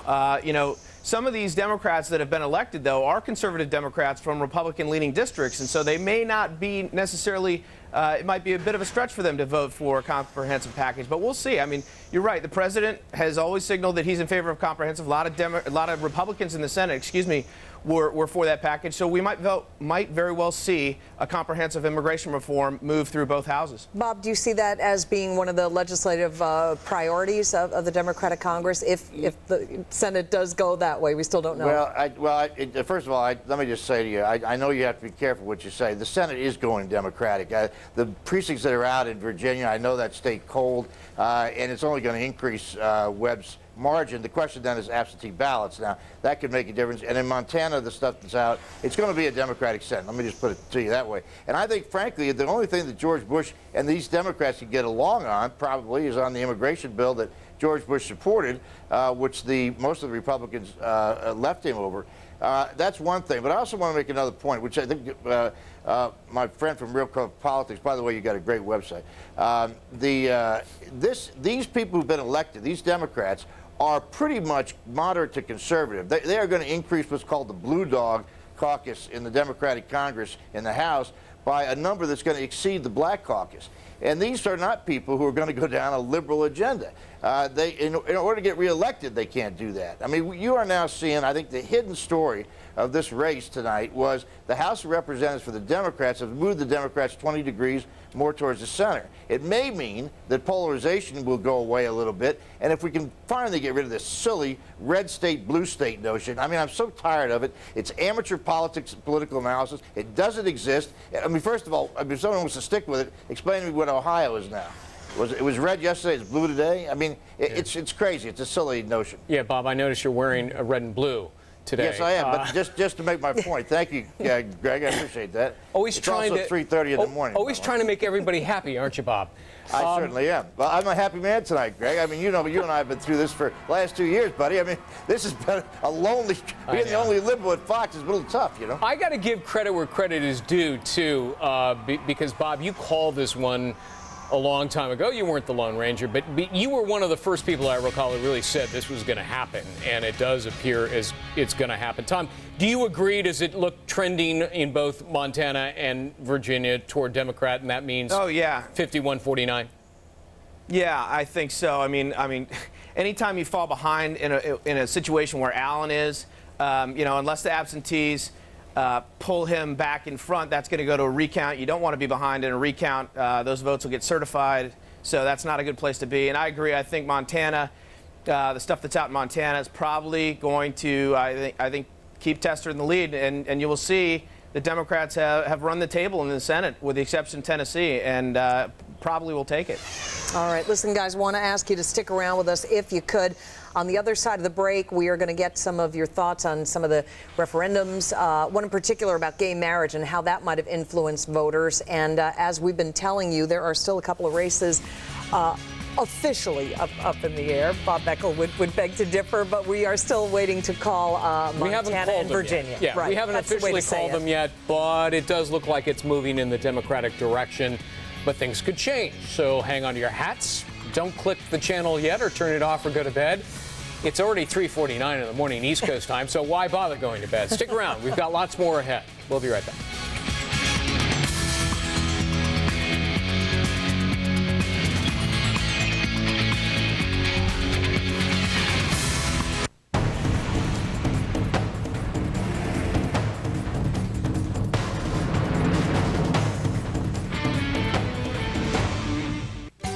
Look, Laura and Marianne just arrived at the party with their slow cookers. Ooh, looks like someone had a little trouble. Let's see what happened earlier today. Oh, what a mess. I guess someone will be arriving fashionably late. Well, make that just late. Unlike Marianne, Laura has the new Stay or Go slow cooker from Hamilton Beach, so the only thing easier than using it is taking it with her. Thanks to the spill-resistant rubber seal and sturdy canister-style lid clips, all the flavor and goodness stays sealed in. So Laura can rest assured that her famous stew will arrive at the party, not on her floorboard. Look how the unique pressure clips and strong rubber seal lock in the meal for the entire ride. Maybe it's time to get a slow cooker that knows how to party. Order your own Hamilton Beach Stay or Go slow cooker for only 2 easy payments of $19.95. Go online to see our additional slow cookers. Get the first and only travel-friendly slow cooker, because when it comes to portability, there's only one Stay or Go slow cooker from Hamilton Beach.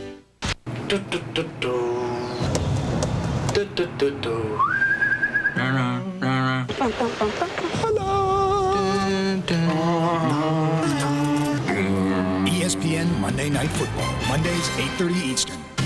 ESPN, serving sports fans around the world. Brought to you by your local Toyota dealer. Toyota, moving forward. quitting business. The owners of H&K Furniture, 303 Camp Wisdom, Duncanville, Texas, has made the shocking decision to quit business and liquidate thousands upon thousands of dollars worth of furniture, bedding, and accessories. The entire contents must go immediately, wall to wall. Every living room, every bedroom, and every recliner, as well as every mattress set must go at once. All sales are made to the public on a first-come basis. Your major credit card is welcome, but cash will save you even more. Complete quitting business furniture and bedding dispersal. Rain or shine today at H&K Furniture, 303 Camp Wisdom in Duncanville, Texas. Cast aside the tools of oppression known as silverware. Introducing Bennigan's Bar Bites. Evenings and late nights at the bar, our new Bar Bites menu items are just $3 each. Throw in our amazing drink specials, and you can't afford not to go out. With the new Bar Bites menu, freedom from hunger is at your fingertips at Bennigan's. Can you tell Joanne that I'm going to do a real dismount? Joanne Haley's on. Put down the phone. Wanna pull my head, break my It's not called gymnastics. From the writer of Bring It On. Back to back, I can't keep track. Dude, how do we not know about this sport? Okay, guys, let it rip. What do they have that we don't have? Boobs. Stick it. Get it now on in-demand pay-per-view.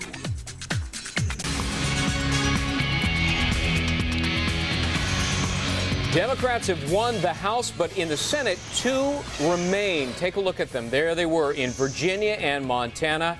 And it doesn't look as though the incumbent Senator George Allen will win, but it's still too close for Fox News to call. Senator Conrad Burns, a Republican, also appears to be a bit behind as well to John Tester. Both of them firewall states. Oh, one race that was called quite some time ago, Tennessee, Bob Corker defeating Harold E. Ford Jr., one of the most watched races in this whole campaign. Bob Beckel and Tom Bevan are back with us. So, Bob, what happened in Tennessee? Well, you know, I actually thought it was closer than I thought it was going to be. You know, it's a tough state for a black guy to win. There's that part of it. I think near the end, I mean, Harold ran a very good race, probably one of the best races in the country, to keep himself in contention in that race. I do think, though, that when he ran on values, you know, when he had that commercial, that great commercial he had in the church where he went to church as a kid, you know, when that, at the end, when they hit him with that Playboy bunny thing and you know, call me Harold, I think that probably had a bigger effect than a lot of Democrats thought it was going to. You know, another, if we can put up Missouri, because that has been called by Fox News to the state auditor, Claire McCaskill, the new senator-elect. We talked to her live on the air just a short time ago. Incumbent Republican Senator Jim Talent loses. Tom, what happened there? Well, I think we'll find when we dig through the numbers tomorrow that Claire McCaskill did better in outstate. She got her support in St. Louis and Kansas City. There was heavy turnout in St. Louis County in the suburbs. And then, you know, the key to that race was whether Jim Talent could build up enough of a margin in rural Missouri to hold off the onslaught from the cities. And it looks like he wasn't able to do that. But, Tom, what about Michael J. Fox, the actor? I mean, he did those ads for McCaskill promoting Amendment number 2. To the Constitution there to expand the stem cell research, including embryonic stem cell research. I mean, that carried the day, didn't it? An actor won this race. Well, I don't know about that. I mean, one thing that the Republicans will tell you is that actually served to help the Talent campaign. It really activated the evangelical base in rural Missouri. A lot of the pastors started talking about it, got them real focused, helped increase their turnout. So, you know, I think both campaigns thought that issue was benefiting them in some way, and it might have ended up being a wash in the end. Well, Bob, when we talked with Claire McCaskill, I think, Greg, she suggested in a way that Rush Limbaugh might have helped her because of his, you know, the incident where he mocked Michael J. Fox. What do you think? Well, first of all, I think stem cells is going to be, it's an interesting set of tea leaves to try to figure out, because this is not going to be the last one you're going to see. You ever notice when these things start, then everybody starts to put them on the ballot. And I think the question is going to be, as Tom said, did it help to increase the talent turnout, or did it help McCaskill because of Fox? I happen to think, I agree with Greg on this one. I think it probably helped. And the other thing, Tom, I'll tell you about Missouri, and you talk about Rush Limbaugh, you know, that's his home state. From Cape Girardeau, but if you look at those out counties where generally the Republican margins are very big, you got to give McCaskill credit. She went out and campaigned out there specifically to cut down the margins, and she did. If you look at 4 or 5 counties that I had some interest in as I was following that race. When I saw the margins coming in Cape Girardeau and places where normally the Republicans would win 3-1, it told me that her campaign of working out from there, out in the west side of that state, back into the cities, was the right one to do. You know, Tom, there are 20 states that have amended their constitutions to identify marriage as that between a man and a woman. And this day, there were 8 states that were considering doing the same thing, and 4 out of the 8 passed. Did that galvanize voters to get out and vote? Well, you know, it's tough to tell. I think it did in some states, certainly in conservative states where they were on the ballot. Yeah, in Tennessee and Virginia, I think it definitely helped.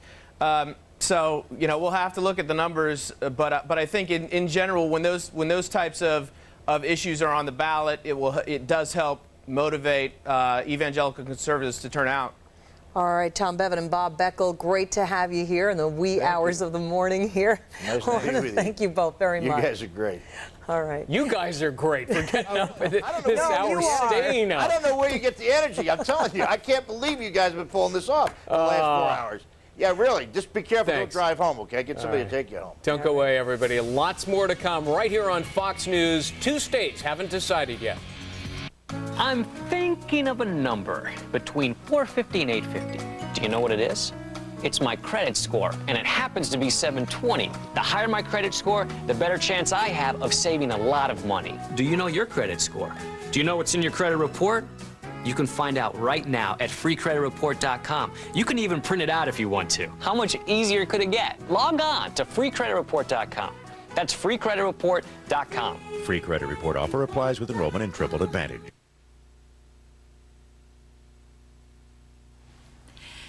When it comes to making the important decisions in your life, like money or your health, it helps to hear what others think. And it might help you to know that the AARP Medicare RX plan has already covered over 40 million prescriptions for members, saving them over $3 billion. The 2007 AARP Medicare RX plan's drug list includes all brand name drugs or their generic equivalent covered by Medicare Part D. And with this stable drug list, you can count on the same prescription drug coverage all year long.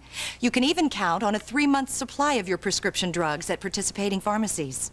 You can choose a plan with no annual deductible. And there's no surprise when it comes to your copay either. You can expect affordable flat copayments. And with the AARP Medicare RX plans, national coverage goes where you go, with over 60,000 network pharmacies to choose from year-round. If you're already enrolled in the AARP Medicare RX plan, you do nothing. You're automatically enrolled for 2007. But if you're in a different plan or haven't enrolled yet, now's the time for the AARP Medicare RX plans, exclusively endorsed by AARP. Call now for your free information kit because annual enrollment for 2007 runs from November 15th to December 31st of this year. The AARP Medicare RX plans make it simple and convenient to enroll. You may even qualify for extra help if you're on a limited income. Join the millions already saving money with the AARP Medicare RX plans. With a stable drug list you can count on, no annual deductible plans to choose from, and affordable flat copayments, and for coverage at more than 60,000 network pharmacies. Put your trust in the AARP Medicare RX plans. Call for your free information kit today.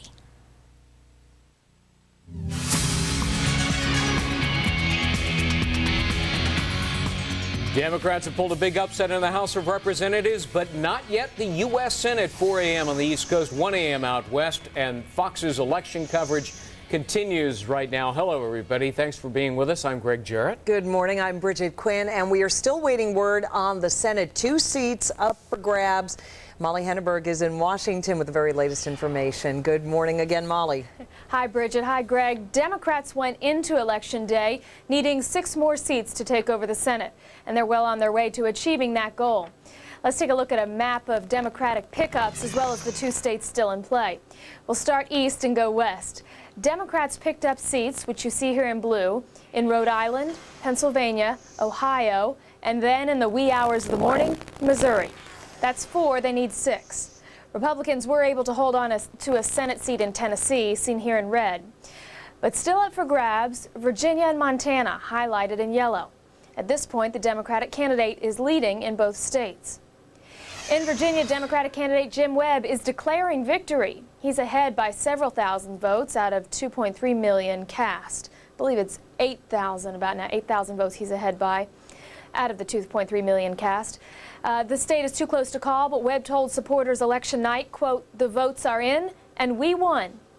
Incumbent Senator George Allen is not conceding, though. He says there are still votes to be counted, including absentee ballots, and it appears there are a handful of precincts where vote totals are still to be determined. It's possible this race is headed for a recount. In Montana, it's going to be a long night. Democrat John Tester is ahead of incumbent Senator Conrad Burns by about 5,600 votes. A new last-minute voter registration program, as well as computer problems, have slowed election results tremendously. For example, in Flathead County, Montana, election computers failed, so ballots are being counted by hand, and we may not have results for several more hours. So Democrats have picked up 4 of the 6 seats they needed to take over the Senate and are leading in the 2 remaining states that they still need, Virginia and Montana. Bridget and Greg? All right, Molly, so okay, Montana, Virginia, we still haven't called those races, but just again, if you could give us the count in the Senate right now as it stands. Right. As it stands right now, it's 49-49 if you count the 2 independents in with the Democrats, and they tend to caucus with the Democrats. So 49-49. If the Democrats hold their leads in the 2 remaining states that you see in yellow, Virginia and Montana, it would end up being Democrats 51, Republicans 49. And just to give you a sense of where we've come, before today, it was 55 Republicans, 45 Democrats, and including 1 independent. So, Molly, in the Virginia race, I mean, at one point in time, it was about 1,700 separating them, which invited, and I think now you've said about 8,000, although it's not all completely counted. What's the rule there on an automatic recount? Is it somewhere in the neighborhood, if it's less than 1% of the total votes cast, then there's an automatic recount? Is that it? If it's less than half of 1%, then an automatic recount, well, it's not automatic even. I don't think the law makes it automatic. I think if it's less than half of a percentage, the person who's trailing can request a recount and it happens. If it's under 1 percentage point, then the trailing person can, again, ask for a recount. But if it doesn't go the way of the person who's behind, then that candidate has to pay for the recount. Right. So I guess it's free if it's under half a percentage, and the challenger has to pay for it if it's less than 1%, and the challenger loses. But it can otherwise be waived by the apparent loser in any case, and George Allen might consider doing that. Too early to know. Okay. Right. Molly Hindenburg, live in Washington. Molly, thanks very much. 26 seats, that's how many the Democrats gained this time around, giving them enough to win the House of Representatives. Steve Centani has been following that body live in Washington with more on the Democrats' win there. Hi, Steve. Greg, yeah, more than enough to win. History clearly made tonight here on Capitol Hill. Control of the House has changed hands for only the 2nd time since 1954. The last time, of course, it was in 1994. Now, capitalizing on voter discontent over Iraq, Democrats are now in charge, winning a decisive victory in Tuesday's voting. Here is the way it looks. The breakdown between Democrats and Republicans in the House of Representatives after today's voting, after Democrats picked up at least 26 seats, and they needed only 15 to gain control, so they far exceeded that. So there are 228 Democrats now and 206 Republicans as it stands at this moment. And that means the next Speaker of the House is very likely to be a liberal Democrat from San Francisco, Nancy Pelosi. She's the first woman ever to hold the job.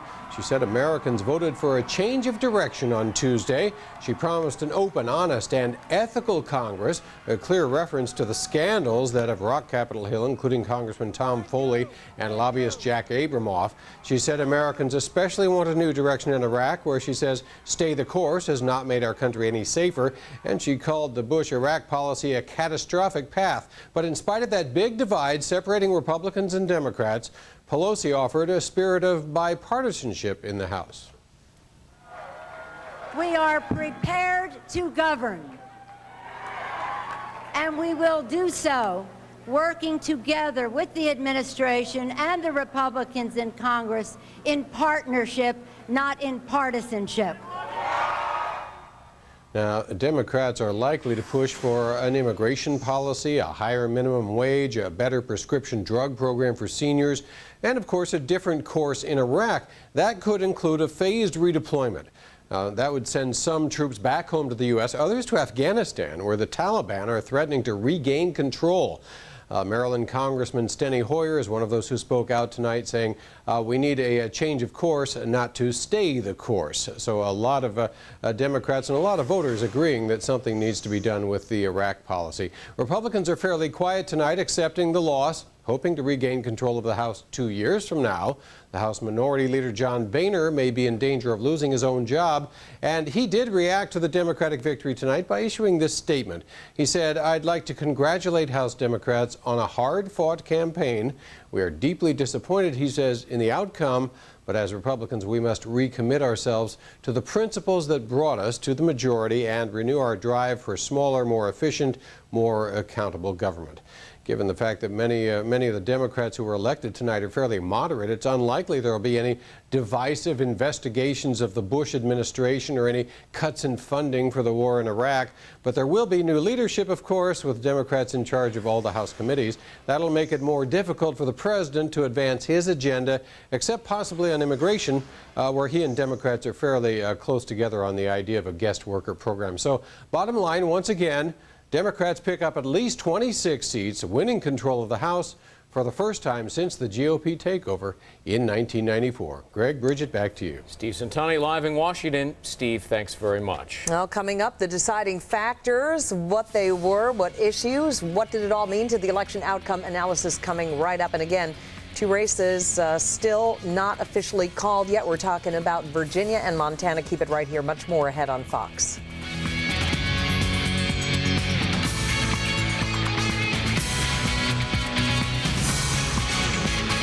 Here are the no-nonsense facts about getting cash and getting it fast. Cash Call can put thousands of dollars in your checking account by tomorrow, just based on trusting you, with no security of any kind, just your signature. You do not have to own a house and you do not need collateral. It only takes a few minutes to make the cash call and get the thousands you need. And payback is affordable, just over $200 a month. Just make the cash call at 877-860-CASH. That's 877-860-CASH, anytime. My dad's great, but I just wish he could be around more. He's always having to go back to the office for something. Even my birthday last week. Right in the middle of the party, he had to go back to the office. Or the time we were playing catch in the backyard. It was a real Field of Dreams kind of moment. So last night, Mom and I decided to take matters into our own hands. In less than 2 minutes, we signed Dad up for a free trial of Go to My PC. With Go to My PC, Dad can access his office PC right here from home. He can use all his programs, work on his files, check email. Anything he can do in his office PC, he can do from anywhere. But since today's Saturday, and he's got a bunch of chores lined up for me. Hey, Kevin, why don't you come help me wash the car? I figured I'd wait for tomorrow to show him. You can try Go to My PC 3 too. Visit gotomypc.com/TV. The morning after this all-important election, wake up to the results and the political fallout. The big wins, the big losses. Steve, Gretchen, and Brian break down what it really means for you. Get all the election results first and fair only on Fox and Friends. After exposing this doctor. There is a doctor, George Tiller, who will execute babies for $5,000 if the mother is depressed. Should he be banned from performing abortions? The Factor tracks down his lawyer for answers. Tomorrow, it's an O'Reilly Factor follow-up.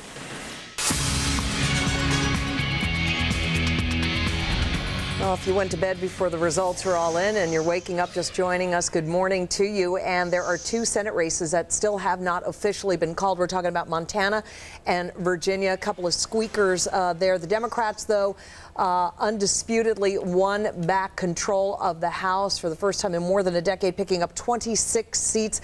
Let's talk about the results. Here with us in New York, Democratic pollster Doug Schoen, and in Sacramento, Republican strategist Karen Hanratty. Doug, to you first. Sure. Montana, Virginia, we had Bob Beckel on a little while ago and said, hey, look, maybe you haven't officially called it yet, but it's over for the Republicans in those states. Do you agree with that? Yeah, I looked before I came on, Bridget, at where the votes are out, and the votes are out in areas that both Tester and Webb are strong. So I expect both will win narrow victories. If that happens, the Senate goes Democratic, and a big victory becomes an even huger win for the Democrats. Karen, let me have you react to this lead line, Associated Press.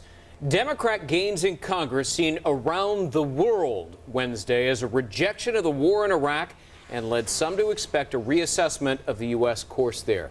Is that the inexorable result? Well, certainly the war in Iraq played a very important role in this election. I think there's more to it, though, than just the war in Iraq. And it's not a repudiation, and the rest of the world should not view this election as a repudiation of what we're doing in Iraq, nor should they expect that we are going to immediately pull out troops. You're not even hearing Democrats say that today. And I think that, ethics really played a strong role in a lot of these elections. You look at some of the exit polling, it'll be interesting to dissect race by race why certain people lost, but I think ethics really played an important role. And a lot of Republicans lost the confidence of voters. But Doug, overall, would you say that Iraq trumped the other issues? As some of our other commentators had made that point earlier this morning. Bridget, it's absolutely clear that Iraq was a central issue. People may well, as Karen suggests, not want to pull out immediately. They want a change in course. They want a phased redeployment. They want to do something very different from what President Bush has been doing. Karen, if you track the president's approval ratings, what you saw was in the late summer, somebody got to him and said, you got to start talking more positively about things like the economy. And he began doing that. And his poll numbers went up and up. And he was also talking about the war in Iraq. And his numbers were trending upward. And apparently he had some coattails because everybody else was too. Then the Mark Foley scandal hit. Did that eclipse things and contribute perhaps second only to Iraq to the defeat of Republicans? Well, it eclipsed in the respect that Republicans were really put on defense. And the problem with the Mark Foley scandal wasn't just Mark Foley. It extended to looking at how the Republican leadership handled that whole situation, and they came up short. And again, I think it goes to, I think a lot of voters lost confidence in the ability of Republicans to face crisis, to handle it head on, to be honest and open. And it's no one event. It was a really piling on, I think, beginning with the Duke Cunningham scandal here in California, where, he's now sitting in a federal prison because of his ethics Tom DeLay, issues. Bob Ney, the list goes on and on. It was piling on.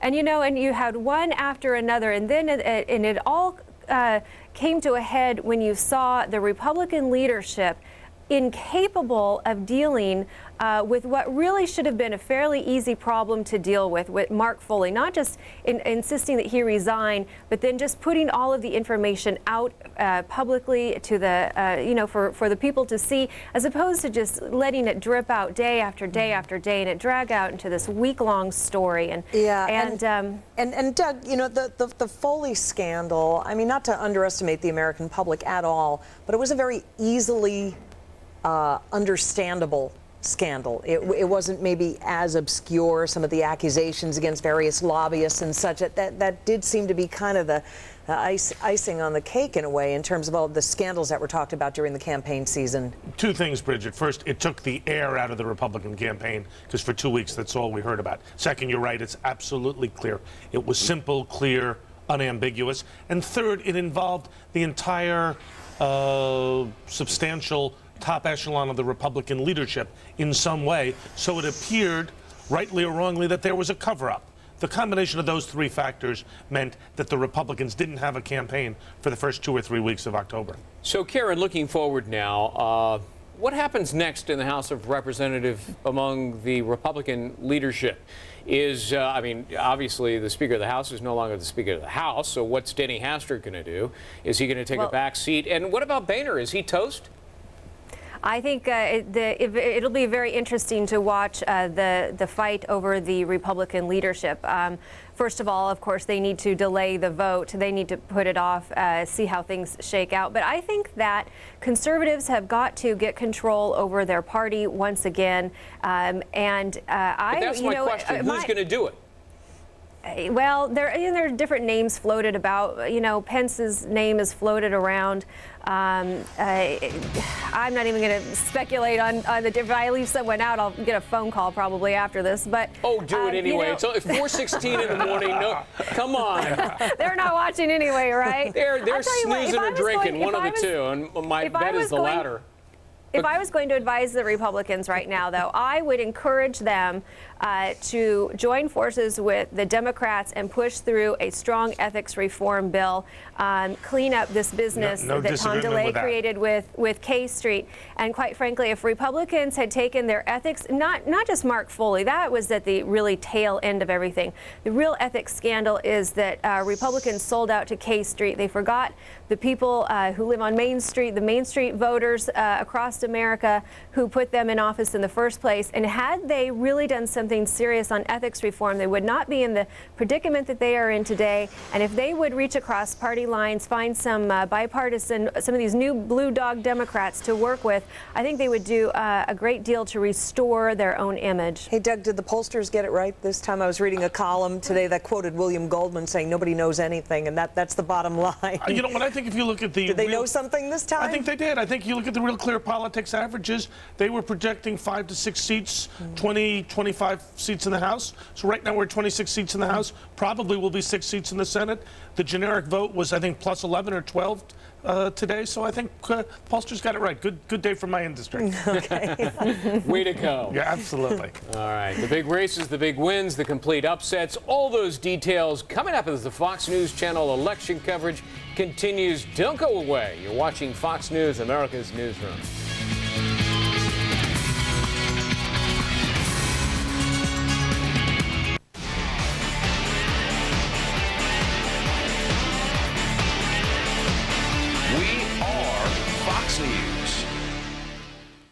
Look closely at how dramatically these wrinkles diminish, seeming to disappear with just one application of Genosphere with Q-Zomes. When doctors saw these results, they were astonished. I haven't seen anything like it since Botox, and the clinical evidence is clear. This is what my patients want. Dramatic results you can see immediately on the eyes, the lips, even the cheeks. And it's available without a prescription. Genosphere's patented, clinically tested ingredients work like no other anti-wrinkle formula can.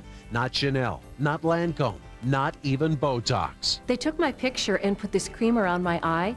I went to lunch, and when I got back, just look. The lines, the wrinkles, I don't see them anymore. Apply it each morning like your normal moisturizer. Genosphere's patented microscopic carriers called Q-Zomes bring absorbent hyaluronic spheres deep into the epidermis where they nestle beneath each wrinkle. Then, absorbing your body's natural moisture, they expand and gently lift wrinkles from beneath. With daily use, a woman could look years younger than her age for life. Many of my patients come to see me to avoid surgery. With Genosphere, they can affect the appearance of age lines and crow's feet without surgery or injections. This revolutionary formula actually lifts wrinkles from beneath. Genosphere is already selling for $99. But if you call right now, you'll find out how to get a month's supply of Genosphere absolutely free. You will see dramatic results, usually with the very first application. The results are quite dramatic. You see a difference with the very first application. Genosphere works because it's backed by real science with real results. Please do not delay. Introductory free supplies are limited. Call now for rush delivery. Call 1-800-897-8649. That's 1-800-897-8649. Learn how to get a 1-month supply of Genosphere at 1-800-897-8649.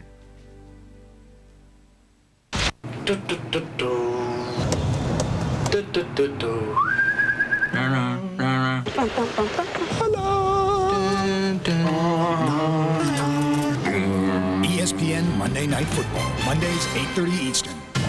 ESPN, serving sports fans around the world. Brought to you by your local Toyota dealer. Toyota, moving forward.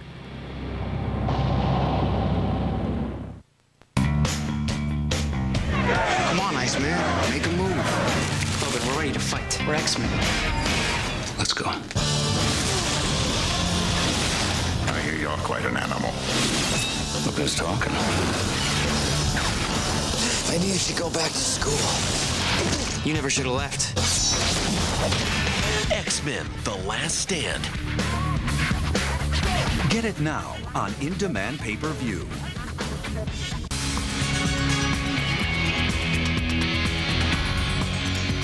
Welcome back. Here's the headline. The Democrats have won the House of Representatives, the first time since 1994 that they've taken control. And here are the states that they have, they've picked up. They have picked up in Missouri, Rhode Island, Pennsylvania, Ohio. Virginia and Montana, though, are the two states which are, at this hour, too close to call. Joining us once again to talk about it, Doug Schoen, Karen Hanratty. Doug, during the commercial break, I was asking you, did President Bush and other Republicans not hit the mantra of taxes, the Dems are going to raise your taxes? Did they not do that early and often enough? I don't think they did, Greg. I think that they had an argument that the economy was moving along successfully and effectively, that their low taxes had produced the kind of economic growth and job creation that had benefited the American people, 2 million jobs, and that the Democrats would put it at risk. As you suggested, we heard that late. I don't think it had much impact because the exit polls showed those who voted on the economy voted about 2-to-1 Democratic, and those voters were voters concerned about cost of living, middle class squeeze, traditional Democratic constituency issues. Yeah, Karen, pardon the pun. Why wasn't the Republican Party able to capitalize on some good economic information? And even gas prices went back down. I know. Yes, you know, all the conventional wisdom about people vote their pocketbook didn't quite play out in this particular election. And, you know, I think one thing it'd be interesting to find out, but I think, you know, for all the talk about low unemployment, and it is record low unemployment, I think that there's a new standard that Americans have become used to: low unemployment, a strong stock market, and that's almost, you know, they've set the bar, and that's their expectation. So when their expectation is already met, you don't get credit for you know, the economy doing and performing as well as it should. I don't think we're going to see the economy playing out as strongly in future elections, possibly. And, you know, the other thing is that, you know, the one thing that never gets talked about is the price of housing in America. So that while your income may remain steady, more of your income is likely going toward your mortgage payment. And the price of housing is very expensive around America. And I think that that is an indicator that never seems to get talked about by Republicans or Democrats. And so, you know, and I also think that Republicans truly needed to take care of business in their own house, needed to clean house. And I'm going to stick to that ethics message because I really do believe that that's one area where we really dropped the ball. Well, speaking of which, heading up the government reform, Henry Waxman, he may hold hearings on scandal, waste spending in Iraq. A couple of other oversight committees will likely look into ethics. Is that going to be a priority among Democrats? I think it probably will be a priority among Democrats, and there are really two ways to go. You can do it with investigations, which I don't think is necessarily the preferred way, though certainly congressional oversight is a key question. The other issue is to do what Karen suggested, which is, I think, something that hopefully will happen, which is bipartisan ethics reform with real teeth, so that if you violate the rules, you take illegal campaign contributions, you use money in an inappropriate way, you get caught, and it's sanctions with teeth. Nancy Pelosi, Karen, seemed to want to quash any talk of any of the more radical notions like the impeach Bush stuff. She seemed to, you know, put a stop to that before it really even got started. I guess the bigger question, though, is how will she and President Bush get along? Well, you know, for all of her talk about working in a bipartisan manner with the president, she's going to have to stop going around on national TV calling him incompetent, because it either, it raises the question her own sincerity, or why would she want to work with someone who she thinks is so incompetent? She's not creating a real friendly atmosphere there. So, look, she's been, and probably a lot of it is just election year campaign talk. She's playing up to her base. That's what they want to hear. But she's got to put that rhetoric aside if she's serious about working with the administration on finding a change of direction in the war in Iraq and how they're going to handle that. This vitriolic rhetoric coming out of her has to stop. And, it's not just Nancy Pelosi. It may be Harry Reid, who may be the majority leader in the U.S. Senate, depending upon how the last two Virginia and Montana states turn out. I mean, this is a guy who is the equal of Nancy Pelosi when it comes to caustic, critical comments of President Bush. He's issued more apologies for some of the over-the-top comments he's made. Can he get along with the president if he's the majority leader? Well, I think he certainly will and will have to, but I also would point out, given the election results and the poll results we've seen, a majority of the American people do believe that there are serious problems with the performance of the Bush administration. And while Karen might not like to see the president referred to as incompetent, there's very little about our policy in Iraq that could well be called, sadly, successful at this point. So the American people really offered a judgment of non-performance to the Republicans, and I think we all hope that bipartisanship is the rule of the day. Karen, the president is expected to speak during the course of the morning. What would you like to hear him say? I think, I hope that the president can extend, I think he needs to extend a hand to the Democrats. And not that I have any interest in a lot of the Democratic policies that we're hearing about, but one message that I think we did get out of the election tonight is, if you look at the Democrats who won seats tonight, they're fairly conservative Democrats. These are not hardline liberal Nancy Pelosi, Harry Reid Democrats who won tonight. These are Democrats who could very easily be a Republican on a good day. So I think that the president needs to recognize that. I hope he extends a hand of bipartisanship to them and shows the American people that the Republicans can work with Democrats and we can get something done and we can have a successful Congress, but we're going to do it on these more conservative principles that the new freshman Democrats are bringing in, and not the Nancy Pelosi liberal priorities. We've almost, Doug, ignored some of the gubernatorial races, a huge pickup by Democratic candidates as well there.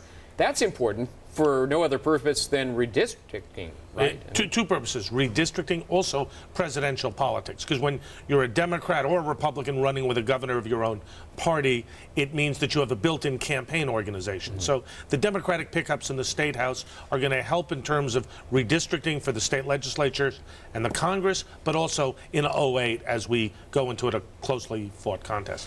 All right, Doug Schoen, Karen Hanratty, thank you both very much. Again, early hours of the morning. We have much more to come. As we've been telling you, we are still waiting to call a couple of important Senate races. Of course, we're talking about Virginia. Real squeaker there, although Jim Webb has declared victory, essentially. Also waiting for an official call on Montana. So 2 Senate races still, I guess you could say, up in the air. They are indeed. Plus, we're going to take a look at how some of the ballot initiatives may have played out in this important You Decide 2006 election.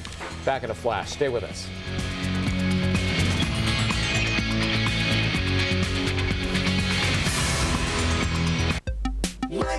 Money should be fat. It should be big.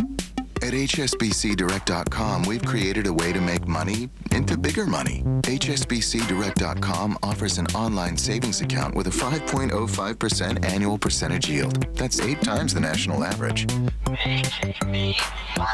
Let your money grow big at HSBC. Brought to you by HSBC, the world's local bank. Member FDIC. Discover more at HSBCDirect.com.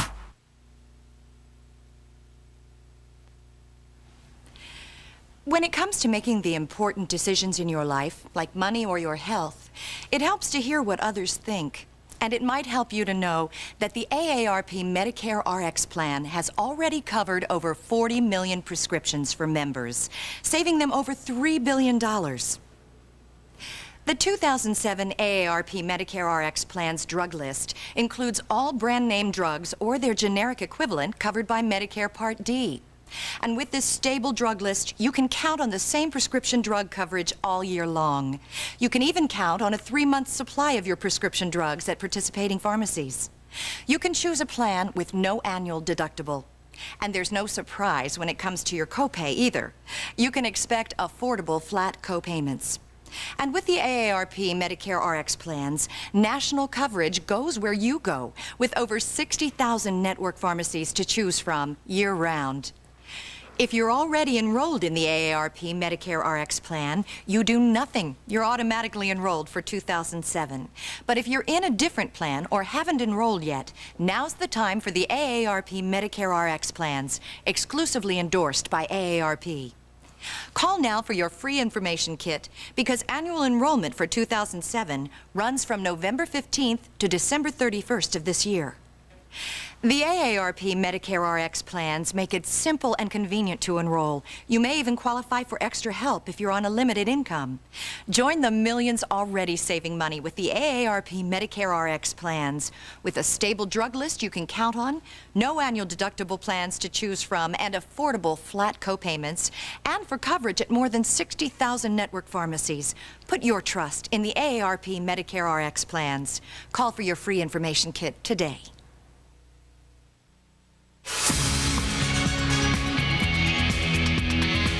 Welcome back to Fox's continuing coverage of election night and You Decide 06. The balance of power in the Senate is still in limbo this morning. Now, Democrats did pick up 4 of the 6 seats that they needed to take control, but there are still 2 seats out there tonight. That's right. The race that everybody is talking about tonight is in Virginia, where incumbent George Allen and challenger Jim Webb are locked in a dead heat this hour. Some of the precincts in Virginia did not even finish their count today. They're going to have to continue sometime tomorrow, but the separation is so tiny. We may not know the results from this race until later in the day at the earliest. That's right, at the earliest. And the same is true in Montana, where the race looks like it is trending toward the Democrat John Tester over Republican incumbent Conrad Burns. The difference between them is still very small, and there are reports of some problems with voting machines, and that race is still too close to call. In Missouri, Democrat Claire McCaskill narrowly defeated Republican incumbent Jim Talent in a race that lasted late into the night. She's the state auditor, and she may have won in some small or large part due to actor Michael J. Fox, who ran those ads there, her ads essentially, supporting expanded stem cell research. In the meantime, the troubled campaign of Republican Katherine Harris came to an end today. She was easily defeated by Democratic incumbent Senator Bill Nelson. In Minnesota, Democrat Amy Klobuchar will head to the U.S. Senate after defeating Republican Congressman Mark Kennedy in the race to replace the retiring Senator Mark Dayton. This had been a seat, actually, that Republicans had hoped to retain, but Kennedy has pulled behind for months, never seemed to get the traction he needed. All right, well, finally, in Nevada, Republican Senator John Ensign has won re-election by defeating Democrat Jack Carter. Yes, Carter, the son of the former president of the U.S. In contrast to Minnesota, this had been a race on the radar of the Democrats very early on, but Carter just failed to generate the sort of support that the Democratic leaders had really been looking for. Well, the balance of power in the House of Representatives did shift tonight, so let's take a look at that. Democrats have taken control. Nancy Pelosi will presumably become the very first female Speaker of the House in our nation's history. And here are some more of the key races. In upstate New York, Democrat Kirsten Gillibrand beat Republican incumbent John Sweeney. This is a big one. This pickup for the Democrats comes just a week or so after a police report was leaked to the press indicating that Sweeney's wife called 911 last December after an altercation with her husband. She sort of denied it, said it was fake. Sweeney had also come under fire for contributions he had received from lobbyist Jack Abramoff. Yeah, we've been talking about that a lot during the course of the morning, how much various scandals played in the overall election. Also in New York, Republican Tom Reynolds held on to his seat in a race that had gotten very close. After the Mark Foley scandal, Reynolds is the chairman of the Republican Congressional Campaign Committee in charge of electing House Republicans. And tonight he did dodge a very close call. I suppose some folks felt that maybe there was more he could have done to bring the Foley situation to light. Indeed. And speaking of Mark Foley, the race in Florida's 16th district to fill his open seat, well, it went to a Democrat. Tonight, Tim Mahoney, who held off a late surge by Republican State Senator Joe Negron. Because Foley dropped out so late, his name actually remained on the ballot, so voters wishing to vote for Negron actually had to vote for Foley, if you understand this, in order to support the Republican candidate, and thus Negron. But the effort came up short despite some very creative posters asking voters to, quote, punch Foley for Negron. Didn't do the trick. Not bad. Not bad. No. In New Hampshire, Democrats picked up both congressional seats. In the 1st District, Democrat Carol Shea Porter defeated the incumbent Republican Jeb Bradley. 2nd District of New Hampshire, Democrat Paul Rhodes knocked off Republican incumbent Charlie Bass. That's a real big one, a big loss for the Republicans. He was a leader among the GOP. And finally, Arizona Republican Congressman J.D. Hayworth. Probably recognize him from Fox, very recognizable member of the Republican class of '94, too. He has gone down to Democrat Harry Mitchell. Very flamboyant, talkative guy. Now he's going to be talking outside the halls of Congress. Finally, there were also several gubernatorial races we've been keeping a close eye on. Let's begin with Minnesota. The governor's race there between Republican incumbent Tim Pawlenty and Democratic challenger Mike Hatch remains too close to call this hour. This was an important race for Republicans who recently selected Minneapolis as the site of their 2008 convention. Having just lost an open Senate race there, they're eager to avoid a clean sweep in the land of 10,000-plus lakes. In Tennessee, Democratic Governor Phil Bredesen had no trouble winning re-election despite the Republicans winning the Senate race between Harold Ford Jr. and Bob Corker. To New Mexico, Democratic Governor Bill Richardson, no surprise there, easily winning re-election. He's another figure whose name always comes up as a possible candidate for president in the year 2008. You know, we all remember it too well from the 2000 election, the never-ending saga of ballot recounts.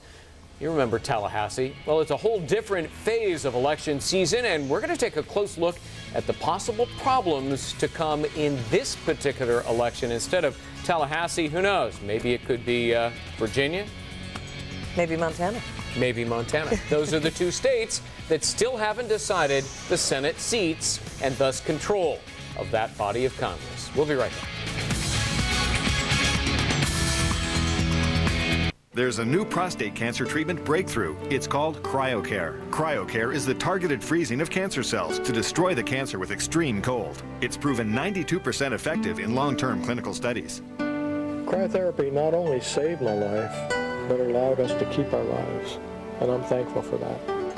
CryoCare is Medicare approved, requires no major surgery and no radiation. If you know someone with prostate cancer, call for this free guide on CryoCare. Call 1-800-913-CRYO. If you owe taxes or are facing an IRS lien or wage garnishment, here's important news for you. Now there's a new program that will immediately end wage garnishments, remove IRS liens, and eliminate IRS tax penalties. Call right now to enroll in the Rapid Relief Program from Advantage Tax Resolution and have your tax liabilities reduced by up to 90%. Hi, I'm Corbin Burnson for Advantage Tax Resolution. You know, tax problems can strike at any time, even if you've done nothing wrong. Advantage Tax Resolution was founded to help people just like you resolve your tax problems permanently. I'd never been able to take on the IRS myself, but I got help. I had my tax lien removed and my debt reduced 90%. Call right now to enroll in the new Rapid Relief Tax Resolution Program. It's the last call you'll need to make about your taxes. There's no better time to remove wage garnishments or eliminate tax liens and penalties. Call 1-800-598-4292 right now. The morning after this all-important election, wake up to the results and the political fallout. The big wins, the big losses. Steve, Gretchen, and Brian break down what it really means for you. Get all the election results first and fair only on Fox and Friends. After exposing this doctor. There is a doctor, George Tiller, who will execute babies for $5,000 if the mother is depressed. Should he be banned from performing abortions? The Factor tracks down his lawyer for answers. Tomorrow, it's an O'Reilly Factor follow-up. Well, the votes are in, the ballots have been tallied. Now maybe the recounts will begin. Nationwide problems at voting locations, widespread voting machines malfunctioning, charges of voter fraud. Kind of the same story we had in 2000. Not that bad, though. Joining us here in New York is John Fund of the Wall Street Journal. Hey, John, first of all, before we get into that stuff, Virginia still contested, likely to be contested. Montana, perhaps. Where do you see the biggest brawl here over the results? Well, any place that's within the margin of litigation, which is what I call it. Virginia, by the way, this is deja vu all over again. 1 year ago in the Attorney General's race in Virginia, they went to a recount. It was not decided for about 2 or 3 weeks. It may take that long to decide this Senate seat. Montana similarly could be close. It is possible that we won't know the outcome of Senate control for 2 or 3 weeks, and there's a precedent for this. In 2000, Senate control hinged on one race in Washington State, Maria Cantwell. We forget about it because of Florida was the same year. Right. That took a month to resolve. You know, these new voting systems that have cropped up since the 2000 election recount debacle, they're only as good as the people who program and use them, right? Yes, although there are a lot of safeguards. I think there are problems with the electronic voting machines that hinge mostly on training. You have elderly poll workers who are technophobic. You've got voters who aren't used to them. A lot of people were using the machines for the first time. I think in general they're better than the paper ballots, because paper ballots, as we remember from Florida, can be smudged, they can be indistinct, they can be subject to different interpretations.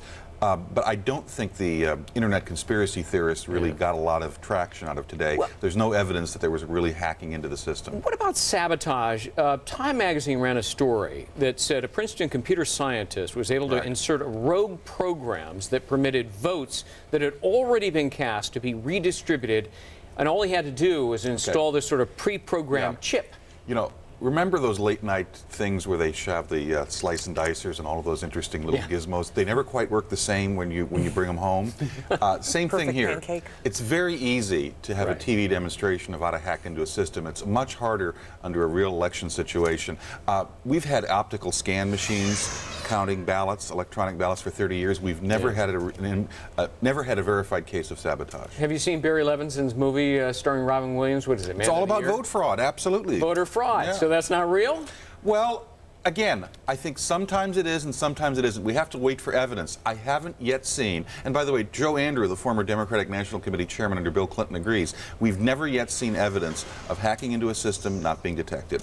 John, we even got a little story late night, Senator Clinton telling reporters that her daughter Chelsea was turned away from a polling site because her name didn't appear in a book of registered Well, that's voters. why we have provisional votes. Yeah. And that's going to be one of the things that may factor into the Montana and Virginia Senate rates. If your name isn't on the list, you're handed a paper ballot and said this is a provisional vote, it will count once we verify that you should have been on the roll. Now, you said there are backup systems, but I also read that with some electronic machines, there's no such thing as a real recount because there's sort of a lack of a paper trail. Some of the machines don't have a paper trail, but there's also the opposite problem. Let's say you have the paper trail.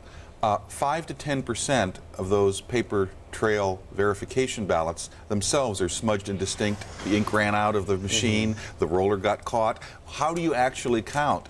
I think the best way to go is we need to make these electronic machines better, not abandon them. For example, the ATM machines work great. You get your cash from them all the time. One of the problems with electronic voting machines is we do it on the cheap. It costs 1/8 the amount of that ATM machine to build one of these electronic voting machines because they don't have the duplicate backup systems. Yeah, it's not that I'm looking, I don't regret the days of the hanging chads. It was good for us, kept us on the air, right? There's always going to be a problem. Electronic voting machines handled properly with proper training are better. Oh, look, there's a hanging chad. I don't want to go back to that. Oh, come on. Do you see big changes between now and 08? Yeah, John? I think this is the shakedown cruise for a lot of these new machines. This is the shakedown cruise for a lot of the new voters. I think we're going to have a whole new generation of poll workers next time. I like to think that we're going to get it right next time. All right. Let's move away from machines to people. Where did the Republican Party mess up? For the last 2 years, consistently. A lot of Republicans came to Washington in 1994 and they said they were going to drain the swamp. A small but significant number of them decided that instead it made a great hot tub, and they went native. And pork barrel spending is a classic example. Right. Earmarks.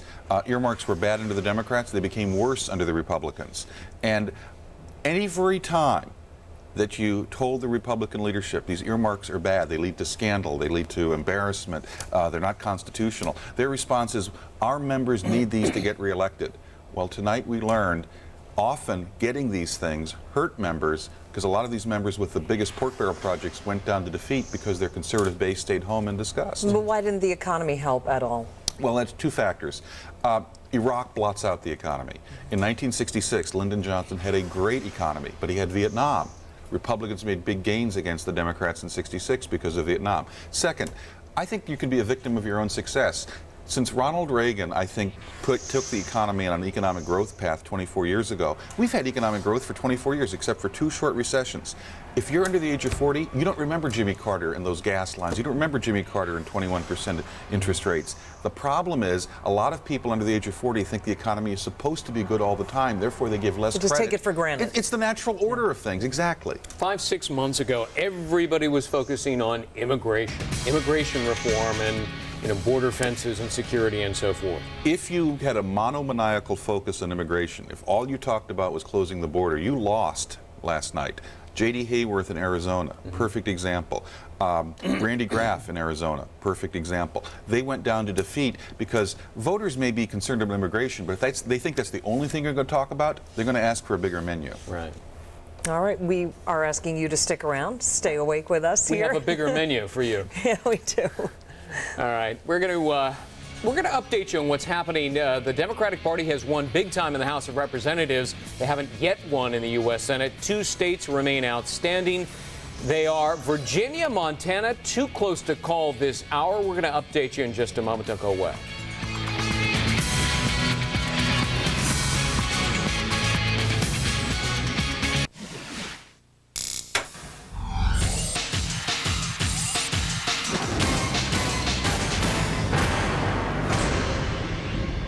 Here's a radically simple suggestion from eLoan. You can lower your rising monthly payments by consolidating your debt with a home equity loan and paying one lower monthly rate. Just call 1-800-TRY-eLoan or go to eLoan.com. eLoan, radically simple. Pay no interest for 1 full year. The Jewelry Exchange guarantees the lowest price. 1 carat solitaire's $5.99, certified ISI quality $2,900. And for 2 weeks only, make no payments for 12 full months. The Jewelry Exchange with superstores nationwide. If you're 50 or over, here's good news. Now AARP offers more exclusive member benefits than ever before, including big savings at 26 hotel chains, Pearl Vision, Avis, AOL, and many others. I love discounts. You also get a magazine, monthly bulletin, and more. It's a good way to stay really informed on issues that matter to people in my age group. Now for a limited time, your first year is just $9.95, and your spouse joins free. To join, call 1-800-973-0620. Do it now. From the team that brought you a lifetime of music, Elton John and Bernie Taupin bring you the new album, The Captain and the Kid, featuring The Bridge. I've seen the bridge, and the bridge is long, and they build it a high. The Captain and the Kid, the new album from Elton John, in stores now.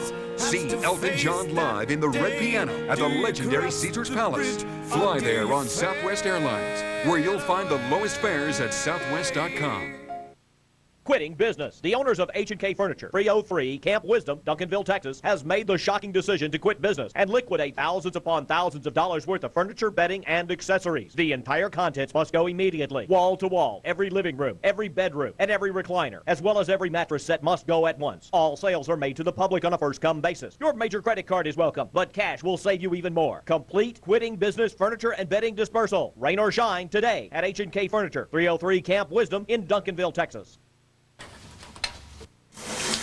1-800-SAVE-AUTO. Pick up the phone. The call is free. Play it safe. Woo! 1-800-SAVE-AUTO. Get peace of mind and security. Now that Safe Auto Insurance Company is offering minimum coverage in your area, 1-800-SAVE-AUTO. Play it safe. Safe Auto. people are singing an entirely different tune. 1-800-SAFE-AUTO. Minimum coverage for minimum budgets.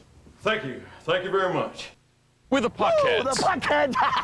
We're hardcore and we will not miss a game. But the only way we can see our favorite team is to go city to city and catch all the action. Oh! all the action. Thanks, Bob. Yeah, we're not like those fair weather hockey fans. We've got some kind of fancy schmancy NHL center ice package so they can watch all the action at home. All the action. At home? NHL Center Ice. Order today for $169. Every game's a home game on digital cable. I thought you said the van was home. And welcome back. Having won the House of Representatives, the Dems need to pick up 4 states. Six. They've won 4. There's Missouri. Jim Talent loses to Claire McCaskill. Rhode Island. Lincoln Chafee, the incumbent Republican, lost to Sheldon Whitehouse. That's a Democratic pickup. Pennsylvania, Rick Santorum, the Republican incumbent, lost to Bob Casey. And in Ohio, Senator Mike DeWine lost considerably to Sherrod Brown. That's a Democratic pickup as well. And a couple of races that we haven't called yet. Montana, it looks like a win for John Tester. Not official yet. Virginia, real squeaker there. It would appear, though, Jim Webb has won that race. He's declared victory. Again, we haven't called it yet.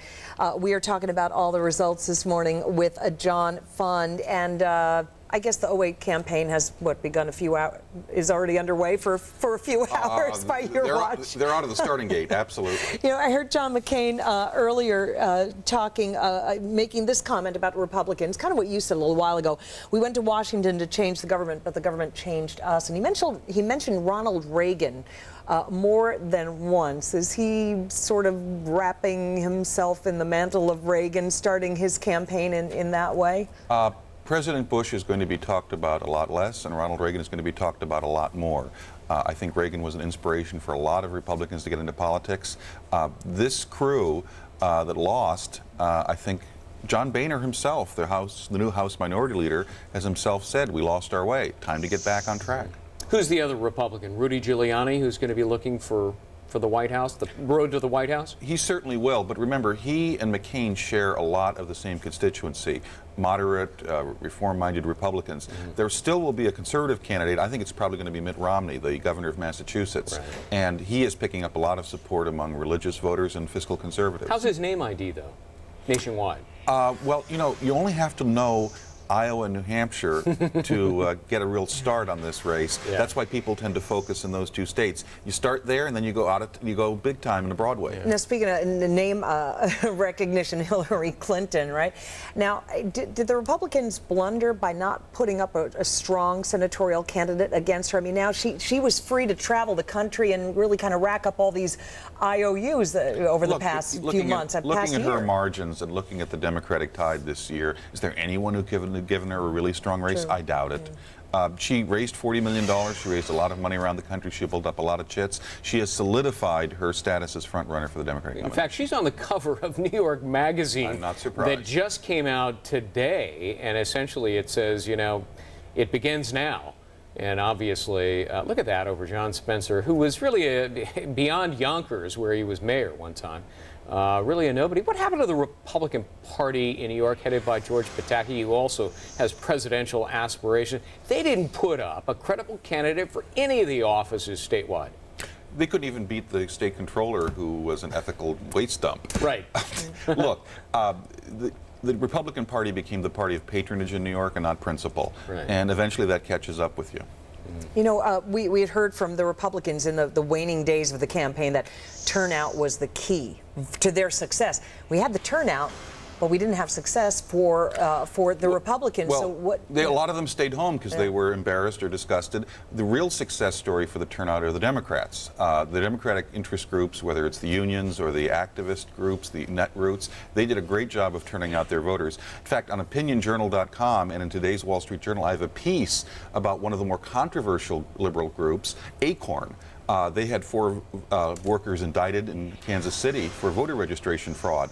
Acorn was a very effective group, but some of their methods may now get some scrutiny. You know, Barack Obama is second only to Hillary Clinton in some of the polls that are looking at 2008 already. He was on the campaign trail pretty heavily. For example, in Maryland, he helped Ben Cardin win, who was a very troubled candidate, won barely. Didn't help Harold Ford down in Tennessee. But does a Democratic win in the House and maybe the Senate elevate his stature as a campaigner? I think he's getting a lot of attention right now to sell books. I think he's positioning himself to be a vice presidential choice for Hillary Clinton or someone else. Ultimately, I don't think he runs for president. I think Hillary will get a challenge, but I think it'll come from Al Gore. While we have Ford and Corker up in Tennessee, you surprised by this? I think Harold Ford ran a brilliant campaign. He did the best possible job you could as a Democrat coming out of the Memphis political machine, which has a bad reputation in that state. We're going to hear more from Harold Ford. The Tennessee machine or the Harold Ford family machine? Well, that's the problem. Harold Ford himself is a very nice guy, very popular, but he has a lot of relatives who are under indictment in Memphis. And that's always a problem, isn't it? What do you think, John, we are going to hear? What would you like to hear from the president? We're expecting to hear from him later this morning. Plans for how a president in his last 2 years, with Congress either completely or partially dominated by the other party, is going to reach out and make the government work. What are his concrete ideas? Clearly, the president's concept of bipartisanship wasn't accepted by the Democrats. Is he going to have a new proposal, a new attempt to work with the Democrats? The Democrats want to behave, because remember, if they go too far left, that will make it much harder for them to win in 2008, because the Republicans now have something to run against, a Democratic Congress, or at least a Democratic House. What might we hear from him on Iraq, if anything? Well, the Baker-Hamilton Commission, Jim Baker, former Secretary of State Lee Hamilton, former Democratic chair of the 9/11 Commission, they're going to have recommendations on options for Iraq. It'll be interesting to see if the president takes some of those and runs with them.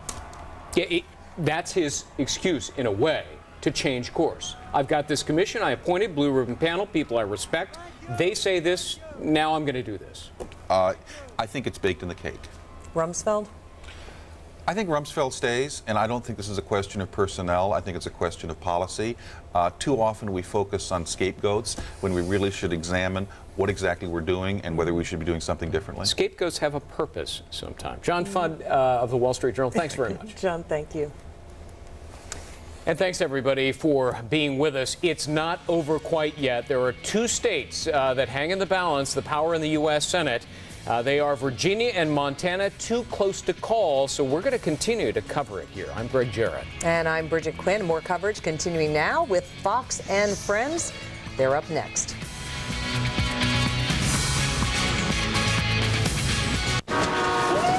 Woo! See, kids? Isn't this better than fine? Yeah. Look, vagabonds. Couldn't use your credit card miles, huh? Yeah, they blacked us out. You should switch to Capital One. What smells like old cheese? Oh, that's just Earl. Oh, it's just Earl, honey.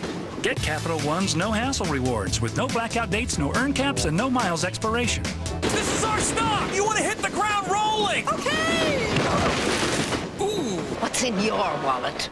You just got those glasses and they're scratched already? Introducing the Original Lens Doctor, the fast, easy way to fix scratches in your glasses and make them good as new again. The secret is the space-age clear polymer that fills microscopic scratches and imperfections on the surface of the lens, then dries to a hard protective surface with a special UV inhibitor. Amazing! The Original Lens Doctor works on eyeglasses, reading glasses, sunglasses, protective goggles, clear or prescription. If it's scratched or even just cloudy, the Original Lens Doctor will repair it. Watch, we're scratching these expensive glasses on purpose. What a mess! But the Original Lens Doctor glides on silky smooth, instantly filling the surface imperfections. Just slide over the lens surface with the unique angle tip applicator. The clear polymers in the Original Lens Doctor go to work, repairing even the toughest scratches and surface imperfections like magic. It really is amazing! I have an odd prescription, so I pay a lot every time I get glasses, and it's a big deal when I scratch them.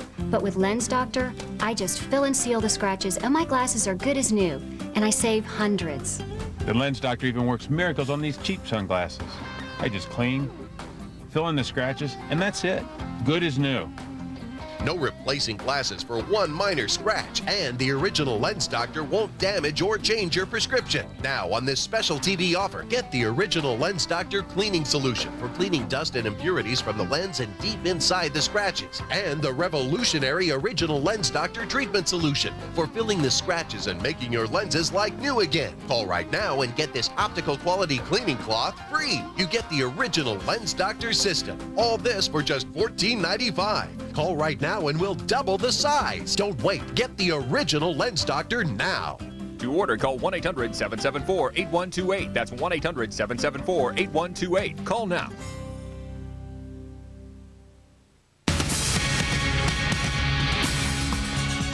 Good morning, everyone. Hope you're having a great morning. Welcome to our continuing coverage of You Decide 2006, the election results. The balance of power in the House of Representatives has shifted to the Democrats.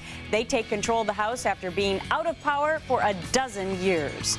Things are still up for grabs in the Senate, though. Democrats have gained 4 seats, but it will all come down to 2 key races.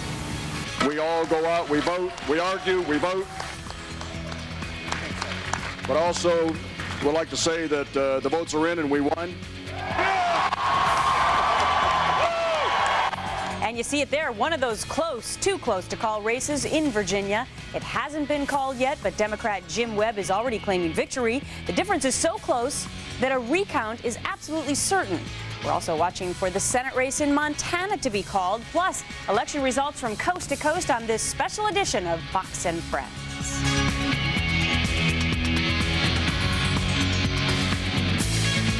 Come on over here. Yeah. Hey, gather around the TV set.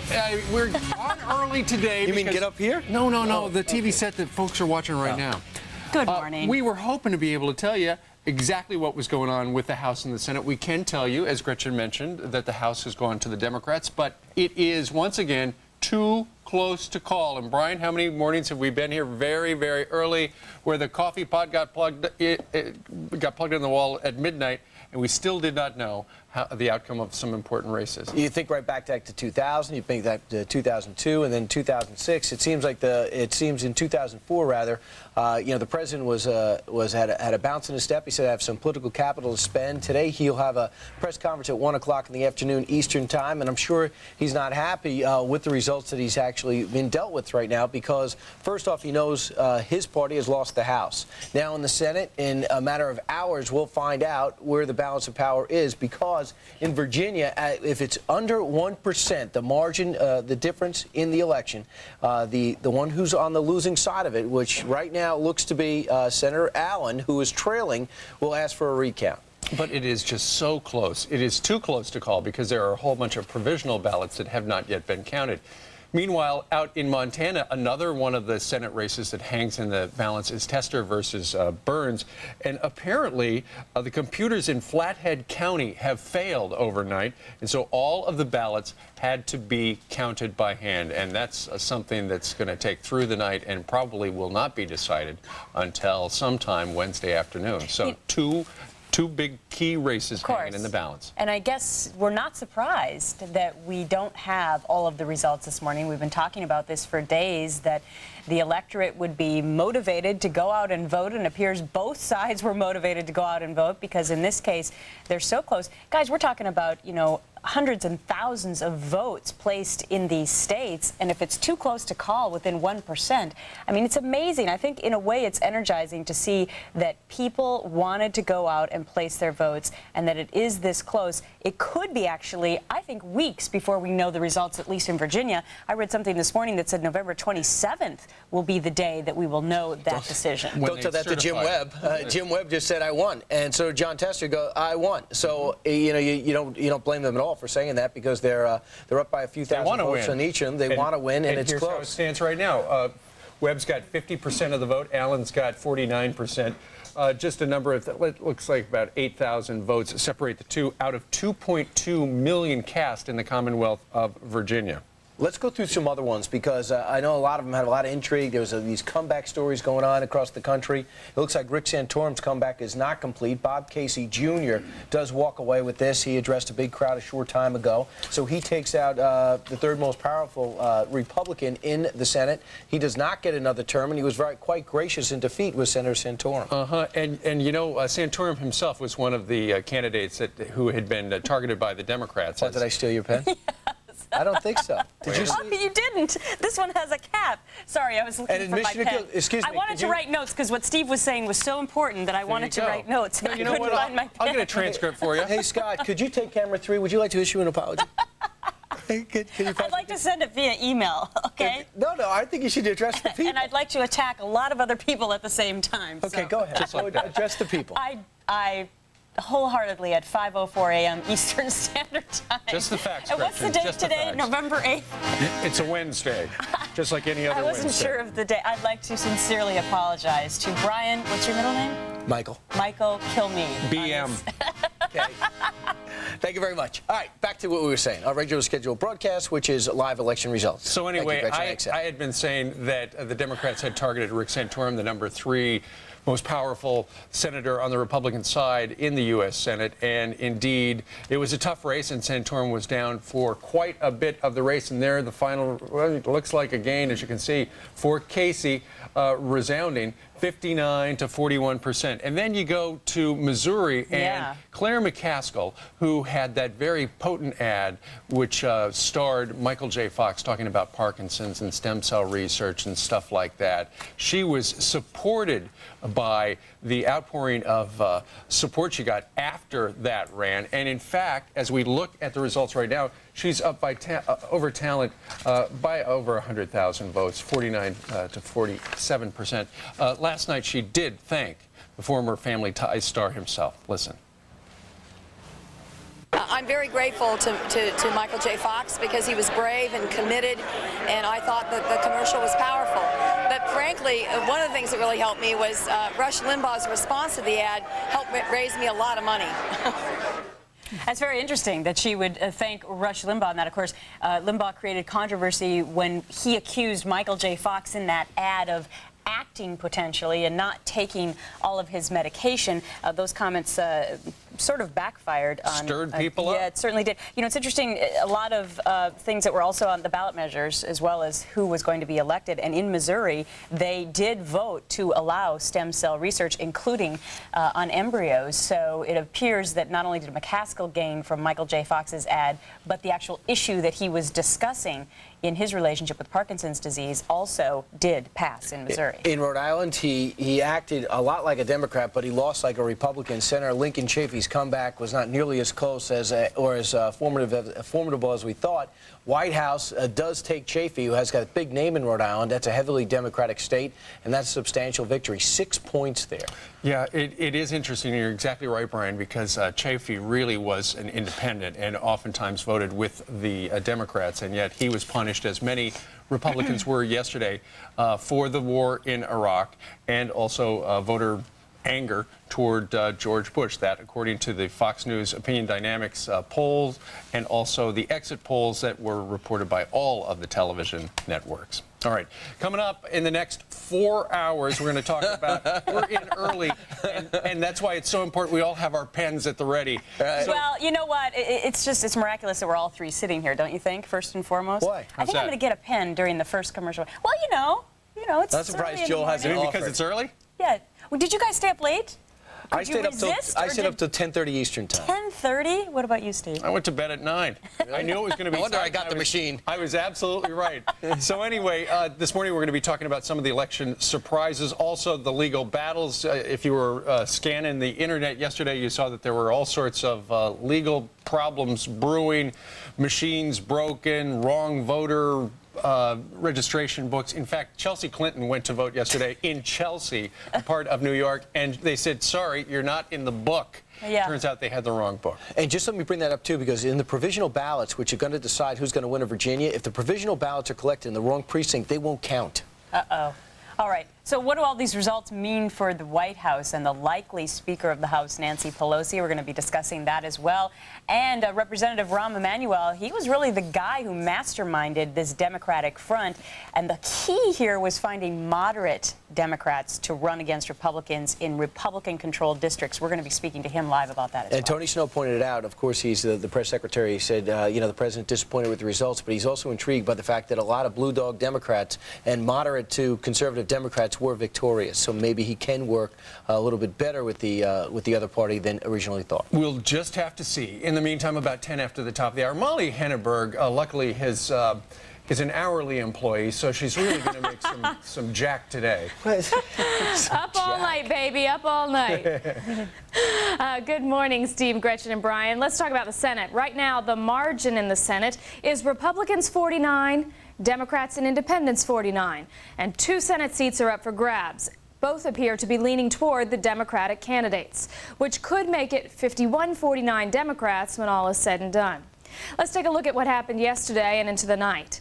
We'll start east and go west. Democrats picked up seats, which you see here in blue, in Rhode Island, Pennsylvania, Ohio, and Missouri. That's 4. They need 6 to get control of the Senate.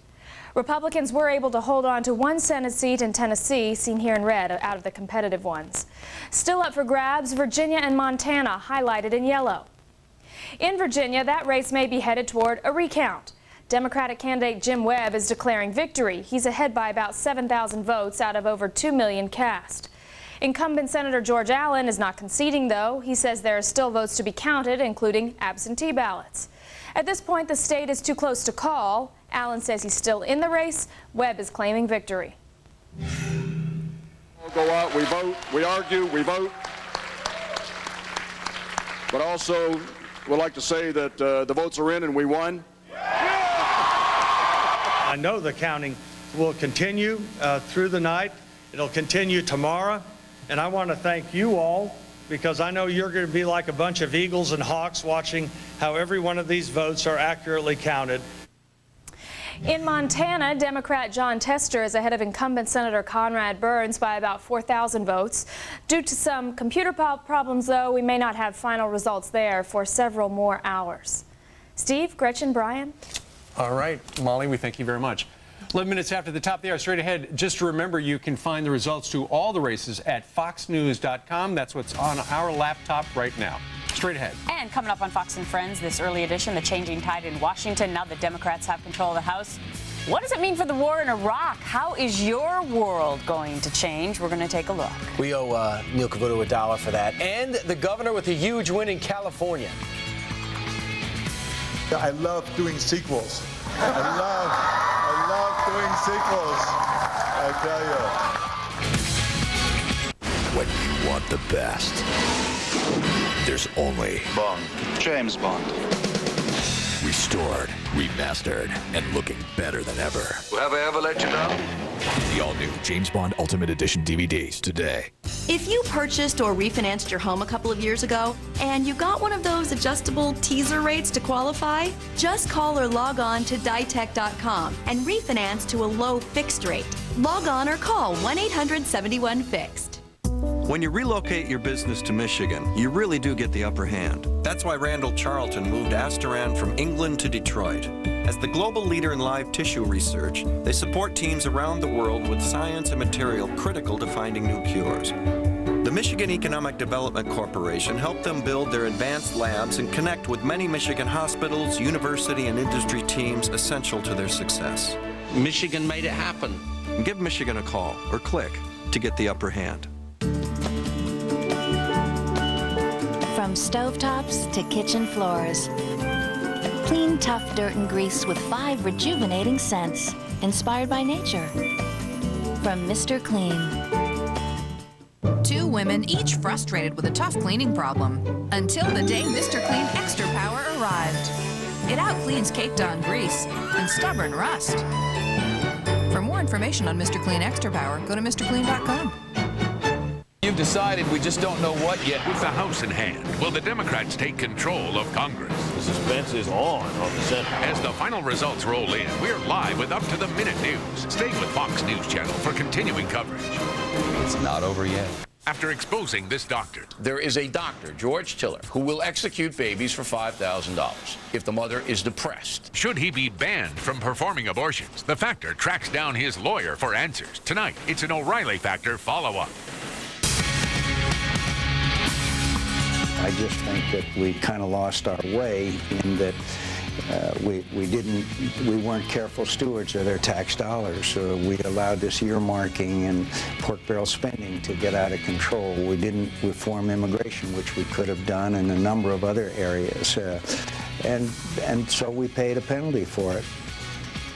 Welcome back, everyone, to this special edition of Fox and Friends. Steve Centani has been covering what's been going on in Washington for us. Steve, I think I just saw you. Did you stay up all night? Because I think I saw you last night as well. Did I not? Yes. I was up all night. Yeah, it's been a long one. But, not that you're complaining.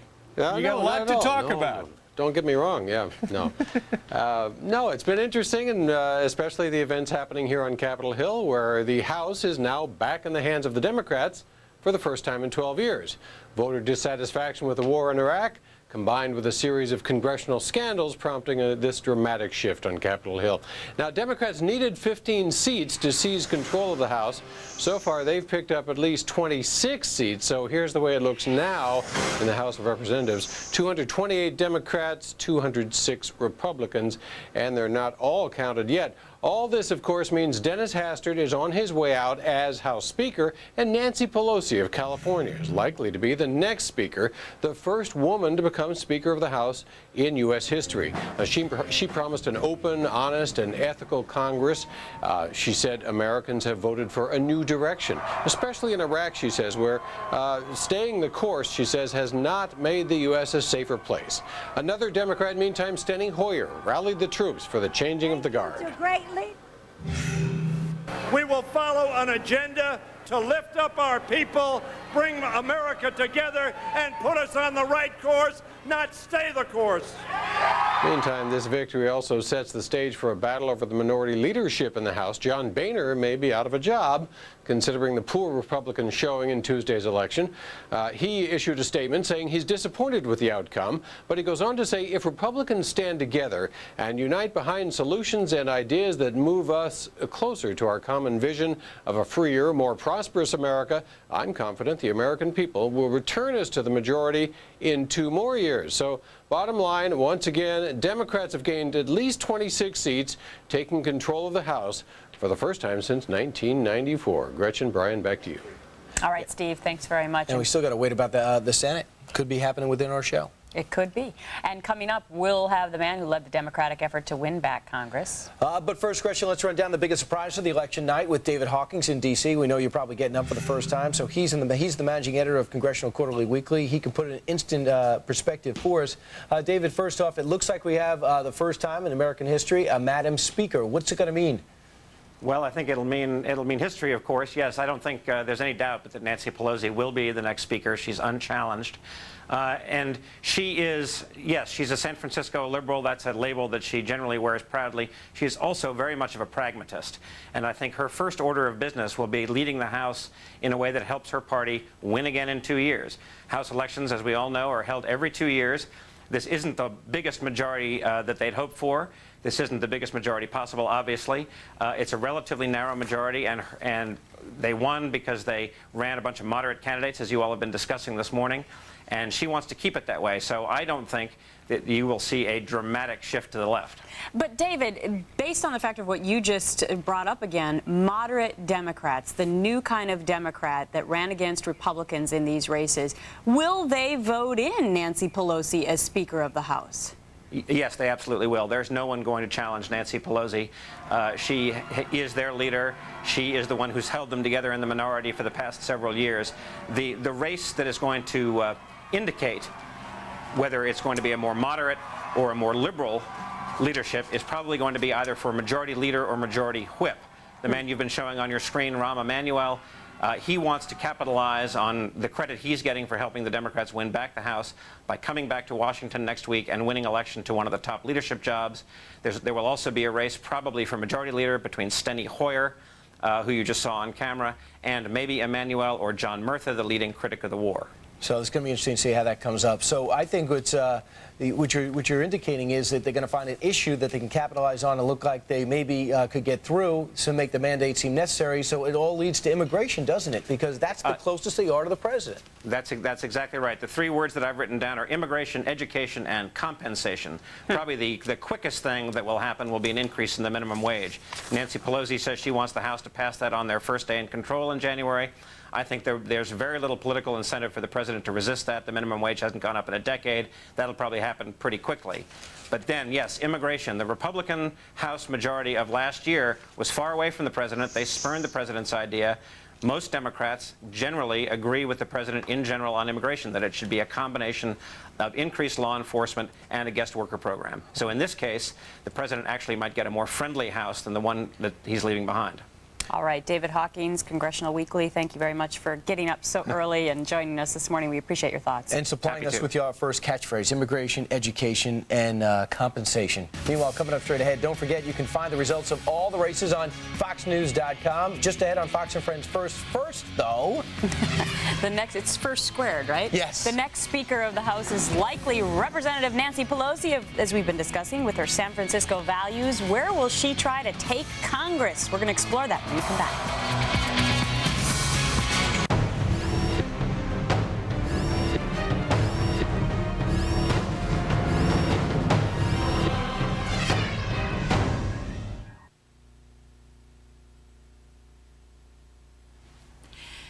When it comes to making the important decisions in your life, like money or your health, it helps to hear what others think. And it might help you to know that the AARP Medicare RX plan has already covered over 40 million prescriptions for members, saving them over $3 billion. The 2007 AARP Medicare RX plan's drug list includes all brand-name drugs or their generic equivalent covered by Medicare Part D. And with this stable drug list, you can count on the same prescription drug coverage all year long. You can even count on a 3-month supply of your prescription drugs at participating pharmacies. You can choose a plan with no annual deductible. And there's no surprise when it comes to your copay either. You can expect affordable flat copayments. And with the AARP Medicare RX plans, national coverage goes where you go, with over 60,000 network pharmacies to choose from year-round. If you're already enrolled in the AARP Medicare RX plan, you do nothing. You're automatically enrolled for 2007. But if you're in a different plan or haven't enrolled yet, now's the time for the AARP Medicare RX plans, exclusively endorsed by AARP. Call now for your free information kit because annual enrollment for 2007 runs from November 15th to December 31st of this year.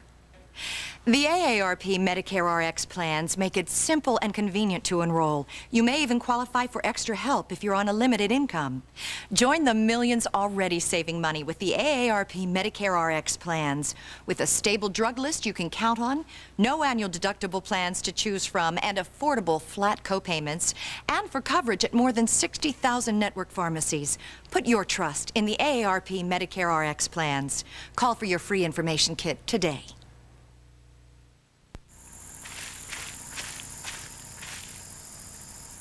I'll be as hardy of mind as I am of body.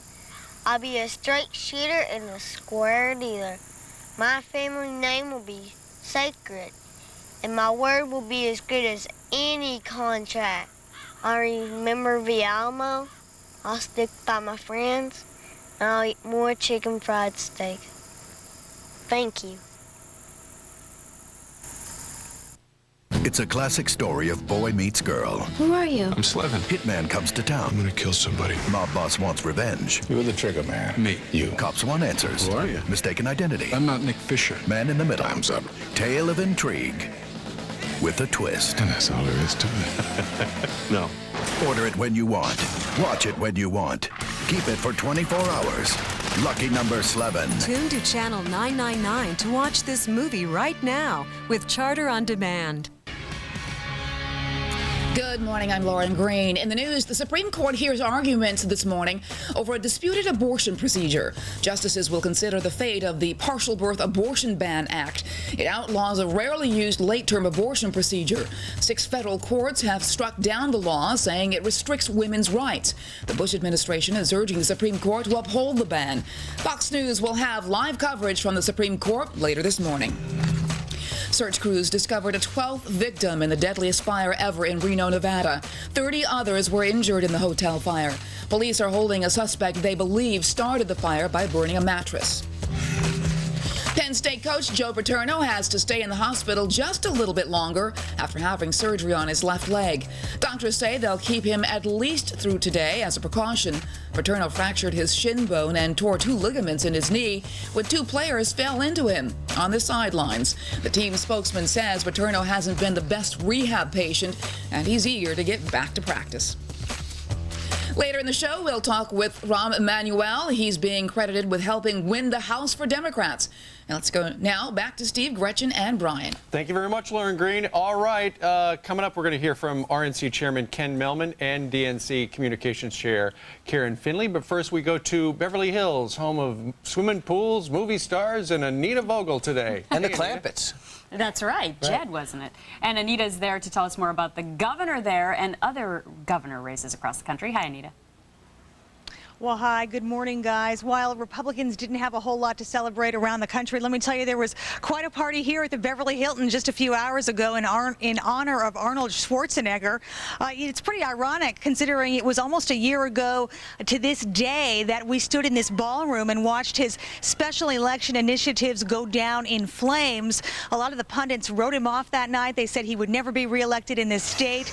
But lo and behold, a year later, he has earned a second term in the governor's office. Now, how did he do it? By moving to the center. He fired most of his communication staff. He hired a Democrat to run his office. He began working with the democratically controlled legislature and backing issues he once resisted, things like the minimum wage hike, a cap on prescription drug costs, and greenhouse gas emissions. He stopped calling the legislature girly men. And to cap it off, he hired two strategists from the Bush White House to help him out. Tonight, he reaped the rewards.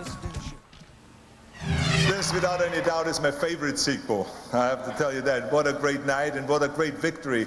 And what a great victory for the people of California. Let me just start saying thank you to the people of California, because tonight they've once again put their faith and confidence in me. And I promise you, in the next 4 years, I will protect your values and I will protect your dreams. Schwarzenegger ended up beating his Democratic opponent, Phil Angelides. Tomorrow, it is right back to work for Governor Arnold Schwarzenegger. He is leaving on a trade mission to Mexico, where he will meet with President Vicente Fox and the new president-elect, Felipe Calderon. Back to you guys in the studio. Thanks, Anita. Back in 2. Use an air freshener to get rid of pet odors, and all you get is pine-scented pet odor. Use a scented oil on bathroom odors, and all you get is funny-smelling bathroom odor. But use the amazing Bionic Air on any odor in the house, and you get the odor gone. Introducing Bionic Air, the ionic air purifier that scrubs air clean the way nature does it, with powerful cleansing ions. You get the same powerful ionic cleansing technology found in those giant-size air purifiers in a more modern, practical size that goes anywhere there's a plug. Absolutely perfect for the kitchen, no chemicals, and nothing is more effective at getting rid of cooking odors. Ideal in the bathroom because it works instantly and continuously, and it's so compact. It's the only one to have around pets and litter boxes because it totally neutralizes odors and is 100% pet-friendly. The Bionic Air also cleans your air, removing harmful pollutants and allergens so you're not breathing them in. Just watch how it powers through this smoke-filled chamber to eliminate the problem on the spot. Plus, there's a built-in nightlight for added safety. The Bionic Air is completely silent, so it's perfect for the bedroom. And an additional plug for added convenience. Best of all, the Bionic Air never wears out, never needs replacing, guaranteed for life. Don't try to cover up odors. You can't. Look, similar units sell for up to $80, but call now and we'll cut that price in half. That's right, you can plug the Bionic Air in every room, so you have clean, fresh air throughout your home for just $39.99. But call right now and we'll take an additional $10 off. That's just $29.99. Plus, when you order additional units, you'll receive free shipping on your entire order. The Bionic Air is available nationally at CVS, but you can only get this offer right here. So call now. Order additional Bionic Airs and save on shipping. Call 1-800-342-9190. That's right, call 1-800-342-9190. Call 1-800-342-9190 for your Bionic Air now. Diamonds. The Jewelry Exchange imports diamonds direct from site holders. We have thousands, most GIA or EGL certified and guaranteed the lowest price. Compare the top chain stores 1-carat imperfect diamond for $47.99 with our certified ISI quality for $2,900. 1-carat solitaires are $5.99, half-carat fancies $3.99. The Jewelry Exchange has thousands of mountings and your diamond is set while you watch. 3-stone semi-mounts are $99. Buy factory direct and save. The Jewelry Exchange with superstores nationwide. Good morning, folks, and welcome to our continuing coverage of the You Decide 2006 election results. The balance of power in the Senate comes down to two races that right now are too close to call. In Virginia, the vote is so tight that a recount is all but inevitable. Though the Democratic challenger is already declared victory at 1 a.m. this morning. The other Senate race that could make all the difference is in Montana, where Jon Tester and Conrad Burns are neck and neck. The House is a different story, where Democrats have swept into power. Nancy Pelosi and her San Francisco values likely to become the next House Speaker. She says her party has made history, and now it's time to make progress. We've got complete election results, plus reaction from Tom DeLay, Congressman Rahm Emanuel, and RNC Chairman Ken Melvin, all on this special edition of Fox and Friends for a Wednesday.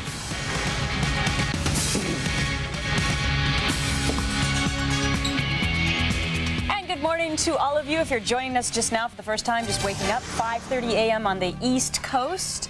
And the balance of power has shifted, at least in the House, while you were sleeping. Democrats taking control of the House of Representatives, as Steve just discussed, too close to call with regard to the Senate. Meanwhile, we are a superpower. Therefore, what we do locally is international news. Meanwhile, this is from Iraq. The United States ambassador sought to reassure Iraqis on Wednesday that American policy in Iraq would not dramatically change after the Democrats seized control of the House of Representatives in the midterm U.S. elections. In a videotape distributed by the U.S. Embassy, Afghanistan envoy Zalmay Khalilzad. No, but former Afghanistan envoy, now Iraqi envoy, Ambassador doing Khalilzad, his whole bio. Sees success as an imperative for America's national interest, no matter who is in power. So there you go. He is talking because in Iraq, from the inside out, they are worried that America is going to pull out and leave them high and dry. Well, that's a huge question this morning, is it not? Because with the House now in control with Democrats, John Murtha started that call more than a year ago, and that, in fact, you know, that may be why a lot of people went out and voted yesterday the way that they did, because they do want Americans to pull out of Iraq. So it's going to be very interesting to see how this all flushes out. I watched Howard Dean last night say that he doesn't think pulling out is a good move right now. Yeah, well, you know, Howard Dean, even though the DNC chair, he does represent the far left angle of that whole party, and as we've seen from who won on the Democratic side yesterday, much more moderate.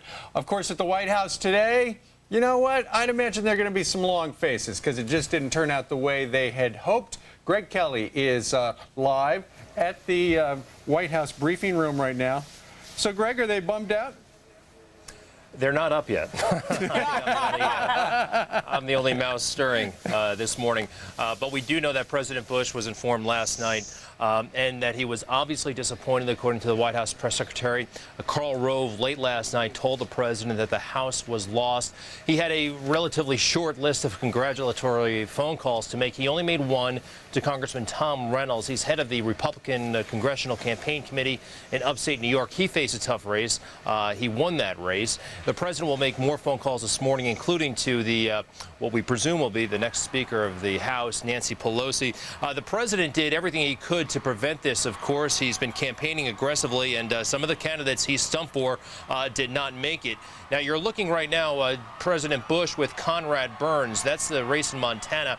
We don't know the outcome of that race yet, and we don't know, perhaps President Bush, whatever his diminished political standing, may in the end help Conrad Burns eke out a victory. But again, that race is not yet declared. And we also saw President Bush campaign aggressively for Jim Talent, the man you see right there on the right of your screen. He lost to Claire McCaskill despite a weekend push by President Bush all over the state of Missouri to help out Talent. Was not able to pull out a victory. And what political analysts are saying this morning is that the world really has changed for President Bush, and this has been a rebuke, really, of him and his policies in Iraq. Reflects widespread disapproval, and they're also saying that the strategy of governing to the base and campaigning to the base has, in some part, been invalidated. Now, President Bush has some tough questions to face. He was, to the end, very optimistic about his party's chances, at least publicly. He'll have a press conference at 1 o'clock this afternoon right across the street at the White House. Back to you guys in New York. Yeah, Thank you very much, Mr. Kelly. And, of course, Greg was touching on what the press conference that President Bush will have at 1 p.m. Eastern, and a lot of people are wondering when, in fact, he will also be calling the likely new Speaker of the House, Nancy Pelosi. And, you know, what many conservatives have called her on is her San Francisco values. And now that she looks like she will be the leader of the House, how will that reflect on the way that the American government actually works? It'll be very interesting to see. Let's take a look at what Nancy Pelosi had to say about working together with everyone last night. We are prepared to govern, and we will do so working together with the administration and the Republicans in Congress in partnership, not in partisanship. So Nancy Pelosi coasting to a win in her district. There you can see she's got 80% of the vote counted and 101 votes in all. 100% of the precincts reported. So you know what, with Nancy Pelosi and her San Francisco values as the likely Speaker of the House, what's going to happen? Well, Brian, you touched on it a little while ago, and so did one of our guests, where they said that there's a better chance that the President of the United States is going to get what he had wanted in the last 2 years, and that is a guest worker program for, you know, a lot of illegals. Plus, you can expect that between the two of them, Emanuel and also Nancy Pelosi, I bet there are a bunch of investigations into the president's, you know, the administration's controversial policies, including the war, the intelligence community, and I'd also expect a whole bunch of gridlock. Yeah, Rob Emanuel will be joining us shortly to talk about that, because he is going to be one of the Democratic heroes from this, along with Senator Schumer. They were the two ones who sparked the strategy of going, hey, let's get some moderates in there. Let's step aside and for a while, keep a lower profile, and see if we can actually take the House and possibly the Senate. And both could indeed happen. A little bit later on today, we know the president's going to pick up the phone and call who looks to be the Speaker of the House, Nancy Pelosi. And he made one call yesterday. Do you know who it was to? Yep. Tom Reynolds. Tom Reynolds, because he was down, then he was up, and now he's still in. He keeps his seat in New York. So that's who the president called. It's going to be an interesting series of questions the president gets at 1 o'clock Eastern Time. We're carrying it live. It's going to be interesting to see the tone the president sets for his last 2.25 years. Also, you mentioned Emanuel, and he, of course, had been instrumental during the Clinton administration, and if indeed they're priming the pump for a Hillary run, he'd be the guy you'd want in there. And, well, he's the guy in there. All right, real quickly, you want to see the weather?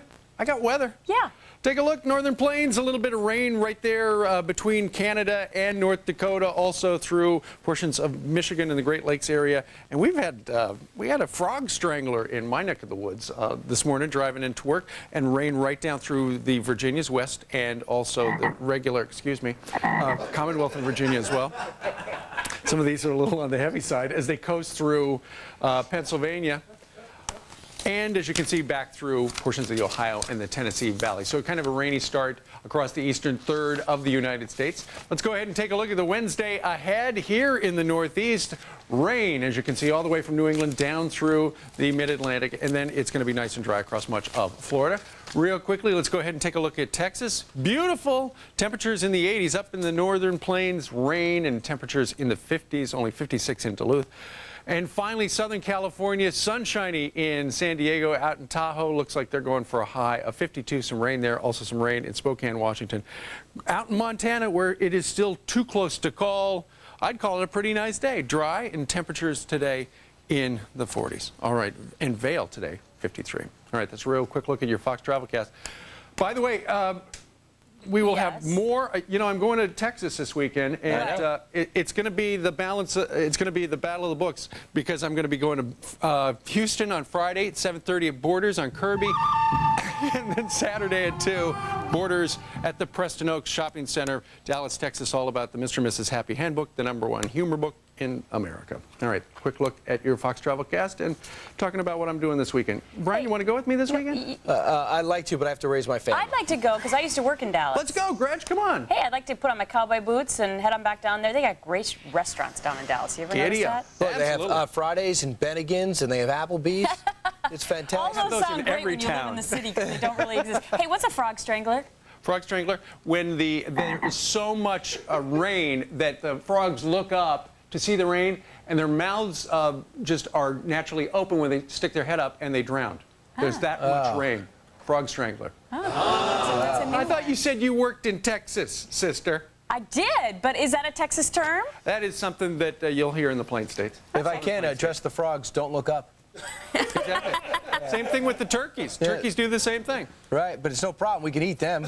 Sure. You can eat the frog frogs. legs too. Tastes The like French, chicken. Yeah? The French love the frogs. Well, just the leg parts. Oh, okay. We'll get you some in here before the end of the show. You promise? Yeah, we can get some frog legs. Okay. You never know. Eat. All right, just a quick reminder to check foxnews.com for Fox Stinglers and all your election race information. And coming up as well. Yeah, could problems at the polls lead to some court battles? There were some where you vote for Republicans or a Democrat, and it turns out the other guy got the credit. There were some problems. We're going to go inside that story with the judge, Napolitano, up early wearing the gown. Plus, the architect of the Democratic takeover. It's his nightgown. You mean Rome. The robe. That's good. Good. I hope he doesn't still have his nightgown on. Anyway, we're going to hear from rising Democratic star Rahm Emanuel. This is the Fox News Channel. This is Fox and Friends Special Edition, America's Newsroom. We'll be right back. I'd look for a Brian Strangler. Some stores start with a higher regular price, then mark it down and say it's 40% off. At Men's Warehouse, we like to keep our prices low every day. Customers seem to like it too. You're going to like the way you look. I guarantee it. If you purchased or refinanced your home a couple of years ago and you got one of those adjustable teaser rates to qualify, just call or log on to ditech.com and refinance to a low fixed rate. Log on or call 1-800-71-FIXED. This holiday season, put passion, precision, and performance where it belongs, right in the palm of your hand. That's why Dremel created the revolutionary new Stylus, the most compact, versatile, and empowering cordless tool system ever. Powered by lithium-ion technology, it's always ready when you need it, ensuring your projects get done better, faster, and easier than ever. With cordless convenience, the Dremel Stylus features adjustable speed up to 25,000 RPM for enhanced performance. Now you can quickly and easily cut, sand, carve, grind, etch, engrave, sharpen, clean, polish, drill, and so much more. 'Tis the season for the Dremel Stylus tool system. Now available at your local hardware store or home center, including the Home Depot and Lowe's. Or call toll-free to find a store location near you. Dremel Stylus, the handiest holiday gift that keeps on giving all year long. You've decided, we just don't know what yet. With the House in hand, will the Democrats take control of Congress? The suspense is on the Senate. As the final results roll in, we're live with up-to-the-minute news. Stay with Fox News Channel for continuing coverage. It's not over yet. The Dems own the House. We are prepared to govern. With the balance of power shifted, how will it impact America's big issues? Charlie Rankel is on Your World. Then it's a political all-star panel on the big story. And Special Report breaks down Bush's reaction. I know you're just waking up. We have so much to tell you about what happened last night, one of the most intriguing midterms that I can remember. The balance of power in the Senate is still up for grabs at this hour. Democrats have gained 4 seats so far, but races in Virginia and Montana too close to call. The winners there will determine which party has control. It might affect you and I and how we live. The House of Representatives have shifted to the Dems. Yes, the Democrats come out victorious. They have control of the House after being out of power for a dozen years. Voters also decided a number of ballot measures yesterday, starting here. In South Dakota, a ban on almost all abortions rejected. But amendments to ban gay marriage were approved in 7 states. Voters in Arizona decided to make English the official language. So good luck on your ATM. Next hour, we'll talk with Arizona Congressman Jeff Flake to find out how immigration played a role in Tuesday's vote and why many believe it'll be the first issue brought up by the president in his final 2 years in office. All right, coming up as well, former House Majority Leader Tom DeLay joins us live. But right now we're talking about some of the problems at the polls and possible legal challenges, that is. And joining us right now, all rise, Fox News senior. I am not wearing any robe or gown. Okay, luckily, a lovely Brooks Brothers suit. Judge Andrew Napolitano is with us today. Good morning, guys. Morning to you. You know, after a lot of these really close elections in the past, we are automatically programmed to think there's going to be some sort of a challenge, a legal challenge, or a recount. It looks as if there's a real good chance there will be some sort of a recount down in Virginia, where right now, even though Jim Webb said, "I'm the winner," yeah, go home. You know, George you'll have to do the math for me. When I went to bed, Webb was ahead by 1,700 votes. Now he's ahead by about 8,000. That's with 100% of the precincts reporting. Is that 1/2 of 1%? That difference? 8,000. Is it less than 0.5%? Because if it is, then Senator Allen, if he asks for the recount, he will get it. But the recount is not a legal dispute. It's a matter of county clerks just re-adding the columns, making sure the numbers were added properly, making sure that absentee ballots were counted. Tell me about provisional ballots and if that's going to play a role. Are there ballots out there that have not been counted and only will be counted if something like this happens? Yes, they will only count provisional ballots if there's enough of the provisional ballots to make a difference. So if Jim Webb is ahead by 8,000 votes and there's 6,000 provisional ballots, they will not bother counting them, because even if all of them went for Senator Allen, it wouldn't change the outcome. Interesting. Okay, let's talk about some other little things that happen. Oh, I have a long list. It's in about 15 or 20 states. Exactly. But again, unless it affects the outcome, you're not going to hear about it. Really? Yeah. Okay, for example, Chelsea Clinton yesterday goes to try and vote in New York City. They tell her that her name's not on the right list, so she filled out a provisional ballot, right? Right. So in that case, again, it probably would not even be counted it wouldn't count and there'll be no litigation. I think we know who she voted for. Yeah, but so. But I'm just using that as an example of what you're saying. There's another example. Governor Mark Sanford of South Carolina. They wouldn't let him vote because he didn't have his ID card with him and he didn't bother to go back to vote. Right. That's not going to affect the outcome. He didn't bother to go back to vote? You know, I honestly don't know if he went back to vote. They let his wife vote. They wouldn't let him vote. Okay. Meanwhile, out in Montana, where it's too close to call right now, according to the experts, Conrad Burns and also you've got John Tester. And currently Tester is leading slightly with 87% of the precincts reporting. Apparently, some of the computers in Flathead County failed, and also in Yellowstone County. Apparently, the software wasn't reset or something like that. And so, do you think there's a possibility that there could be some challenge over the voting machines out there? I mean, if it really does come down to one particular state, and it very well could. Yes, and remember, the first round is clerks adding up numbers. The second round is lawyers arguing before judges as to whether they added up the right numbers. Fortunately, we don't have hanging chads like we all suffered through in 2000. Back to Virginia for a minute, because election officials there have asked the FBI to investigate some of these intimidating phone calls that may have happened there. Well, the intimidating phone calls allegedly were to scare Democrats away from voting. So again, if Jim Webb wins, the complaint with the FBI will be withdrawn. The FBI will say to him, do you want us bothering to investigate this? And now, Judge, I understand MoveOn.org has injected themselves, and apparently they feel it was some sort of intimidation against Democrats because they've got a big cash reward. They do. They've offered $250,000 to anybody that can help find those who made phone calls to Democrats saying, if you vote, you're going to be arrested because your credentials have expired. That's the allegation that Democrats have made of Virginia. Judge, a lot of people went to bed last night. Well, you worked up until 2 o'clock Eastern in the morning, so tell me what happened. I heard Harold Ford was complaining, saying that people were going up to him saying they're hitting me, and it's coming up another name. Senator Santorum said that he was getting complaints from Philadelphia, other people trying to vote for him, and it was coming up for the other guy. You and I heard on our radio show earlier in the day that people in Pennsylvania were voting for Santorum, and it was coming up the full Democratic line.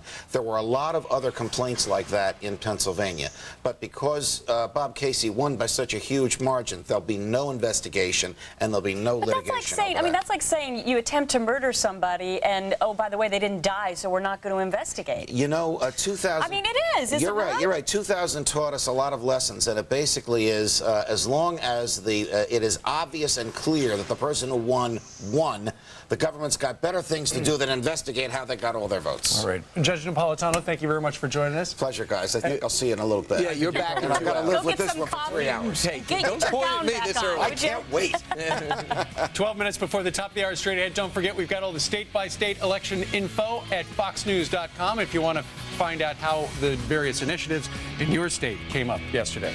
Also, coming up on Fox and Friends, what effect will the new Democratic majority in the House have on the White House? Yeah, 1 o'clock Eastern time, we're going to be covering the press conference live with the president. We're going to talk to the Democrat who's being called the leader behind his big party's House win. Yes, he deserves a lot of the accolades. You're watching Fox and Friends, and for that, we salute you. It is the best morning show on TV.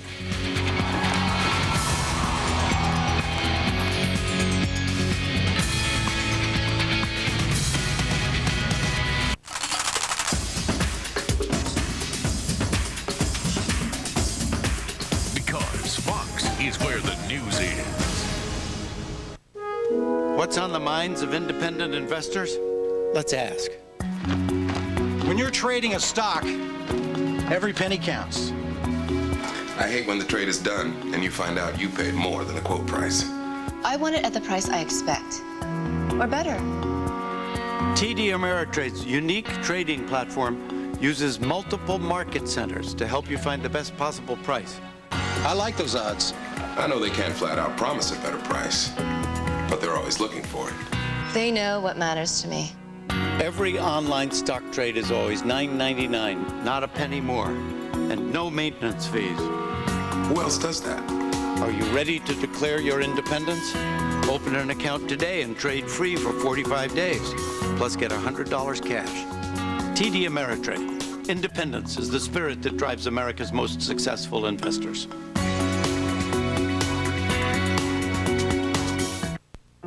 From the team that brought you a lifetime of music, Elton John and Bernie Taupin bring you the new album, The Captain and the Kid, featuring The Bridge. I've seen the bridge, and the bridge is long, and they build it high. The Captain and the Kid, the new album from Elton John, in stores now.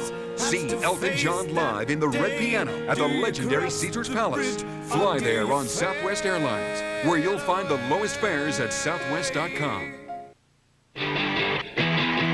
Cast aside the tools of oppression known as silverware. Introducing Bennigan's Bar Bites. Evenings and late nights at the bar, our new Bar Bites menu items are just $3 each. Throw in our amazing drink specials, and you can't afford not to go out. With the new Bar Bites menu, freedom from hunger is at your fingertips at Bennigan's. Quitting business. The owners of H&K Furniture, 303 Camp Wisdom, Duncanville, Texas, has made the shocking decision to quit business and liquidate thousands upon thousands of dollars worth of furniture, bedding, and accessories. The entire contents must go immediately, wall to wall. Every living room, every bedroom, and every recliner, as well as every mattress set must go at once. All sales are made to the public on a first-come basis. Your major credit card is welcome, but cash will save you even more. Complete quitting business furniture and bedding dispersal. Rain or shine, today at H&K Furniture, 303 Camp Wisdom in Duncanville, Texas.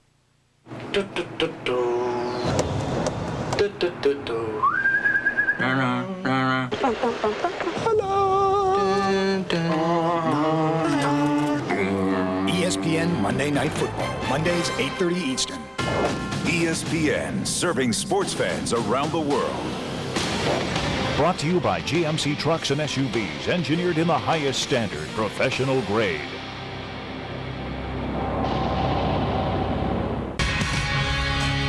Good morning, I'm Lauren Green. In the news, the U.S. ambassador to Iraq assuring the Iraqi people that America's policies will not drastically change as Democrats gain control of the House. The message was delivered in a videotape distributed by the U.S. Embassy.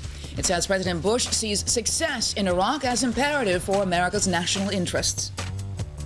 Miami police are searching for the killer or killers of a University of Miami player. Defensive lineman Brian Pato was found shot in the head at an off-campus apartment complex. Police say the circumstances of Pato's death remain unclear. The senior was expected to be picked in next spring's NFL draft. And Britney Spears appears upbeat, if a little off balance, as she takes to the ice skating rink at New York's Rockefeller Center, just hours after cutting K-Fed loose. The pop princess filed for divorce from dancer hubby and aspiring rap star Kevin Federline. The couple, married back in 2004, are the parents of 2 boys. Later in the show, Bill Kristol reveals the mistakes made in the midterm campaign and what it means for the race in 2008. And those are your headlines. More Fox and Friends right now. Thanks, Lauren. Coming up in just a few minutes, we're going to speak with Rob Emanuel. He is being hailed as the architect behind the Democrats' big House win. You know they're in control now. But first, what do the election results mean for the White House and the GOP? Where do they go from here, and what effect did the results have on the Iraq War? Ken Walsh is the chief White House correspondent for U.S. News and World Report. He joins us live from D.C. Good morning to you, Ken. Good morning. Nice to be back. Great to have you. You want to talk about the midterms or this whole Britney Spears thing? Well, it's up to you. Okay. Can we go midterms? Because I prepared for midterms. All right. For Brian, we're going to talk about the midterms. Ken, we are talking about the President of the United States, and while he may be a lame duck for the next 2 years, he's not a dead duck. He still has plenty to do. Right, he can exactly.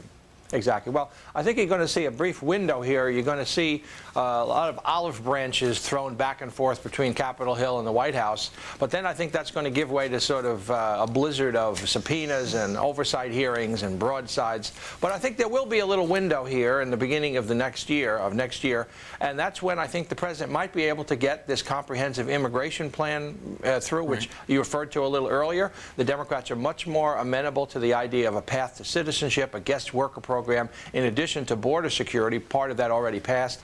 And you might also see some movement on energy. The Democrats, I think, can be brought into President Bush's sort of world on the idea of renewable energy, not nuclear, but on ethanol and other renewable energy sources that the president is now committed to. So I think you'll see some of that. But then I think the divisions are going to kick in. And that's where you're going to really see a very divisive and difficult period for the president, I think, starting about, about 90 days or so into next year. Senator Olympia Snowe, a Republican out of Maine who once has substantial victory, she said, with these results, it shows things have to change in Iraq. That's right. And a lot of us in Washington now are looking to see exactly what that means. I mean, the Democrats really were not very clear on alternatives. Some people in the Democratic Party have clear alternatives, some don't. But as a party position, there's really not a clear alternative there. The president has talked very vigorously during the campaign about keeping to his policy and so on, and criticized the Democrats very strongly. And there's a lot of bitterness there on both sides about this. So I don't really see where they get together on that. I don't think there'll be any limits on appropriations, which you saw at the end of the Vietnam War, at least for a while. But I think that there's a real, this Baker-Hamilton Commission, the Iraq Study Group. Right. A lot of people have a lot of hope that that might break the logjam and maybe produce some consensus. All right, Ken Walsh is going to be the first one in the office today at U.S. News & World Report in D.C. Ken, thank you very much for joining us live today. Thank you. And attention, Ken and everybody else, don't forget FoxNews.com has all the latest information on every race from Election Day 2006. We can't cover it all face-to-face, but we'll try to do it on the screen and we'll try to do it online. Meanwhile, meet the man behind the Democrats' victory in the House. Live with us, Rahm Emanuel. And we take a look at what would Congress look like under a Speaker Pelosi and her San Francisco values, if that happens. Probably likely. You're watching Fox and Friends, the best morning show on television. Maybe ever. Entertainment Weekly asks, has this man made the funniest movie ever? Now, audiences across America answered yes. King in the castle, king in the castle. Peter Travers of Rolling Stone gives Borat 4 stars. Hello, my name is Borat. Careful, he bites. And Leonard Maltin says America will never be the same. A woman has a right to choose who she has sex with. What? That's good, huh? It's not good for me. Borat, rated R. Now playing only in theaters. Hi, I'm John Scher, CEO and founder of Video Professor. I'm the guy that gives away the free computer learning lessons. Well, today I'm here to tell you about a great new lesson that many of you have been asking for. And here it is, how to buy and sell on eBay. And I'll give it to you free. You'll never find a quicker and easier way to learn all the ins and outs of this exciting auction site. Now, I'm not going to tell you that I'll make you the next millionaire selling an attic full of baseball cards, but I can guarantee you that I'll teach you everything you need to know about eBay. Just put the disc in the computer and you will be amazed at how fast and easy you learn. And again, I'll send you this lesson free. Now I can do this because I know that once you try my lesson on eBay, you'll be so satisfied that the next time you need to learn anything about computers, you'll come back to Video Professor for all your computer learning needs. And with over 40 lessons on all of today's most popular computer programs, I know there is more you want to learn. And don't forget, call now and I'll send you eBay or any other lesson of your choice free.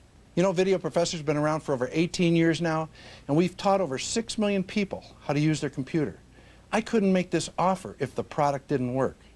So, if for any reason you can't get up and running on any of my products, not only will I refund your shipping and processing, but send it back to me and I'll send you $10. That's how sure I am my product will work for you. So if you've wanted to join the millions of people who are buying and selling on eBay, take advantage of my free offer and call now. And remember, choose eBay or any other lesson of your choice free. It's quick, it's easy, and it's free.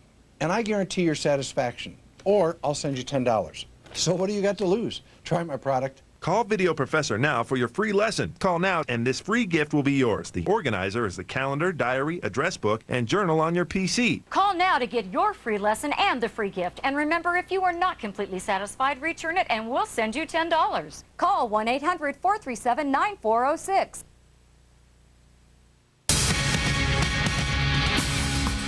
Wake up, America. You just voted, and here's what happened. Well, welcome to the continuing coverage of You Decide 2006. The balance of power in the House of Representatives have shifted to the Democrats. You're looking at it. They take control of the House after being out of power for a dozen years. Things are still up for grabs in the Senate. Democrats have gained 4 seats, but it will all come down to 2 key races, Virginia and Montana. You're right. We don't have an answer yet. Both races too close to call. Meanwhile, the Democrat has said they won in both cases. The U.S. ambassador to Iraq has a message to Iraqis who were watching the midterm elections. Hey, don't worry. He says American policy won't drastically change now that the Democrats have control of the House. Plus, Tom DeLay on Nancy Pelosi and the election results from coast to coast, including a Democrat that now has his seat on this special edition of Fox and Friends. Welcome aboard. It's just about 6 in the east. It's 3 out west. And if you are just waking up, here's the news. The House has gone to the Democrats. And in the Senate, it is too close to call. There are still 2 big races that hang in the balance, Virginia and Montana as well. And it doesn't look as if we will officially have a winner in Virginia. Looks like they're going to have some sort of a recount in the canvass. Probably won't be until the end of the month, maybe. All right. Also, in an exclusive Fox News phone poll about the Virginia Senate race, specifically, 26% of Virginia voters, this is how they break down. They're white, they're born-again Christians. They voted for Allen by 61% to the 31% margin. Yeah, 81% focused more on the issue than on personal character of the candidates, which is amazing because both focused on the personal character of their opponent. They voted for Webb 54 to 42%, though, overall. Meanwhile, there you can see in Virginia right now, Webb is leading Allen. That is with 100% of the precincts reported. However, because the voter turnout was so heavy, it does look as if there's probably a real good possibility that Mr. Allen will ask for a recount. In the meantime, last night, Nancy Pelosi did talk about Iraq, and so here's what she had to say if you missed it. And so we say to the President, Mr. President, we need a new direction in Iraq.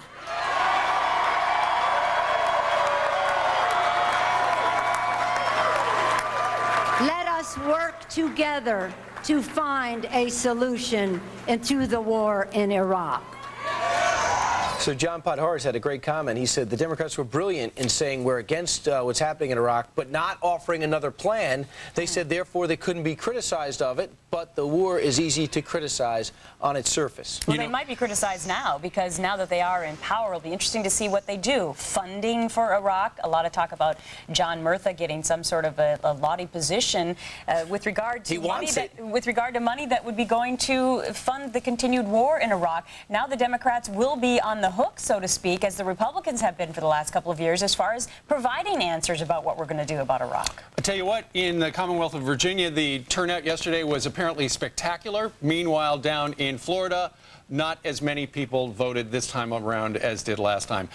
Nationwide, according to the Associated Press, apparently the turnout was about 40%. And for the first time since the midterms of 1990, more Democrats than Republicans went to the polls, which is interesting 40% stuff. Nationwide? Okay, I thought you were referring only to Florida. So that was much less than people thought that we were going to have this huge turnout. Exactly right. But there were a lot of state contests that really had people interested. For instance, in the Show Me State of Missouri, it was Claire McCaskill versus Jim Talent. Jim Talent has lost. Claire McCaskill, the Democrats, does thank Michael J. Fox and, of all people, Rush Limbaugh. Listen. I'm very grateful to Michael J. Fox because he was brave and committed, and I thought that the commercial was powerful.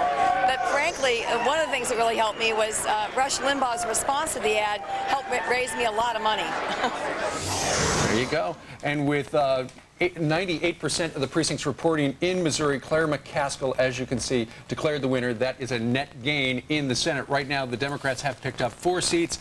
They need 6. 2 still hanging the balance. 2 too close to call. All right, and our Steve Sintani has been covering this scene from Washington throughout the night. He joins us now early in the morning again to give us more perspective on the Democrats' new control of the House. Hi, Steve. Good morning on a rainy day here in Washington. Well, it was predicted, and it happened, but even though it's no surprise, Democratic control of the House does represent a dramatic shift in the balance of power.